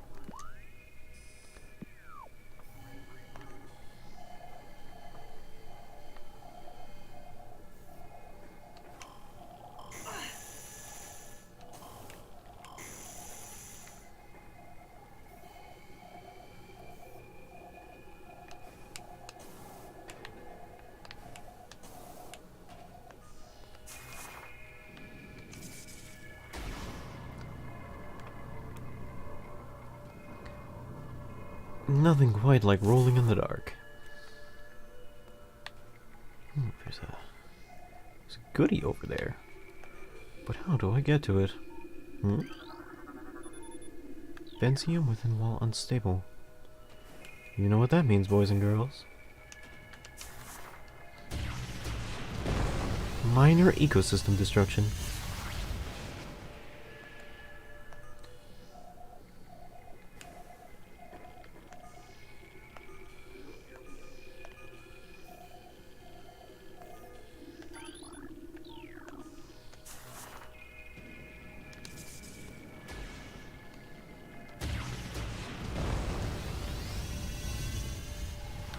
Oh god!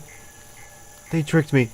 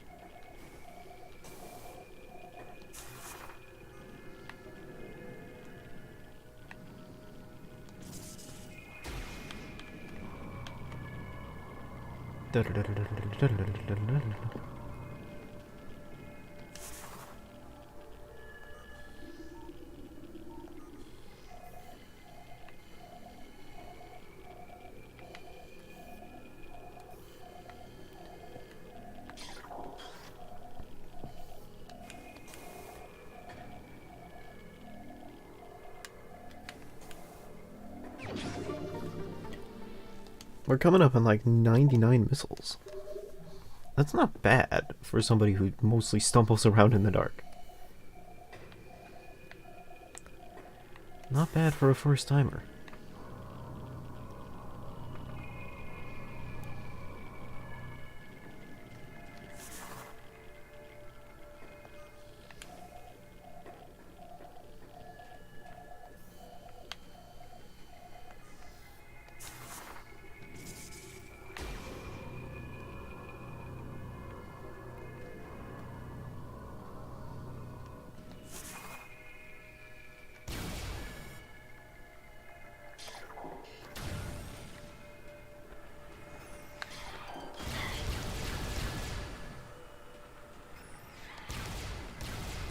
Oh, I see he's immune to it. I mean, he would be.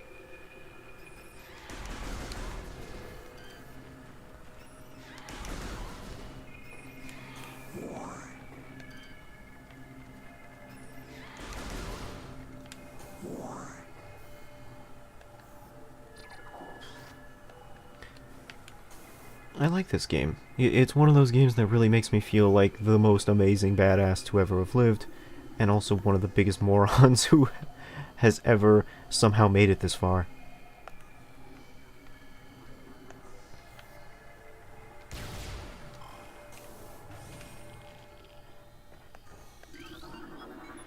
Access to Phase-On Mines Level 3 granted. Please step into the hologram.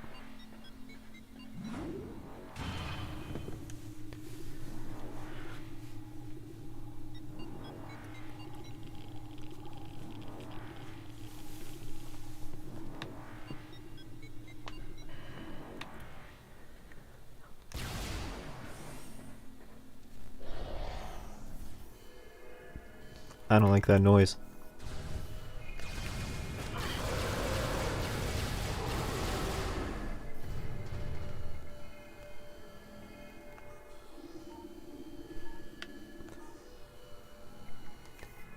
I guess we found a sudden cameo from Mario here in the Mushroom Kingdom.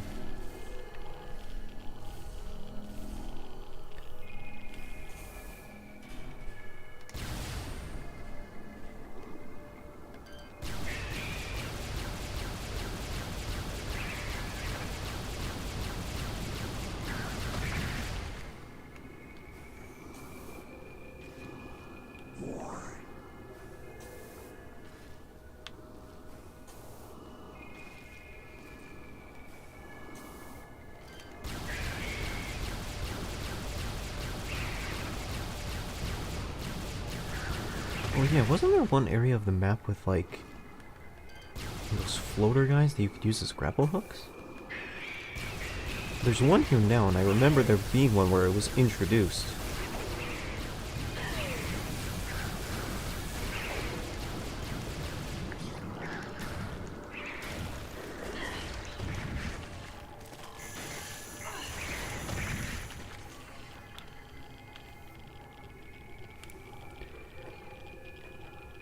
It might be worth going back to that, if not necessary at some point.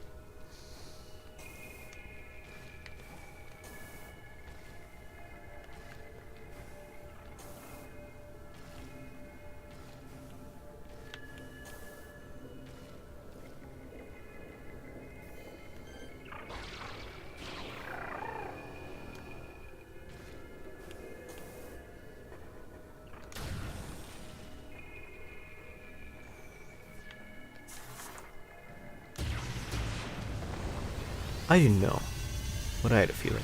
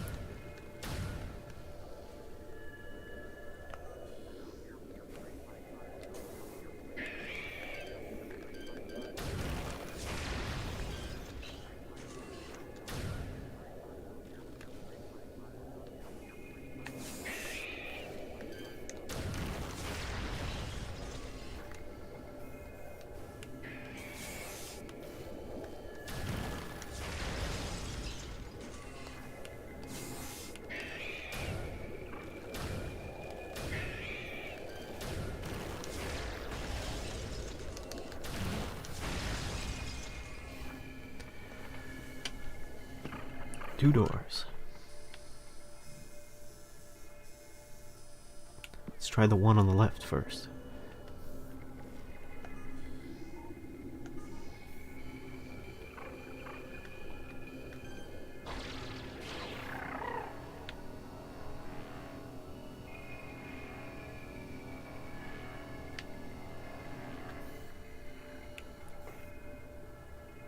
Well, that's a shame.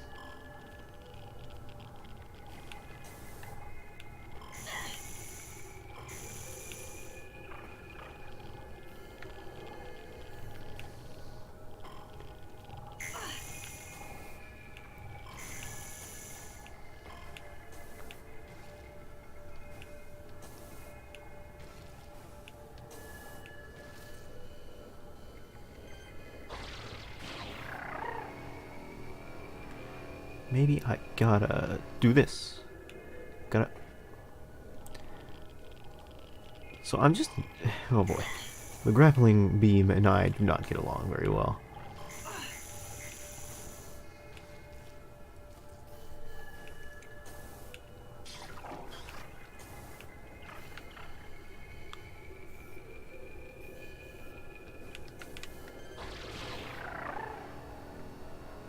I think I might be able to make it from here.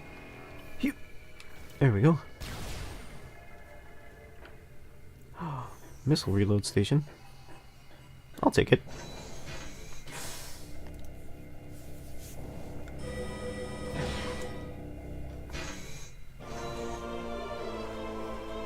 Missiles fully replenished.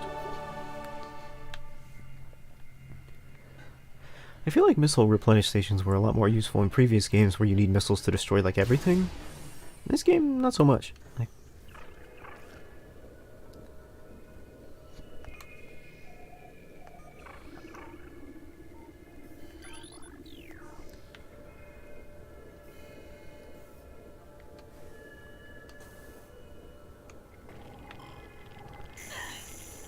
I Note to self, cannot cover distance with double jump.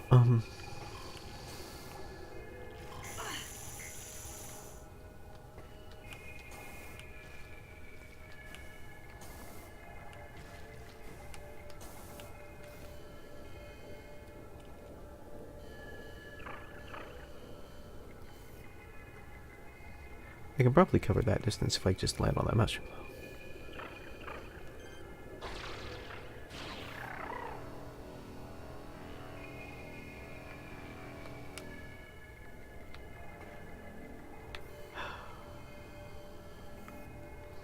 Alright, I see how it is. We're gonna take a minimum of 3 falls before we land on our selected destination, huh? We got a quota to fill.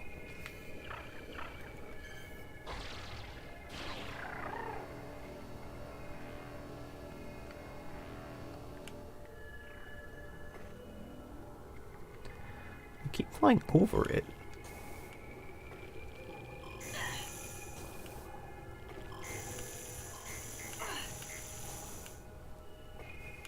Okay, well.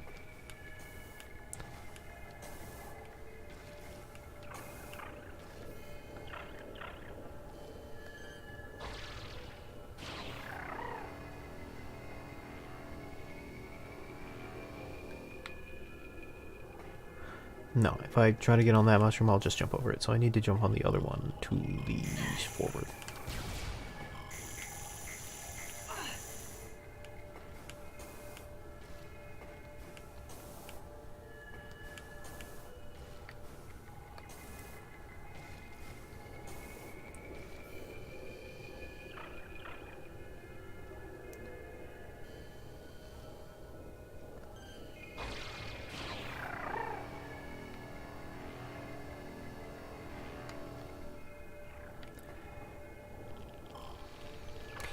I will take the blame for that one. That one was just me being bad. Like,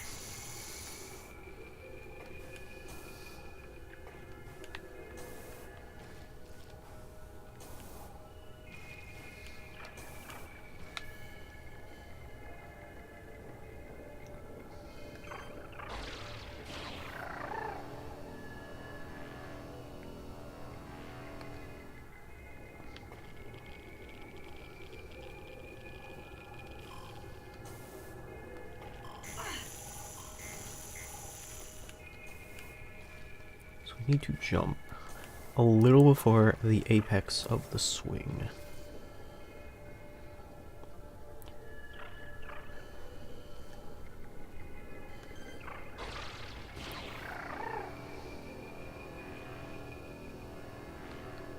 There we go. That was the problem.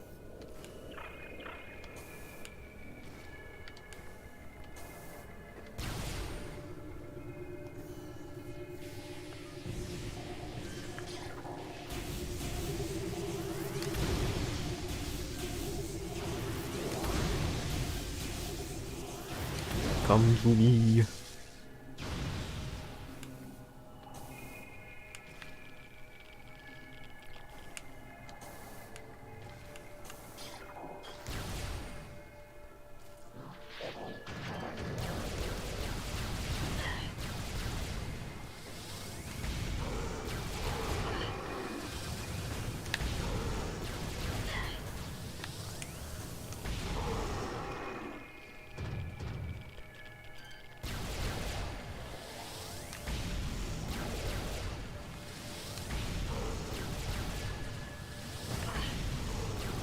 Even these guys seem susceptible to the Mega Laser. I know they're supposed to be susceptible, but I mean, they seem to take less hits.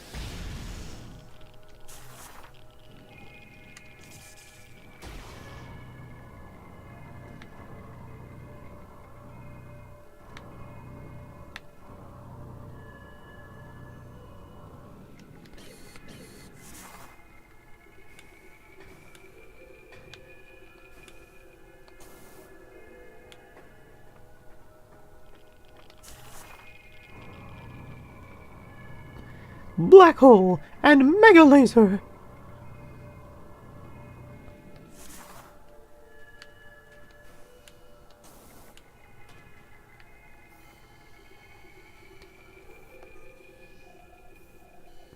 Oh, I can see my bones! That's cool. Wait, does Samus's finger position change when I use different guns?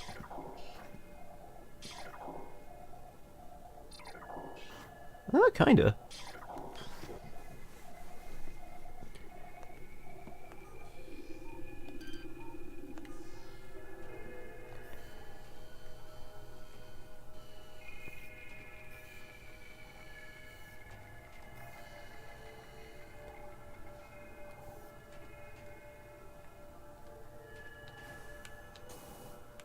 That was a little ambitious.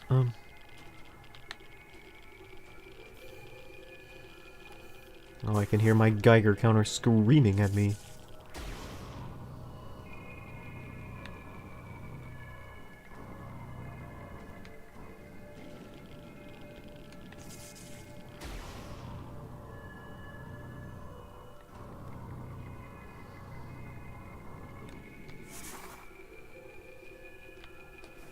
Oh, I see the grapple point now. I was wondering, like, that's a huge distance jump, like...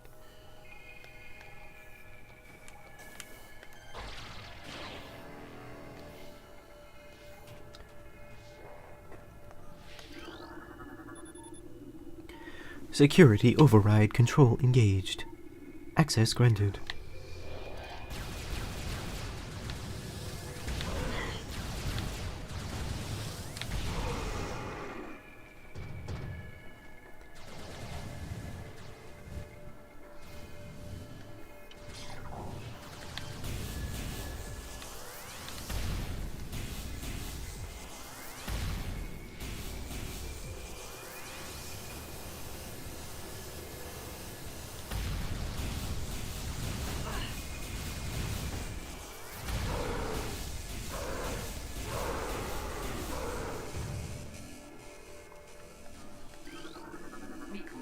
New pirate data. Pirate encrypted data decoded. As we continue to observe the development of Project Helix's elite pirates, it becomes increasingly obvious that these warriors will usher in a new era of space pirate dominance. They are incredibly resistant to damage, and their ability to transport and wield so many weapons at once makes them the ideal mainstays of our ground forces. Though they are not as quick as typical pirates, it makes little difference. With a platoon of elite pirates in the vanguard of the army of a normal and flying pirates, we will have a near indestructible backbone that should turn the tide in any engagement.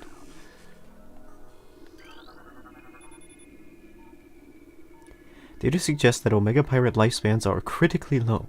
High levels of phazon exposure are causing rapid cell degeneration in all test subjects. No subjects longer than the 2 decacycles in our simulations. Their lifespan must be increased to be cost-effective. Decacycles. Deca means 10. So do they not live over the age of like 20? Omega Pirate absorption system test results are in. Field tests indicate that the systems are very effective against beam weaponry. We are alarmed at the field's inability to handle missile attacks, however. Science team is working around the clock to correct this critical design flaw. The Omega Pirates cannot afford such a weakness in battle. I noticed.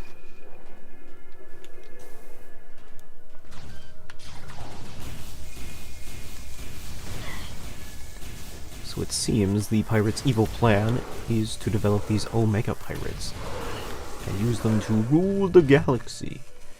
Not complex, but, you know, basic evil bad guy stuff. And this is where we're supposed to go. So, whenever we find someplace that we're supposed to go, the best thing to do is find out where we're not supposed to go. Ah, ideal. A safe room.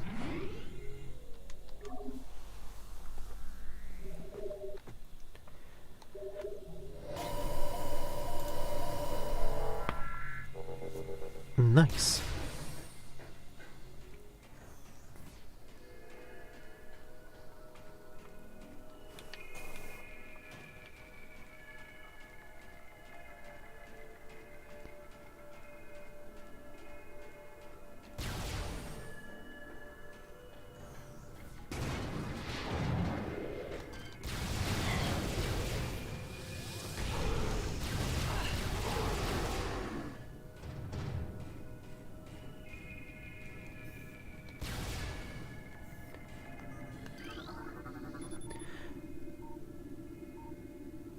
Scan indicates partial control system damage due to exposure of frigidite.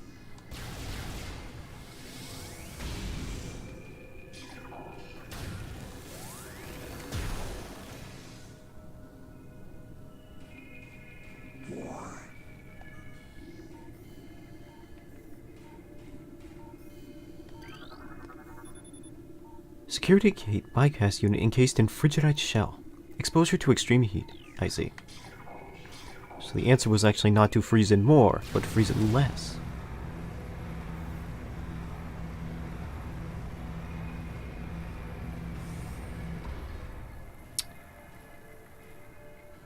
I wonder what we will be combating in this arena. My guess is a giant dog.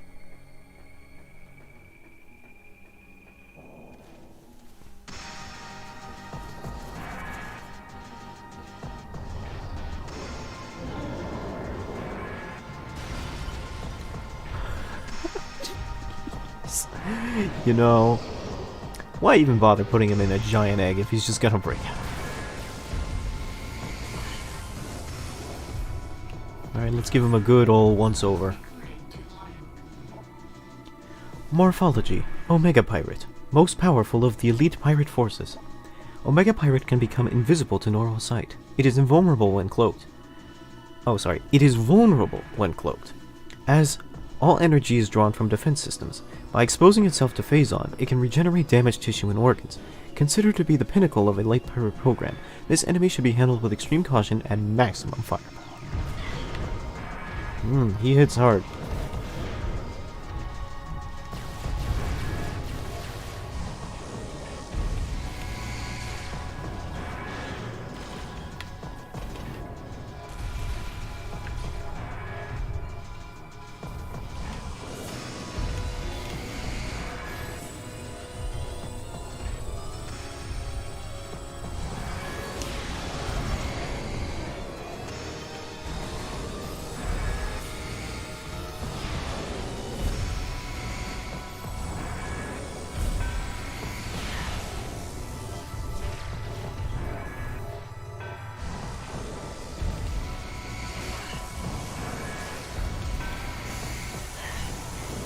Need to watch out for these proton puddles.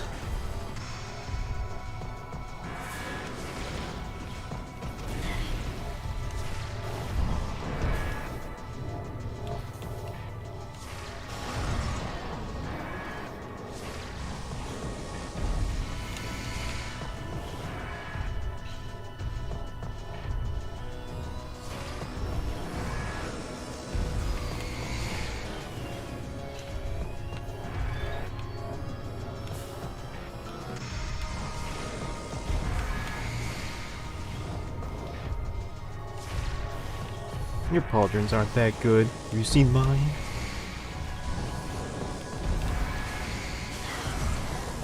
Truly, the Omega Pirate program is sending shockwaves throughout the weaponized world.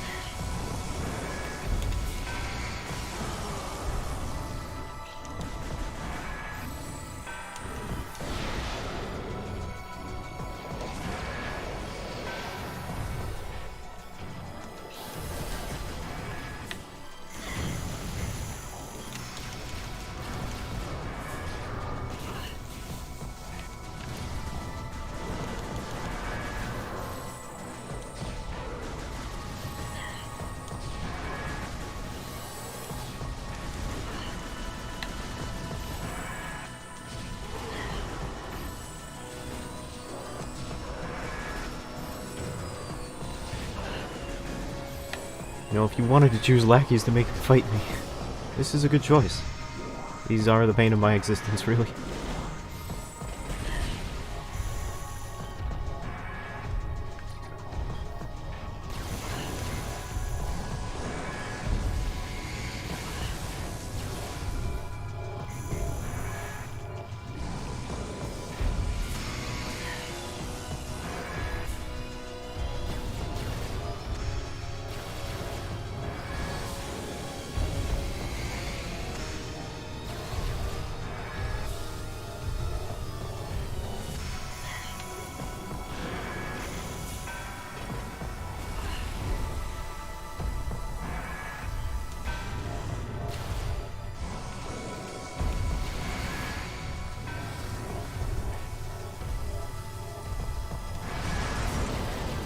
Got your knee.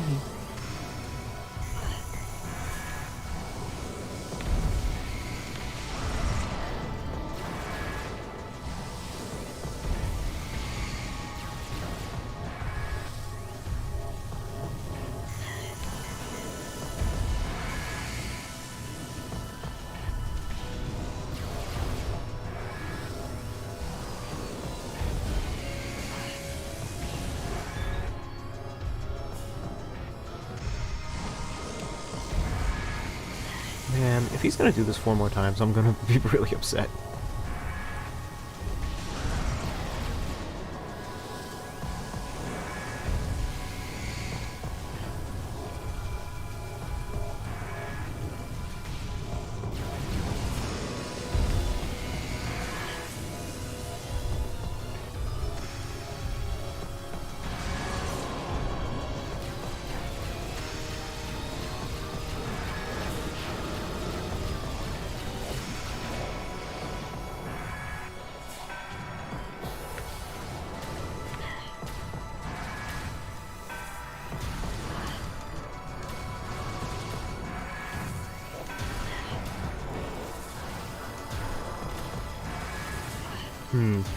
So I might die in this fight simply because I don't have enough health left.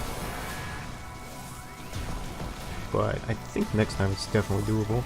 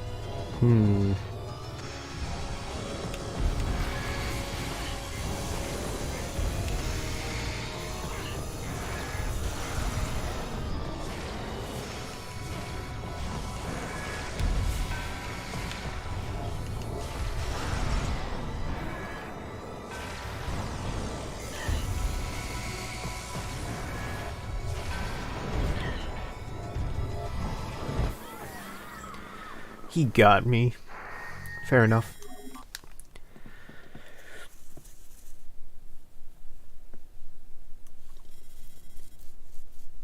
Well, I saved super recently, so... They probably put that save there for a reason.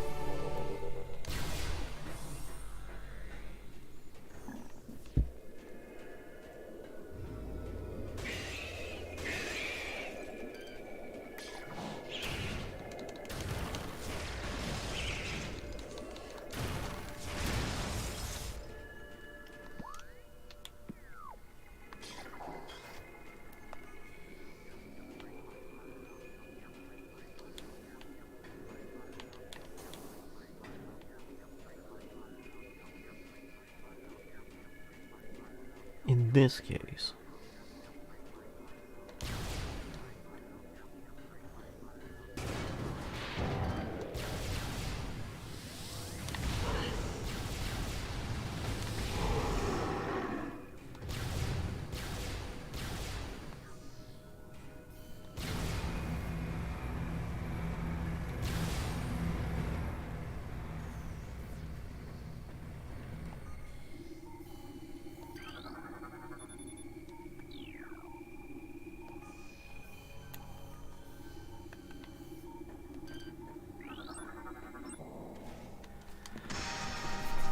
I wonder if scanning will tell me more about the environment if I do it.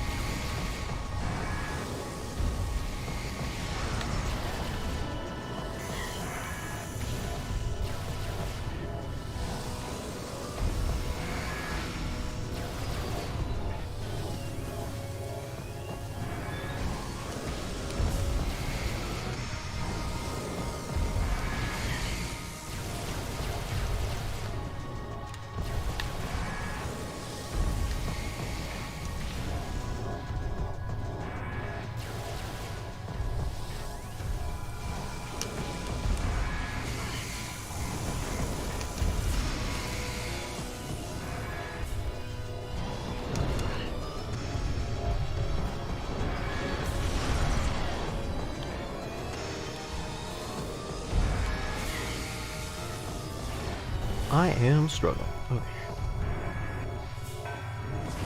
But it is too late to give up hope.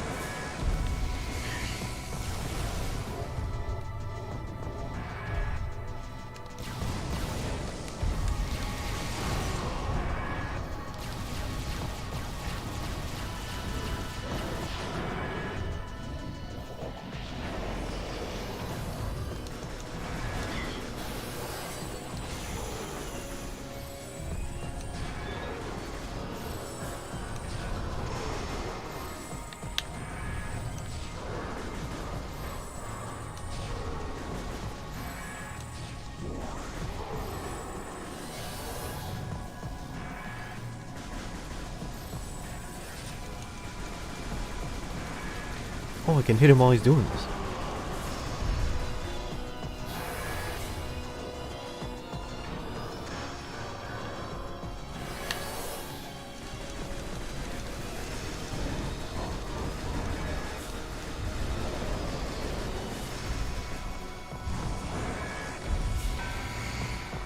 I can interrupt his healing cycle. That's certainly... Alright, that gives me more hope. This makes the boss seem infinitely more doable. Alright. Ow! I don't like being in a corner with this boss.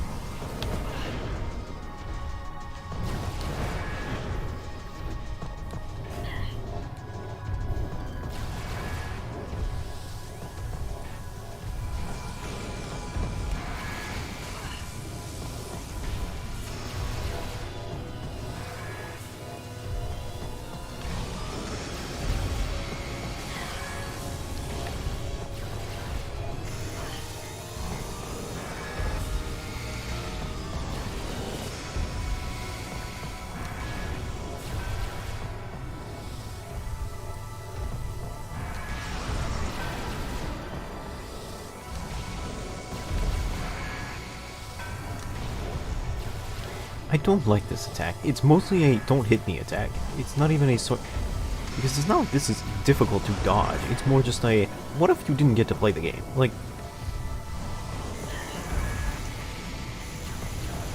I think I need to stop shooting the second I jump over.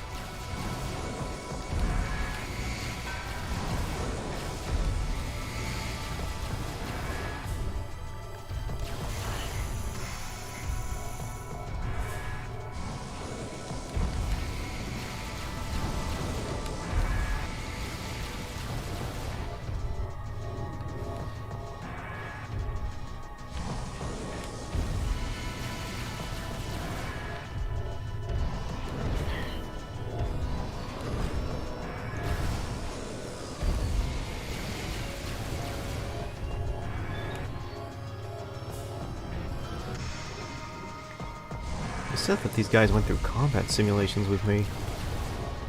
They must have been some long-ass combat simulations.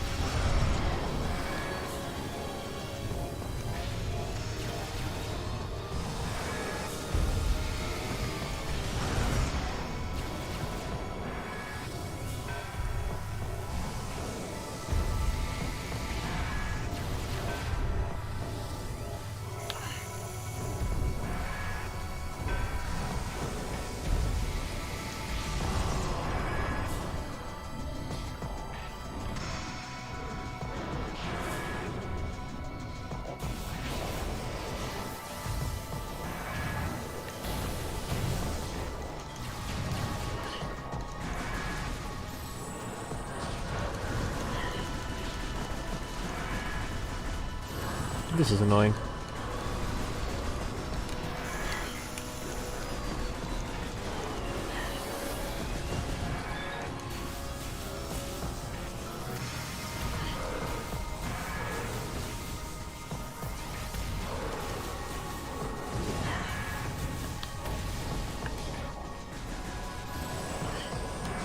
How am I supposed to damage him while I'm being like ass blasted by like 14 of these guys?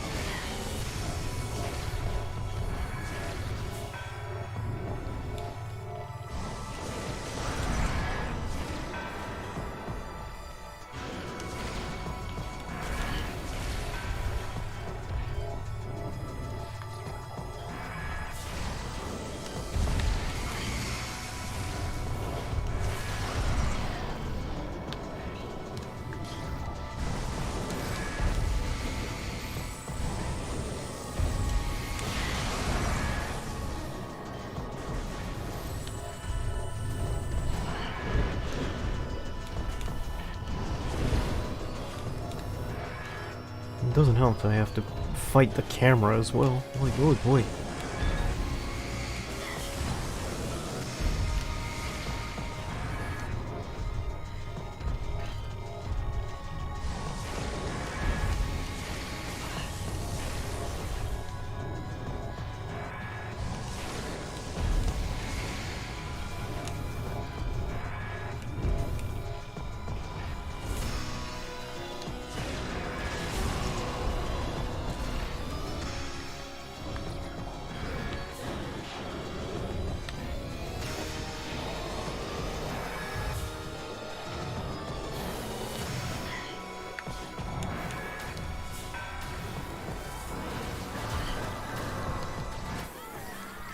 I don't really understand how the game expects me to, like, fight 14 of those guys.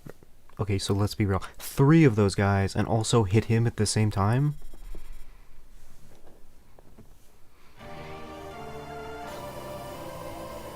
Are you just supposed to defeat him really fast? Is that the gimmick? Like, defeat him really fast so this doesn't happen?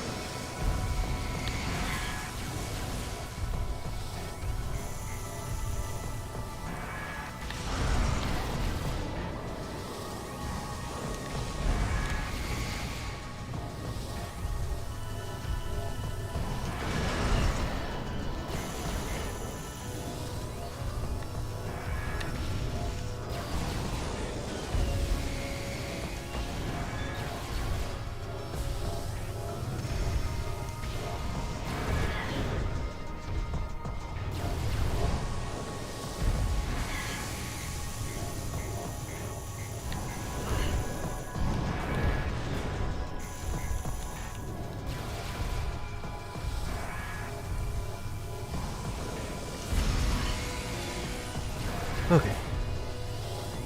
If I get angry, I'm just going to play worse. So I need to focus.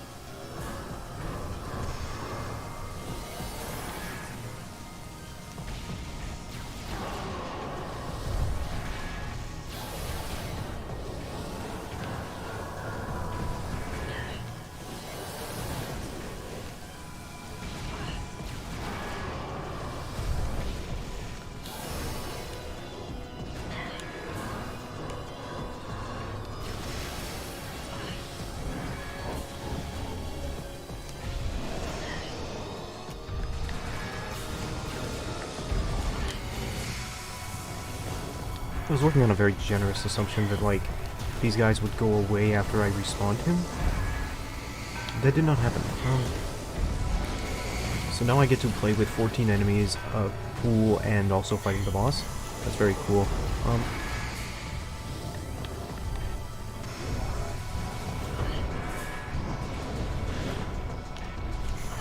Okay, so that guy's alive somewhere, and I can't move because the boss is hitting me. Alright, cool. I'm just under him, I guess? Do I get to do anything to you at some point?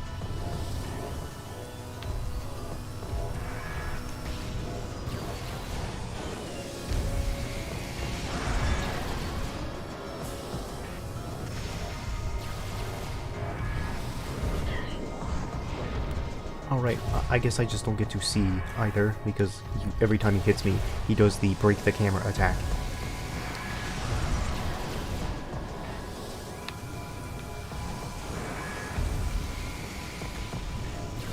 There's a certain level of frustration that comes with this.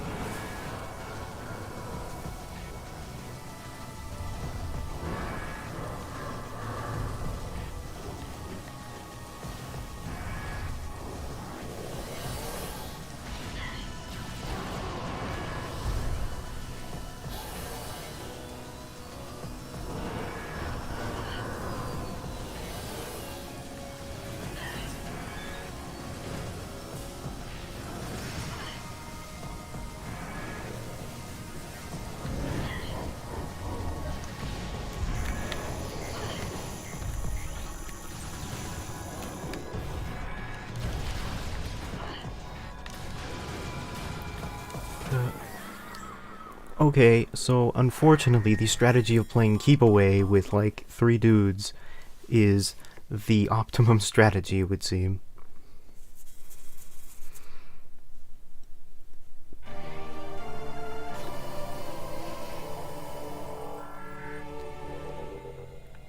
Normally I'd be more upset about like spending so much time on one boss, but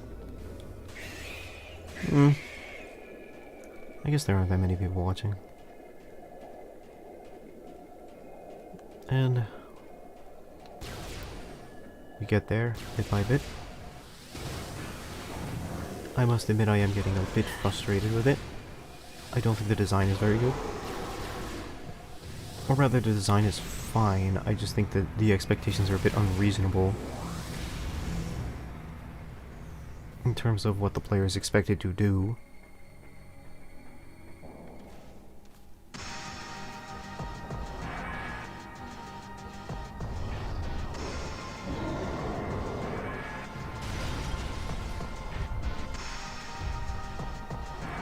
So yes, I admit I'm a bit salty. I'm a bit a salty boy right now. I'm going to beat this boss and then end the stream. And we will beat it, no longer how long it takes.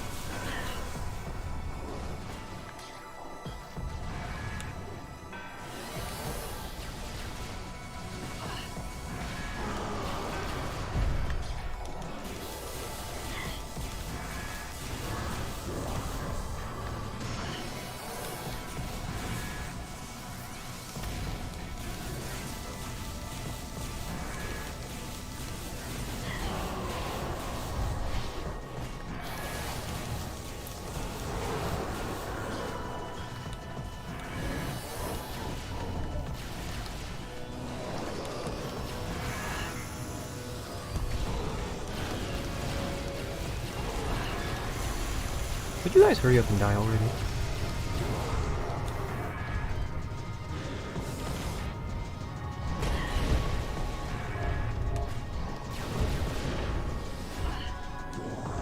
Just want the health kit.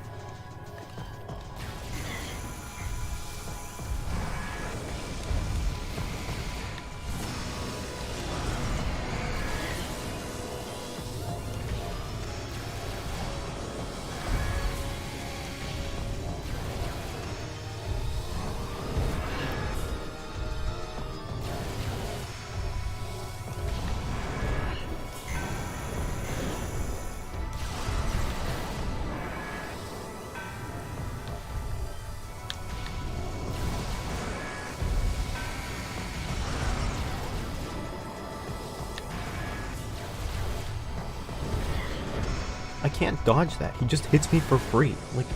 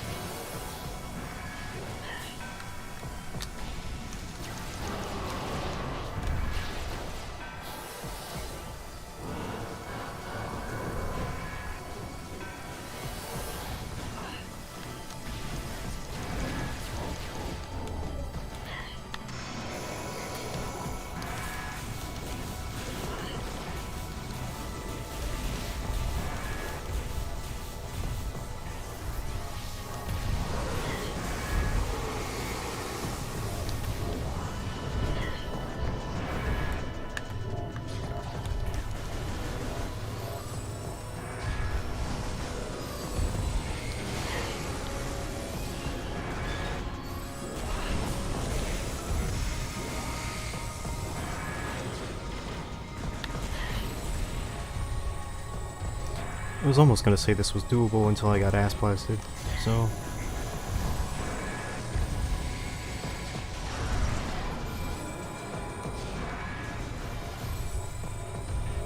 I'm gonna like trip into a puddle and die or something.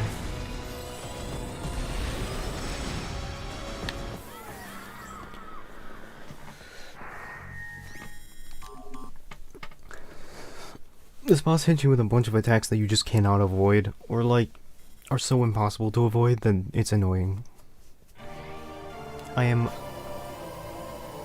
My calm demeanor has shattered slightly.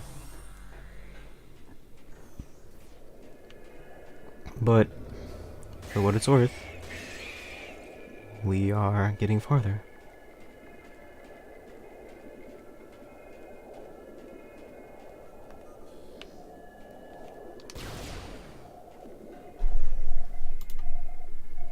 We'll get them next time? I suspect so. It was very close, previously. I just find the boss a little frustrating because of the way that he affects the camera and how many enemies he sends out at you. I wouldn't mind fighting all the enemies at once, except it will regenerate if I take the time to fight them. So the dominant strategy appears to be to play keep away and fight him instead. Regardless though,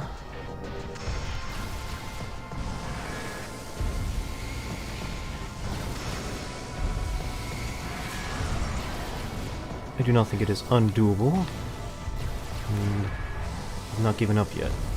Perhaps just a little frustrated is all.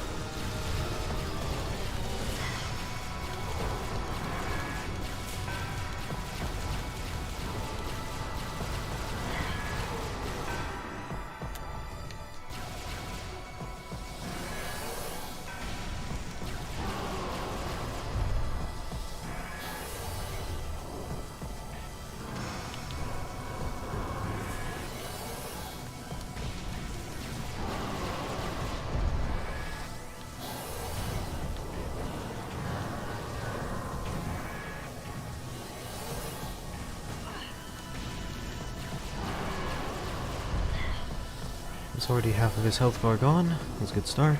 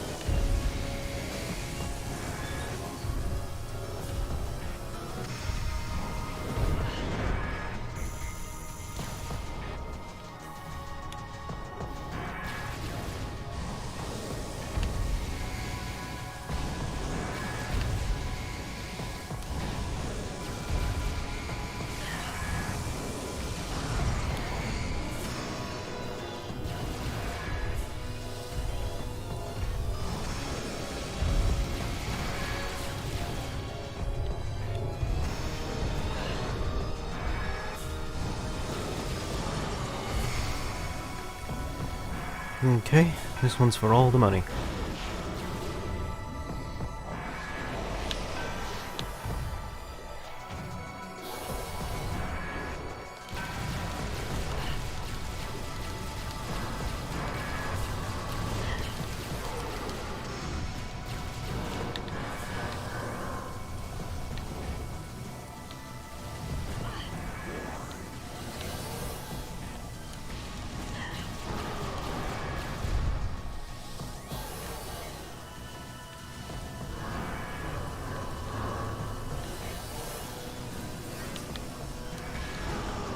Drop dead, pirate scum.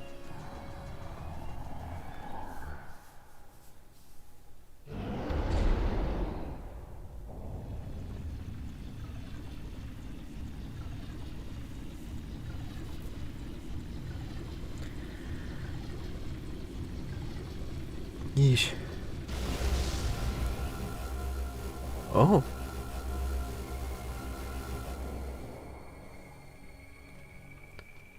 Has science gone too far? Phazon suit acquired. Your suit has been infused with pure Phazon. That's like saying your suit has been infused with pure radiation. This corruption prevents taking damage from Phazon radiation.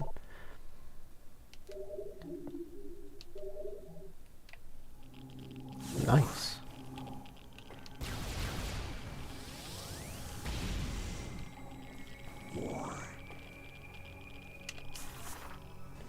Oh, this looks very metal.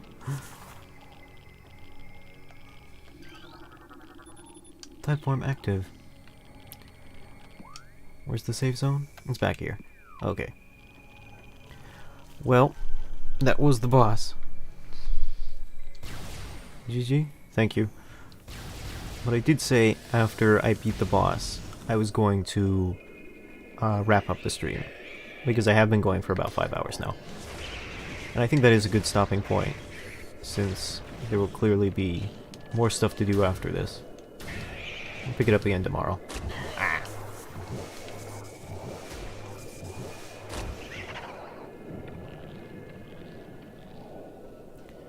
I'm just gonna roll down here and save the game, and then we'll turn off for today. Alright. I guess they don't want me to go that bad.